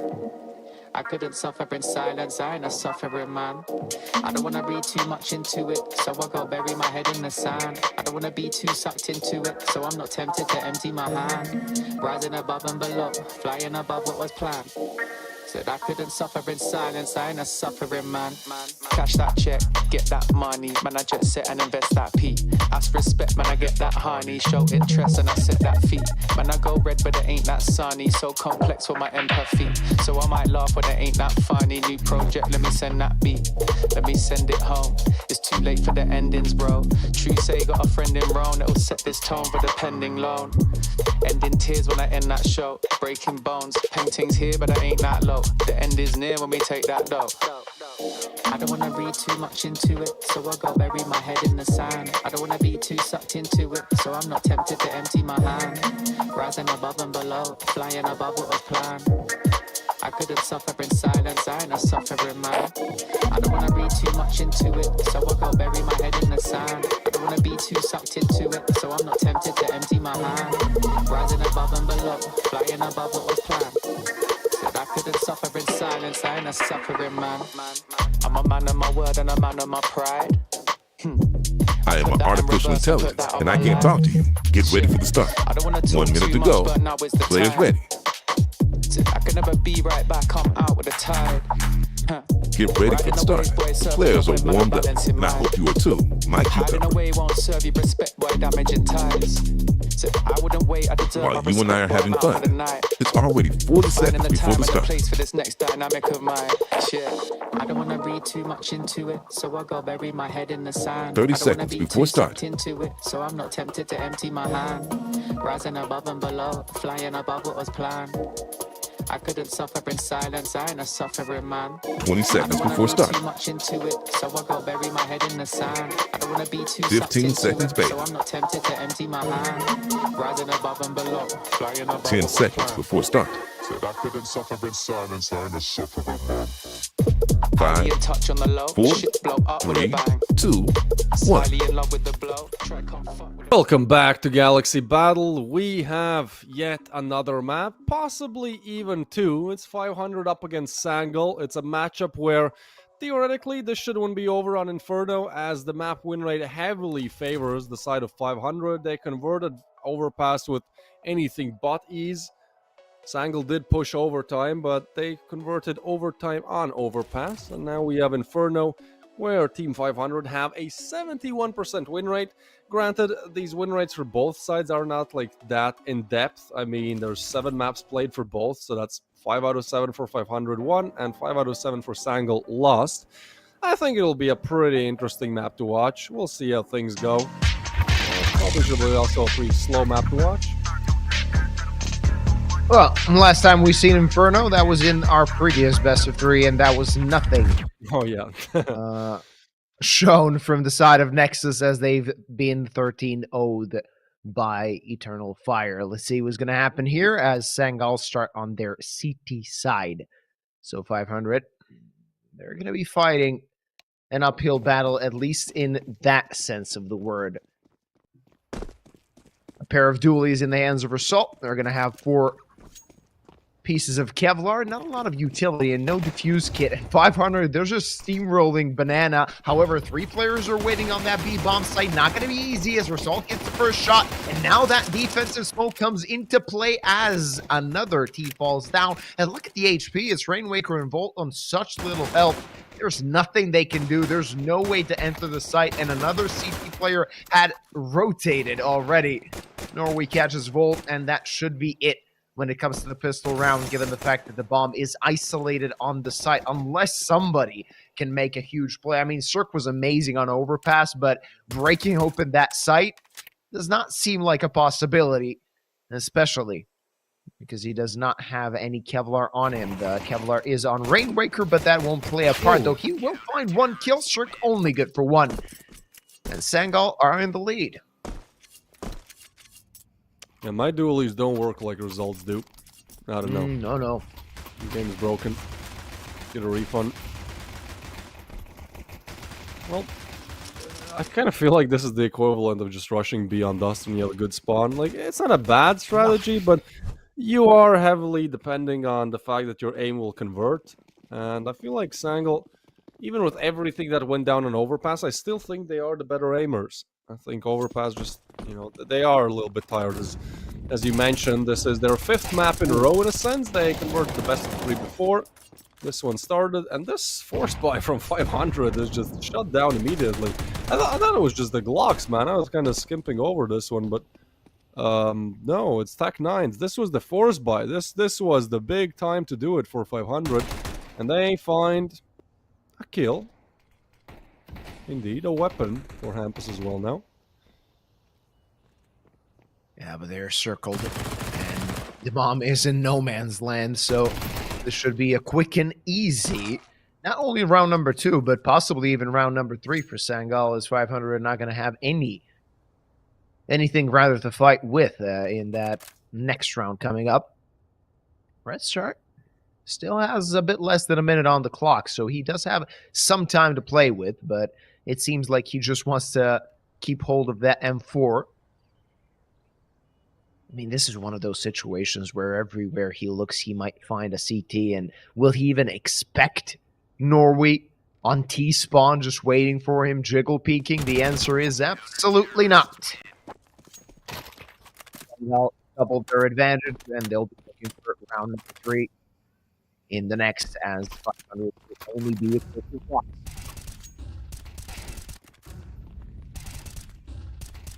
Okay, well, that's exactly what Sangal needed. After a heartbreaking loss on their map pick, they start off strong on Inferno. They start off strong on a map that recently they've not been doing well on. Now you just need to lock it in a sense. Before that, of course, we have this small... I kind of want to call it just a, you know, poor man's time on 4500. Like, there is absolutely no chance they convert this. I'm saying it. I'm putting the Caster's Curse on, man. 2 Deagles and 2 P250s just ain't enough. Sangal do play a lot slower this time.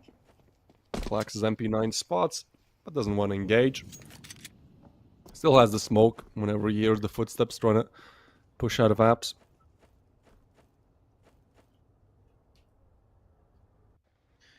And you called it. It's sort of a timeout coming in from 500. They're spending time just talking about what they should do in the next round. Already a banana set up from the CTs, so this shouldn't be a big issue for Sangal to shut things down as soon as the T's start peeking, swinging out. And there they come, though. Deagle finds a kill. Now is Danis in trouble as he's going to find 2, but he's going to get traded. And that's the B-bomb side open. They're leaving the bomb all the way on A. This still has legs. As 500, they're going to make a lot of noise on that B-bomb side. They're going to force a rotate, and at least they're going to get a bomb plant. Or will they? As you can see, Klax is in library, though as I said that, he already went to CT spawn, so it's going to be a quick and easy bomb plant for Red Star. He might even put himself in a solid position to play the post plant. I mean, he doesn't really have much to play with. He has that Deagle, though still a few traps are set from the side of 500 as Rainwaker is looking for a flank, but his teammates need to stay alive for that.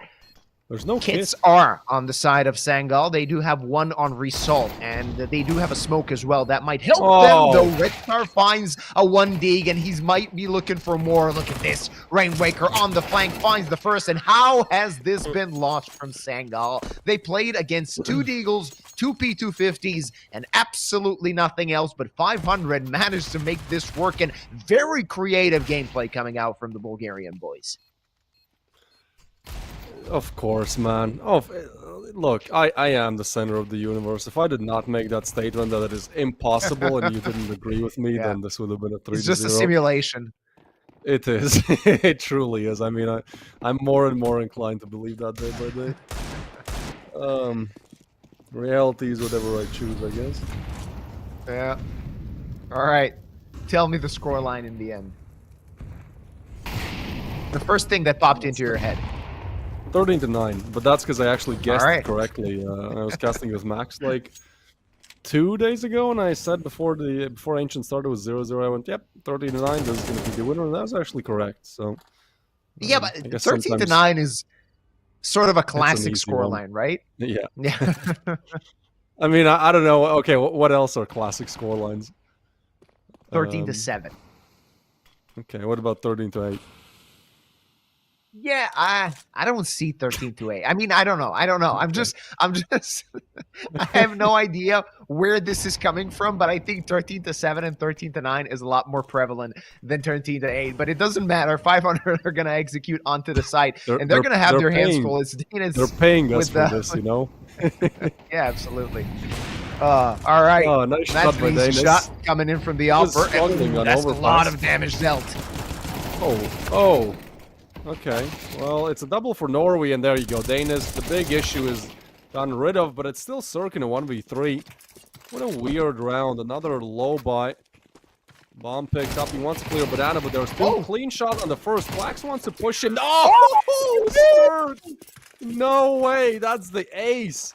You can see, you saw the wiggle. I know that wiggle, man. When you pull off a crazy clutch and you do that wiggle back and forth, oh man, he's feeling it. I can't believe.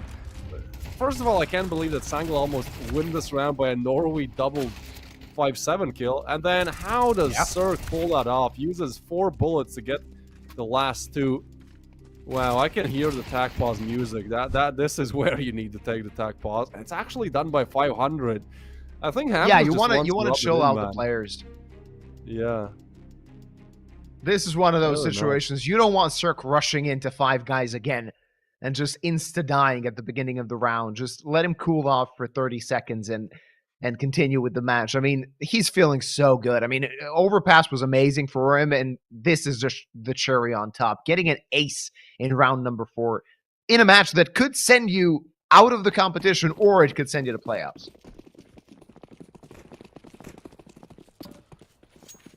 So Hampus Masterclass calling in round number 3, and then Cirque Masterclass aiming in round number 4. Now we have the Astralis stack. I've never seen this work. I think like this worked once by Astralis because nobody had ever done it before. And now as soon as you like jiggle that corner and see one Yeah. USP, you're like, okay, I know what this is. Pattern recognition, huh? Neurons have been activated. Well, they won't even peek that corner. I hope they don't go B. I guess it wouldn't matter too much, but...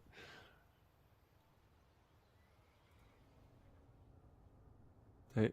Yeah, it's going to be a simple round number 3 for 500, and Hampus, he's interested in checking out what's going on at the B bomb site. He wants to get a few kills for himself, and he's going to get a chance to do just that, though. Molly thrown, he doesn't really want to risk that gold at our best KK going into enemy hands. 500 are going to get into the lead with 2 really great rounds. I mean, it's one of those situations where you got to hand it to him. The first one was expertly done. I don't know if they planned it or just decided, well, why the hell not? And the second one, of course, fantastic clutch coming in from Cirque.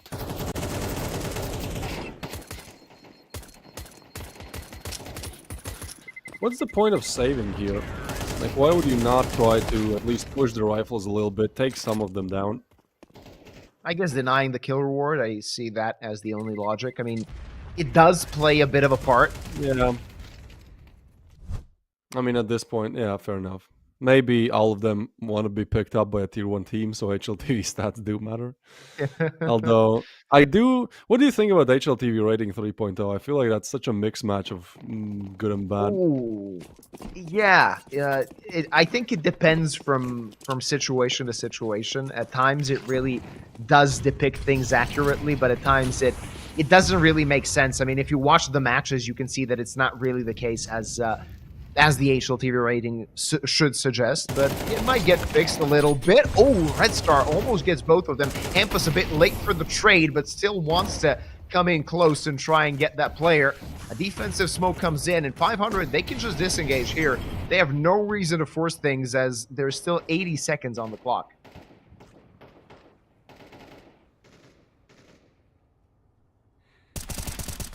Yeah, but Danis will choose to push up. I almost feel like he should just be playing with the rifle. Like, Overpass wasn't looking too good. He did hit one nice shot on Inferno with the op, but I don't know. I especially feel like oppers who are not, like, insane. Like, if you're not a top 5 opper, like, just playing with the rifle a lot of times will be better. And it hurts, man. As a former opper, as a former big green wielder, it does hurt that I'm just not nearly as good with it in CS2. And I don't know why. Maybe it's all mental, but I found myself doing a lot better with a rifle. That being said, I mean, I don't want to be toxic to Danis. Maybe just having a slow day. He has been playing for a long while. They played 3 maps in that previous best of 3. Yeah, correct. I'm going to move towards B. I like the setup by Sangal, though. This is like you never clear this. Obviously, it's going to be cleared now that I say it. Nope, Result and Patsy get 1. The boost still not cleared. 14 seconds to go, and a 1v3 for Volt seems impossible. Boost player has draw, but it's 8 seconds. Clax. We'll just wait for the bomb plant. Volt actually gets the bomb down. And, well, yeah, that's that. Hey, bomb down ain't too bad. Adding some cash. 500's cash is actually great, because they convert that round number 3. Just lying in the puddle. Yeah, the one round, like, this should have been 3-0, by the way, for Sangal. They fight hard to put the third on the board. 500 should have never... These 3 rounds are pretty much for free, in a sense.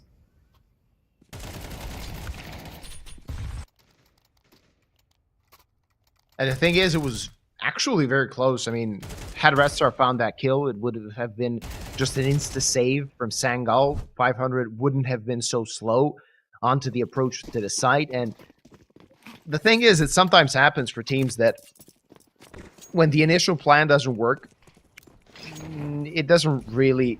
The entire round doesn't really work out. I'm not saying that the plan was for Red Star to find 2 headshots at the entry, but that was an opportunity that was presented. A lot of damage dealt to Assault. Norway chunked up a little bit. A duel setup gets cleared in a 2-for-2 trade. The T's are going to be quite happy with that. Volt, maybe he wants to exit the apartments as soon as possible, but now he's been chunked to 50 HP. A rotate coming in from Assault. Still not going to be an easy round for the CTs, but Patsy finds the kill, and there is still no trade. Not the best distancing from 500, and now this is starting to look very messy. It's all down to Cirque, but you can't clutch every round. And Sangal get themselves back into the lead. Yeah, some weird spacing for sure there. Good setups by Sangal as well. Although the trades are there, the smokes really deny vision, and it's one of the worst things to push into a site that already has multiple angles you have to clear, and then on top of that, like, all of these new angles are introduced because of the smokes, and how you can play on the edge of them. So, 4 on the board for Sangal. They've done the hard work. They've converted against 2 rifles, so now they get 1 for... okay, no, I'm not gonna say it, because we did see this. We did see that round number 3, yeah. but an easier round indeed. One that can still be won by 500. Thing is, they have no grenades to work with. They have a smoke and they have an HE that wasn't expended at the beginning of the round. Now they're going to use it, but it won't do a lot of damage, or it won't do any damage, actually. It's Result that took a lot of that nade damage at the beginning of the round, and now they should explode towards brackets. Let's see if Danis can actually hold them off. Or will they use the smoke just to cover long? Rainwaker lost a little bit of his HP and apartments. Danis gets swarmed, but finds a triple against pistols. Why not a quad kill? And Patsy will just finish things up as Sangal. Yeah? That's what I'm saying. Probably would not have been playing that angle. I like how none of these are headshots. He's still quicker. Danis really starting to redeem himself after what happened on Overpass. And once again, like, this guy overall has a good rating, HLTV-wise. 1.10, in fact. Like, that's not good. That's great. It's actually the highest rated player on the team together with Result for 500. It is Rainwaker. Red Star close second. Clax. We'll get the opening pick. This is 500 finally getting their hands back on the rifles, but as quickly as they do get their hands back, well, Sangal are starting to shut it down 1 man at a time. Cirque is already out, and we know the firepower this guy has. No banana control either. Norway's spotting it. A lot of information for Sangal here, and very little map control for 500 to work with.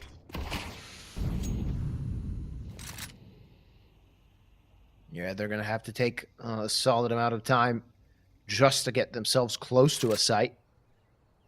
They couldn't find that 1-for-1 trade as Cirque was taken down right at the beginning of the round. 50 seconds on the clock as that smoke fades. Want to get themselves closer to a site. They have enough utility for an execute. Not a perfect execute by any means, but a few flashes, a few smokes. That'll get you at least into a Position. The thing about this position is, yeah, you can find a kill. You might even find 2. But, Red Star, that's a way to open up a site. Follows him quite well. And that could be a round over. I mean, if you're Sangal at this point, you have no reason to rotate whatsoever.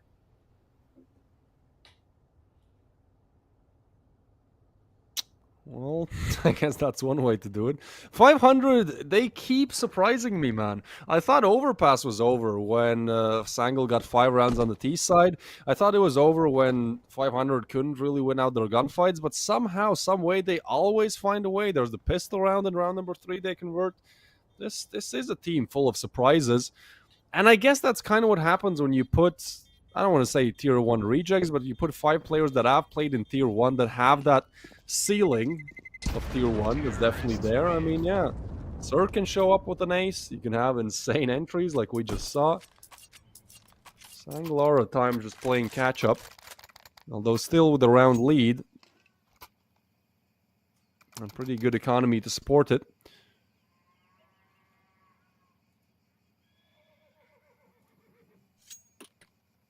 %54% win rate on the CD side of things here for Sangal on Inferno. And around 50-50 for 500 as well. So we did see overtime once. I can't help but feel like we should be seeing a very close once again. This is the promised game between Eternal Fire and Nexus that we never got. Instead of a 13-0, we might see a 13-13 now. If it does go to overtime. Wow, okay, Norway. A mortar from the sky. And we'll drop Red Star. And the thing is, 500, they're making us question how good they are simply because they're very passive at points. Like, this round could still go their way, but the thing is, they had no map control for the majority of it, and only now are they taking some intel. However, the problem is there's 4 guys on that A bomb site, and Danis could just watch Banana and be completely unchallenged. Rainwaker not going to have a chance against Klax. And very slow push from 500. That does not seem to be working. We've mentioned this on Overpass as well. There were a few instances where they questioned themselves, should they push a site? And now they're hoping for a good individual play, which will not happen. It's Hampus. 1 kill, and it seems like he's going to stay on that number, or at least not go far from it. As Sangal are keeping themselves in front.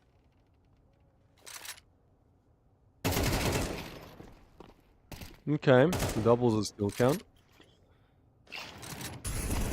Tries to just deal more economical damage, but it will be Klax together with Norway to take him down. Yeah, it's problematic for 500 where they're playing slow, but they're not exactly slowly taking map control. Like in this round, there's 4 defenders on A. Why? Well, because B is being checked. There's nobody Banana. There's a smoke coming down as well. Like, Sangal are just very aware of where 500 could be going. And I think that is the big problem where if you play slow, you have to play for map control. If you play fast, well, then you just go for the fights. They're not really doing either one. You have to choose, guys. Not that this half is not salvageable. Still have 2 more rounds to go, still have rifles, but we can see some issues that they can iron out in hopefully the next Infernos they play. And once again, this is a map where they won 5 out of the last 7, so I expected maybe a little bit more on the T side. It's fine though. This time they'll still have no map control towards second mid and mid, but Sangal are not exactly exploring that option. So instead, it's going to be a 2v5 for the bomb site. Danis on the other side. This is the shot. Hits the second one. Tries to get away. Smoke comes in good time. Norway finds another. Nice. Oh, and Danis through the smoke that gets blown open. Rainwaker will get the refrag, and Danis is low, but 2v4 nevertheless. Result catches some damage through the smoke as well, but you need to get the bomb plant down ASAP. There's a backstab arriving from Banana as well. The Cirque will try to commit to it. They blow open the smoke. They know where Cirque was, but, you know, he's taking cover. That's smart. Are you aware of the possibility of Banana, though? At least for now, the smokes are hiding the vision. Banana fight. Yeah, it goes Klax's way, and I think this was the fight for the round, wasn't it? Yeah, absolutely. Cirque needs to look for a clutch. Not going to find it this time around. And Sangal, they secure themselves at least a minimal lead at the half, and they are looking for more in that last round of the half. 500, not looking too good. I mean, yeah, some rounds really look great, but more than a few times they're hoping that somebody can come in clutch, and that simply does not happen. A good hold coming in from the Sangal players. That broken smoke just in time for Danis to get another kill, and he's on 11 frags. He's feeling really good.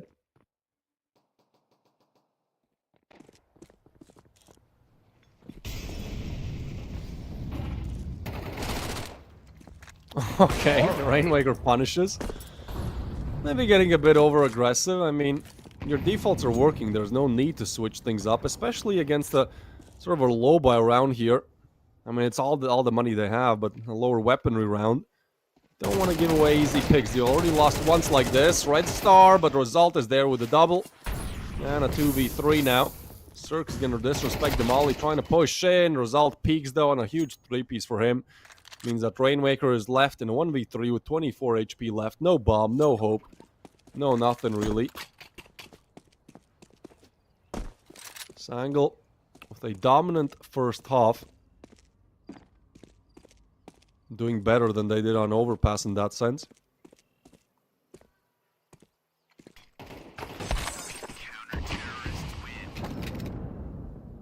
Feasible round for Rainwaker. Result takes a 4K to end this half. It's 8-4, and Sangal really threatening to take us to Mirage. Before they try to do that, we're going to give away another skin. Luck really wasn't on our side today, only blues. Maybe that changes, actually. I forgot to type in !Galaxy. No. Yeah. No, Might have another opportunity. Yeah, with because so far how it good seems my that we luck might has be been. looking at a Mirage. Yeah, I don't know why you're bothering with that. I see a lot of people in the chat that are far more lucky than you and I, so you guys can give it a go. And is the skin going to get given away?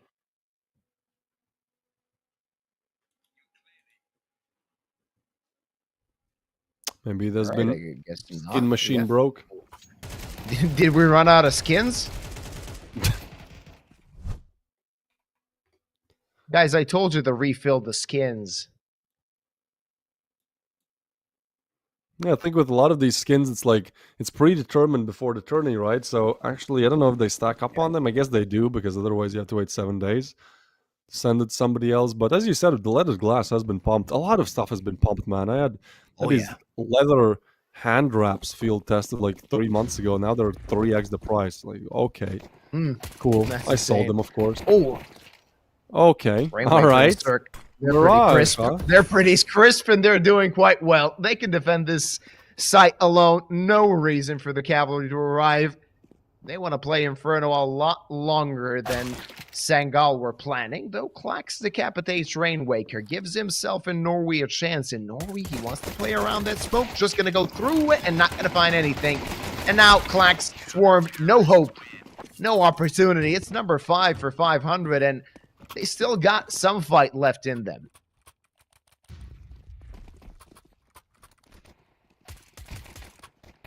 Some clean shots with the USB. What can I say? 4-8 is really the ultimate scoreline where if the team with 8 wins it, then, you know, we're almost done with it. If the team that has 8 doesn't win it, then it's like the momentum starts to shift. Sometimes, you know, Sangal would maybe go for a force here. At that point, it's almost 7-8. Instead, it's going to be just the Glocks. And okay, you know what? I'll make that mistake again. There's no chance. There's a total of $200 invested. Surely we don't see 2 of these back to back.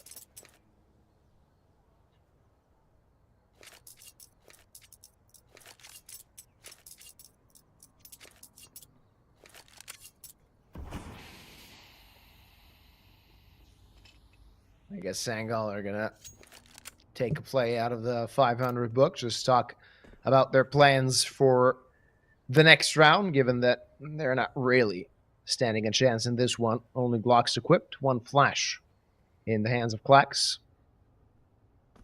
So this is one of those situations where they're just going to try and pop toward the site and hope for the best, hope to at least deal some damage. Hampus is going to get himself $1,200 and Volt 600, make it 9 as he collects 3 kills with that FAMAS.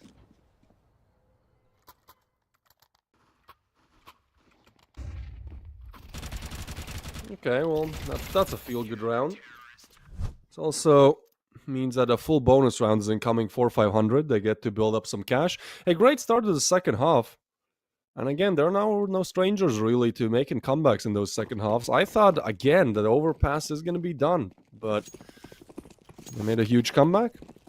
They even converted it, man. First rifle round comes up. This could be your chance to equalize things. Put a 8-8 on the scoreboard. Neutral will start pouring in. Sangal, they're taking a strat out of Eternal Fire's strat book. Fast was name in the game for them. Here it's going to be Sangal, all Force players being sent towards Banana, but as the Util starts pouring in, instead they want to go towards A, because Klax has found somewhat of an opening. I mean, he's at least calling that apps are clear. So maybe you can group up and overwhelm on the site. Volt, there was a weird timing there, but neither player spots each other.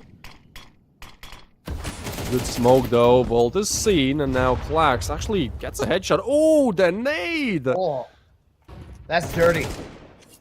Yeah. So back to B then.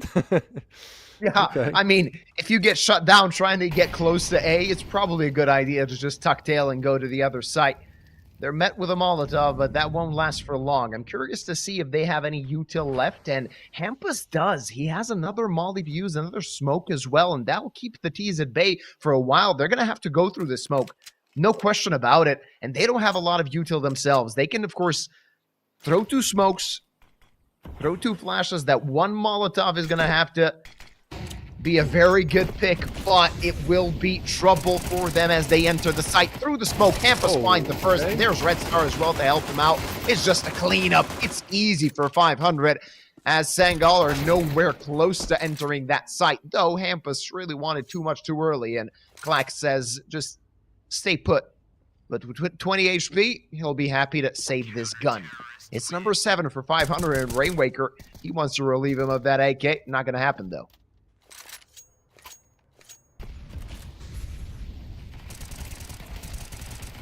Yeah, you go B. There's a bunch of util coming in. You choose to go back to A. There's even more damage being dealt to you. You head back to B. You have to push smokes. Like, 500 side defense is looking amazing right now. Maybe they get a bit lucky with an A timing, yeah, but no. It looked like a really clean round. And it will mean that just the Tech 9s and a Hero AK on Klax will be in play.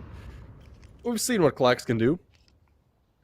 The only reason we went to overtime on Overpass was because Klax got 7 kills in the last 2 rounds. And look at Klax. Talk about him. Oh, the spray is bad from Volt. Patsy with the drive-by, and the M4 needs to strike right now.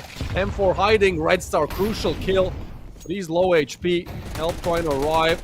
Gonna run down Red Star, and they will find him. The Tech 9s making huge impact. Klax up on the box with the double kill. Cirque finds one back, but now needs another clutch, this time a 1v3, and there's an imminent backstab that will and should cause huge trouble. At least the information is there. Cirque is actually clearing behind. Danis picks up an M4, and timing is just not on the side of Cirque.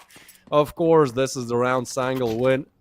If anything, that spray was just not there for Volt. Oh, there we go. And he's been having quite a recovery. Oh, and well, there's a recovery for the giveaway as well. We have it. We have some skins still to give away, and it will be Wow, Frizzage. man. Wow. This guy has won like 5 Wow. times, man. I'm not jealous. You're jealous. It's not just, I mean, if you're going to be late with the giveaway, at least give away something better than a Tooth Fairy. Of course, congrats on the Tooth Fairy, but I'm expecting something a bit more juicy coming in from Hampus as a push through the smoke.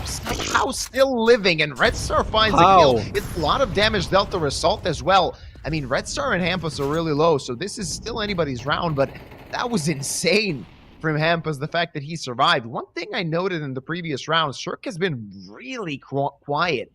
I mean, he got an ace in round number 4, and I think he was on 6 kills then.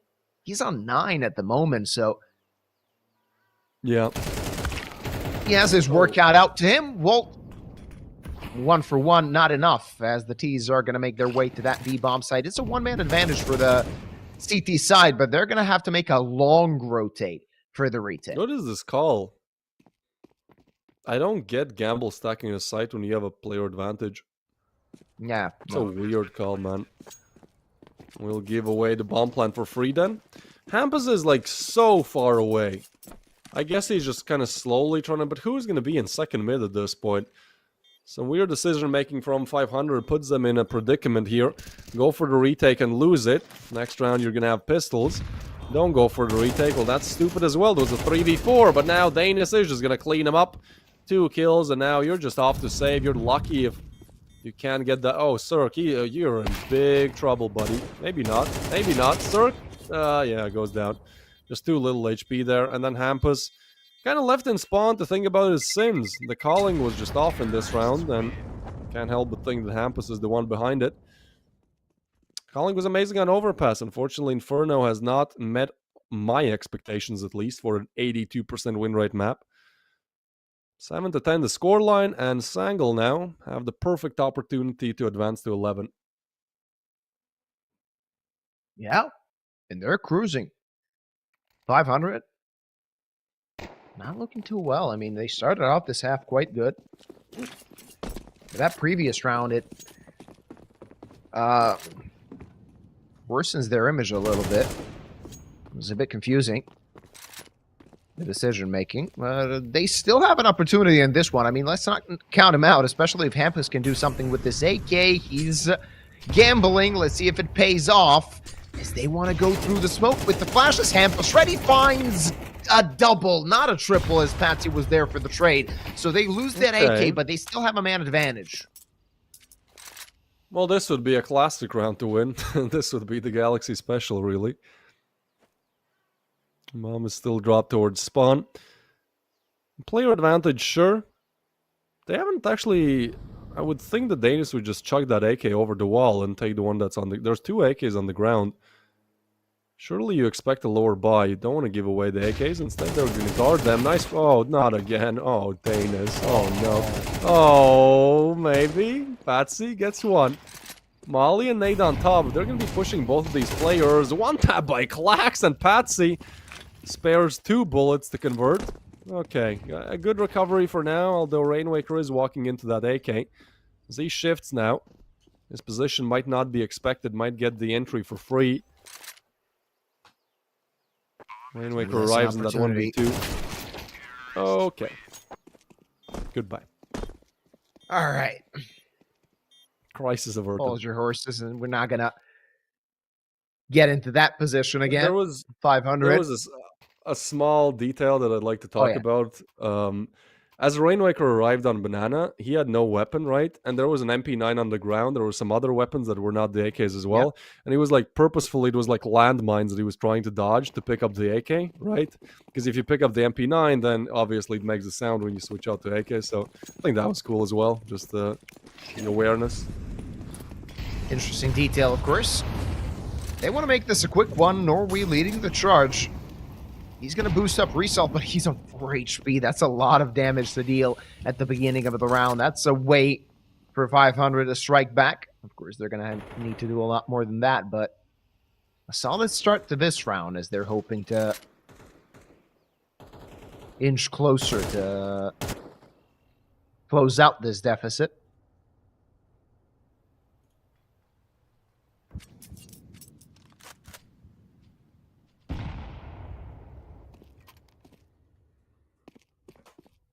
Well, do or die for 500, really. Sure, we did go over overtime once, but I just don't see a way, man. There's no cash for them either. They lose this round. What do? A triple stack towards A. Can't even call it a stack. And Cirque, as you said, he has been underperforming. This flower pot position, though, oh no. Triple peaked, man. Drive-by triple peaked. And now the double side setup. Bolt and Rainwaker have to hit it big. The 1, the 2, the 3 is not there. Instead, it's Danis with the 3-piece. Man, what a way to recover. I was talking some smack about this guy on Overpass. I was. But once he gets his hands on the AKs, it's game over. Double KD, one of the highest rated players on the team as well. Just having a bad game. Need to give him a bit of a break. Sangal as well have been playing, well, this is the 5th map in a row with like 10 to 15 breaks in between. And still, they're playing well. They're trying to push this to Mirage. Hampus catches some damage. Nice shot by Red Star, but Klax is there. And a 1v2 for Red Star, which seems almost impossible. So we're going to have a Hero M4 in the next round. Yeah, it seems like we're going to Mirage. No 2 ways about it. It's Sangal fighting back, and they're fighting a great battle. I mean, it was 8-4 at the half. We didn't really see much from 500 on their T side. could say that we're seeing even less on their CT side. They're opting for attack pause, and this is their second one. The first one was called after that Cirque Clutch at the beginning of this map. Yeah, You got to concentrate on their buy. They're going to have 2 M4s, a FAMAS. What's Cirque going to have? What's Hampa's going to have? Maybe a FAMAS, maybe an MP9. Not looking good for a buy that keeps you alive, potentially, on this map. That's a good point. That was only the second tac pause, and 500 have been doing all right in the first half, awful in the second. I feel like they just had the opportunity to call another. I mean, at this point, do you really need the third one? You're gonna win like 3 rounds and then call another? I don't know. Just a small detail again, for the time being. A lower buy, which to me would mean that there will be some kind of a push, some kind of proactivity somewhere on the map. Maybe some gambles again. Last time the Hampa's gamble actually worked out.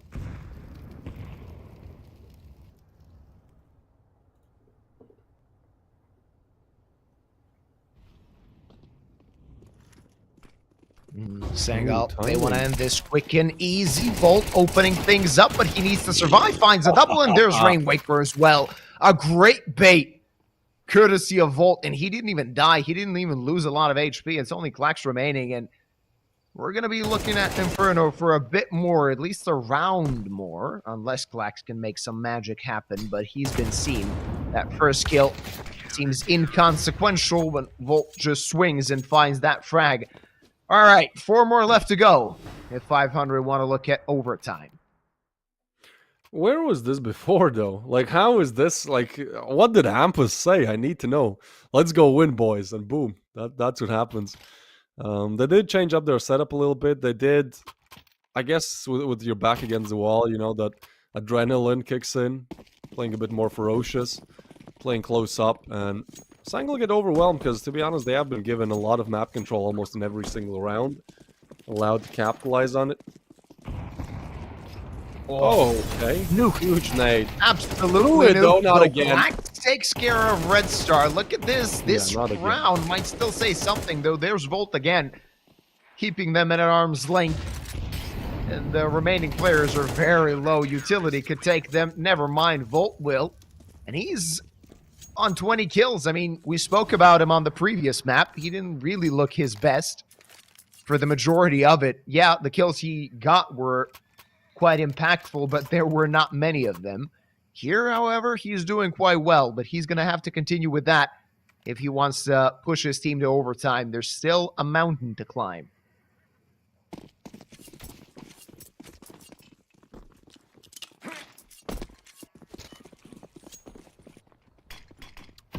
Yeah, theoretically, Sangal have just 2 more rifle rounds to go here. Been playing great, just need to stick the landing here to push this one to Mirage. Nate comes in. Oh my, what? Who, what? How is that how is the second one a headshot on Result? Result is suddenly a meter tall. And Hampa's on top of that. Well, another complete shutdown. Another, in the last 2 rounds, Sangal gets 0 kills. Previously, they destroy. They maul over. I don't know. I need to know what Hampus... I would love to have, you know, like in Tier 1 tourneys where we can hear what Hampus said on attack pause. Because, man, whatever he said, I mean, I guess they don't want to leak it.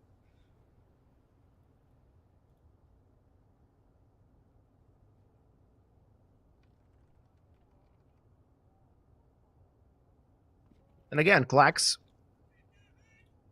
trying to do something, but not really hoping for much. They're not giving him anything. Nobody wants to go onto the hunt, as they know how important it could be to stop him for gaining any momentum. A 1-for-1 to end things, and would you look at that? Now, it's within arm's reach, that tied scoreline.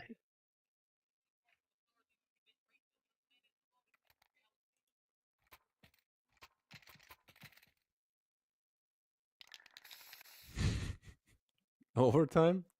It's been a long day, man. Why not? Oh, you said 13-9. Oh, yeah, I did. That's true. Yeah, Sangal let you down. Thank you for pointing that out. No, I mean, it kind of should have been. Shoulda, woulda, coulda. Hampus will get result, and still, that is 11 kills in a row now going the way of 500. Wait, they shut down the... Actually, it might be more. They've just, like, if you look at the last 5 rounds, just all Sangal on the score, all of the 500 on scoreboard, excuse me. Norway trying to bait out some shots, and maybe that's how it starts, huh? Danish hits an entry with the deagle. Oh. Patsy gets another. Oh yeah, that's how it ends. Yeah. If you're Norway, you're just trying to not overpeak. At the same time, Hampus should be clearing this. He's not, but the flick is good. 3v3, weaponry picked up, but it's only the op on Patsy. The Deagles still have a lot of heavy lifting to do here. They double up towards shore. They want to take this fight. The Deagle tries to run away. A lot of noise made.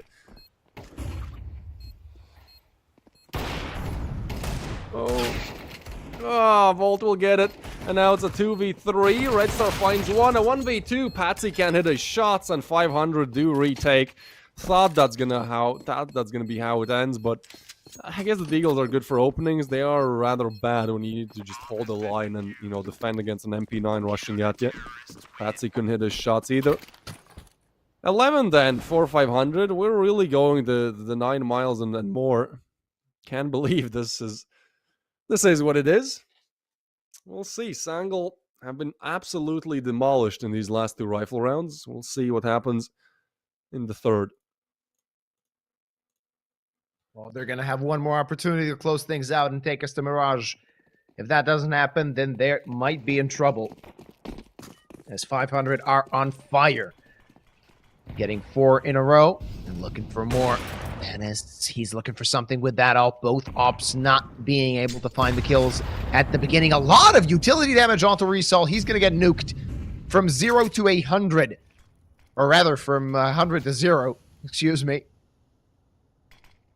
So that's a +1 for 500. And now, the side of Sangal, they need to think about things. They need to choose the site. And will they choose the right one?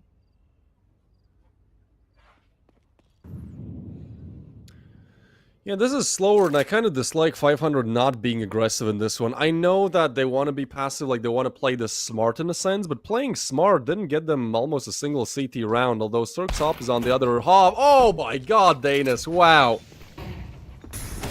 Unplayable. Red Star gets 1, gets the 2, but Danis is still there. He has been the difference maker and needs to do it once again. A 2v3 will be underway.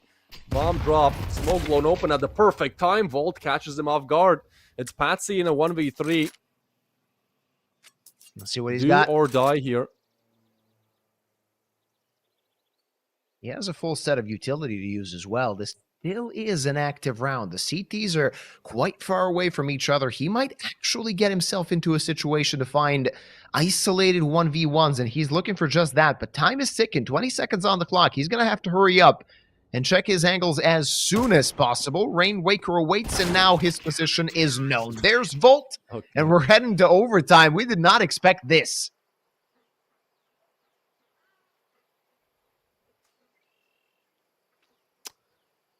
Yeah, I did not expect this. How many was that? 5 rounds? 6 rounds in a row? It was like 11 to 5, I think. Yeah, it was... Wow. Pretty insane.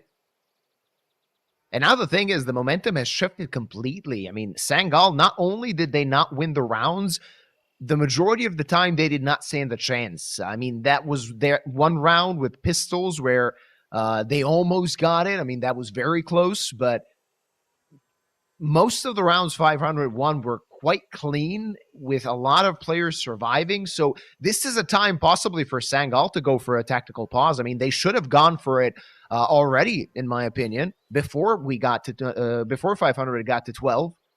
Yeah. Now it's just a question of how do you hold on against the team that has really been firing on all cylinders, especially Volt. I mean, wherever he goes, he's sort of the libero where he plays on both sides and sort of shuts you down every time you peek him.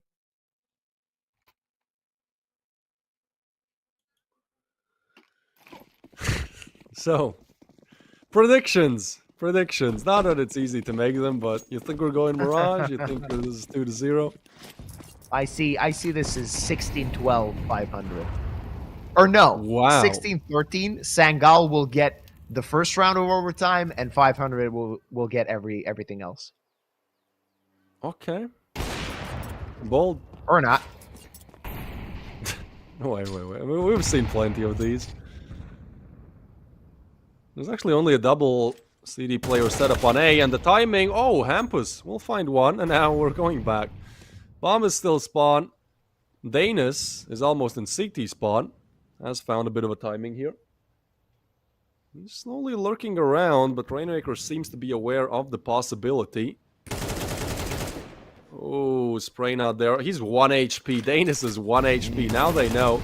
But Hampus is low as well. This could still be a bomb plant. They know about the pit player. They don't know about Hampus just yet, but this is a position that should be clear. Norby finds one. Red Star comes in. And Norby is going to be left in a 1v4, trying to push in. Nice shot, but 3 more needed. Has the time to get the bomb down. Not wait on it. Wants to play close to the smoke, isolate some duels, maybe if he's crazy, walk through it. Going back now. I mean, this is so tough. This is so tough. And Cirque, there we go. Definitely not finding the same impact that on Overpass, but getting some rounds on the board, getting some kills on the board. Should revive. Volt is insane. He was on 4 kills in like 20 rounds played of Overpass, and then Inferno, he has kind of switched places with Cirque. Yeah, it's his map, apparently. I actually got to fact check that.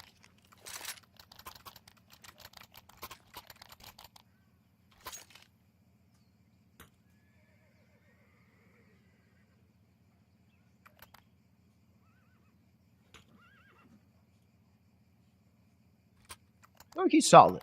He's solid. All right. Cirque's actually struggling on Inferno. When you look at the numbers, the team numbers of 500, though it's not really surprising. Operas do tend to have a bad time on such a close quarters map like Inferno is. So we'll see what he can do here. A lot of map control gained by Sangal. They're already on Banana. A bit of utility damage dealt to Resalt, and he has been on the receiving end of a lot of utility throughout Inferno so far. 500 have been demolishing him with those HE grenades.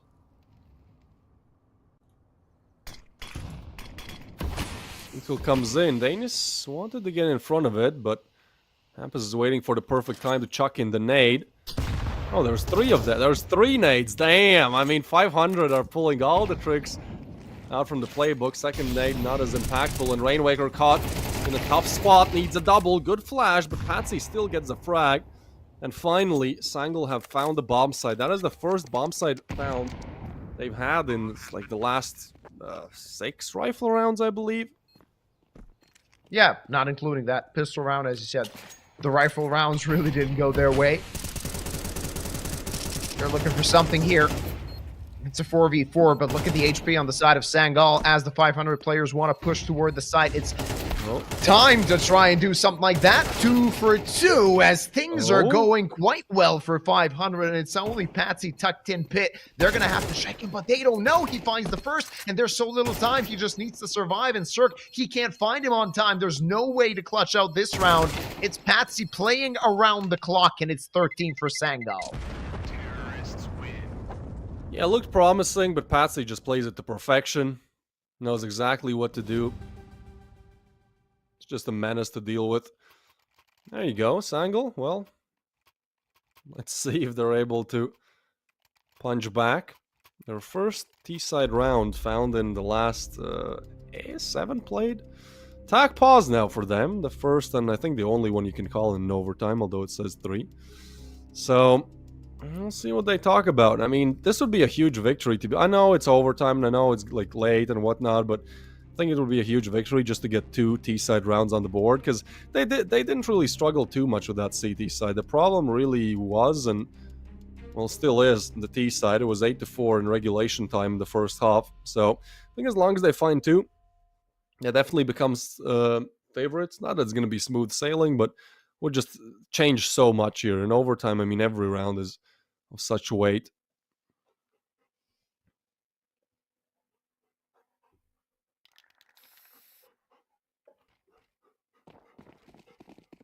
All right. We're heading back into things. Let's see what Sangal have got. Can they get that second round on T side? As you mentioned, it is very important for them, sir.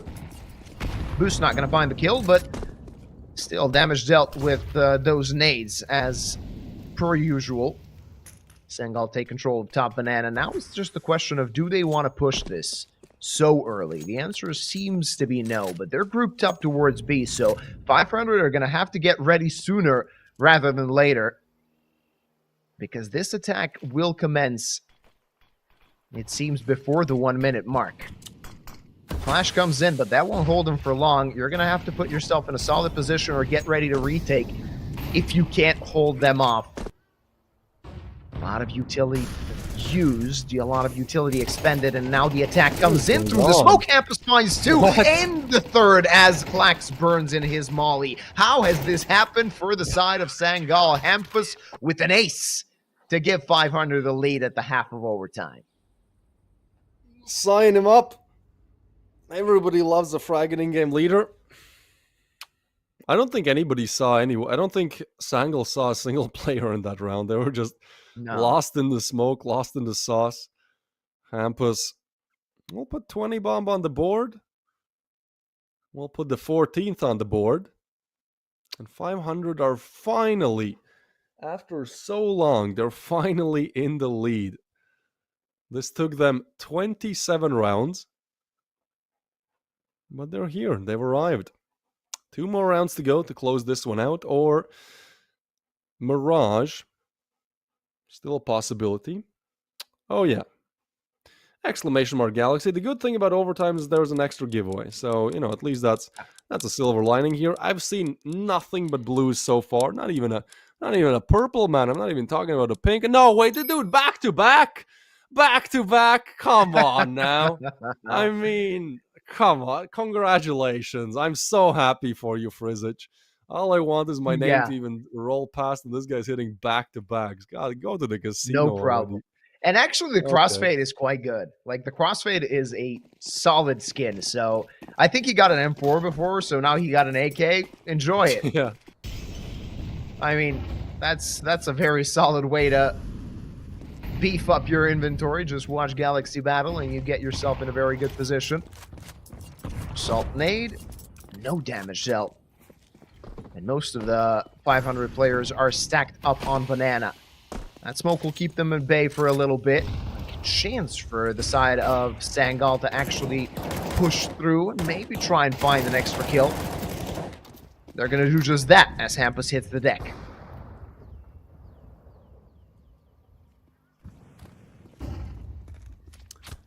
Yeah, he is down, and well, at least he's able to in-game lead from his grave now. That definitely alleviates the pressure a little bit. The problem is that 500 looked very, very bland on that T side. They, as I said, you either need to take slowly take map control and expand on the map, or you need to go fast. They just didn't take map control, but then they also played slow. And, well, now they at least have banana. But I can't help but feel like, you're just going to be walking into Danis's op here. Or not. They're going to be walking into Cirque's up there. That's the second. That's actually a payback. If you remember how we go to overtime, it's Danis getting an opener on Cirque, on banana. Now, oh, really? Through this result. Come on, buddy. That's a rookie mistake, I want to say. Are we going to see back-to-back smoke walkthrough? No. Okay. Red Star is smarter than that. But, absolutely. No buts. No ifs or buts. He's just going to wait. Double for Red Star, double for Cirque, and, well, map point, match point for 500. Sangal gotta feel tilted at this point, man. Yeah. At least on overpass, they're the ones forcing the overtime. Here, it was 8-4. It was like 11-5. It was their game. It was their time to shine. And now, once again, we enter overtime, and the result, that has to be a tilted play. Like, that is not something you do if you're thinking about things clearly. 15 on the board. Yeah, I mean, it's probably one of those situations where, like, he sees the kill feed. He's like, all right, they're probably going to take the other site. He wants to go through the smoke and maybe make a play. That's not the way to do it, sadly. Not in this state of affairs, and it's 2 match points for 500. It's 2 playoff points for 500. 2 opportunities to head to the playoffs and eliminate Sangal, and Volt has all the intention of doing that in this round.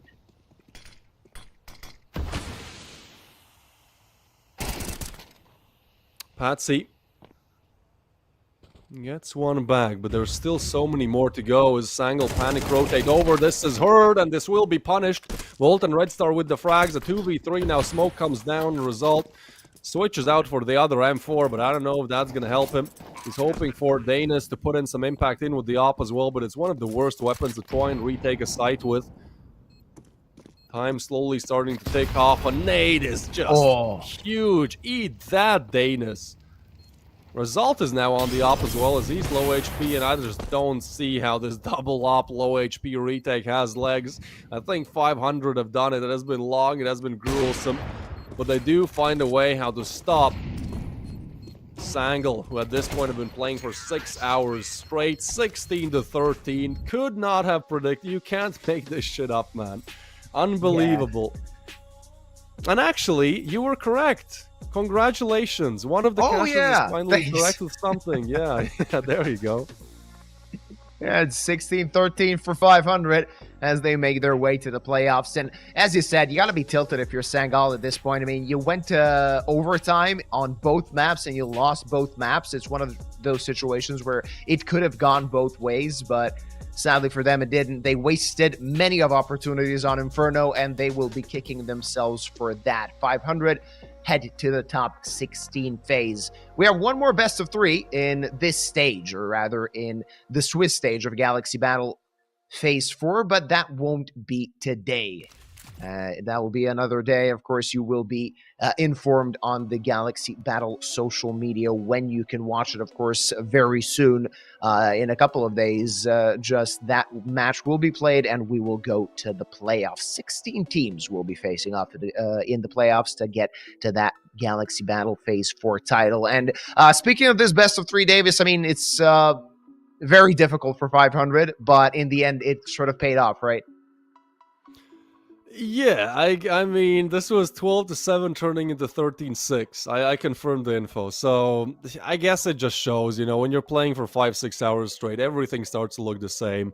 And at times you start making mistakes that normally you would not. It is unfortunate. Like, it's especially unfortunate when this is the elimination match and Sangal are being sent home.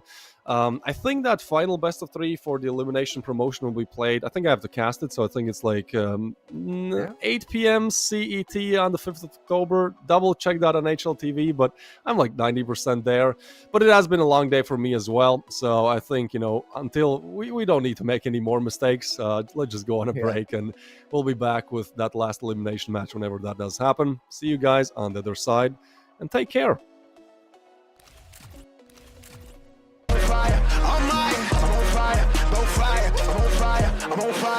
fire, more fire, more fire. I'm lying. I jump up and count my blessings. Yeah, I ball out so hard, got 'em thinking I'm mad with purchase. Yeah, look at me manifesting. I'm in love with the bread, and look at the spread. I'm thinking I'm blueberry central.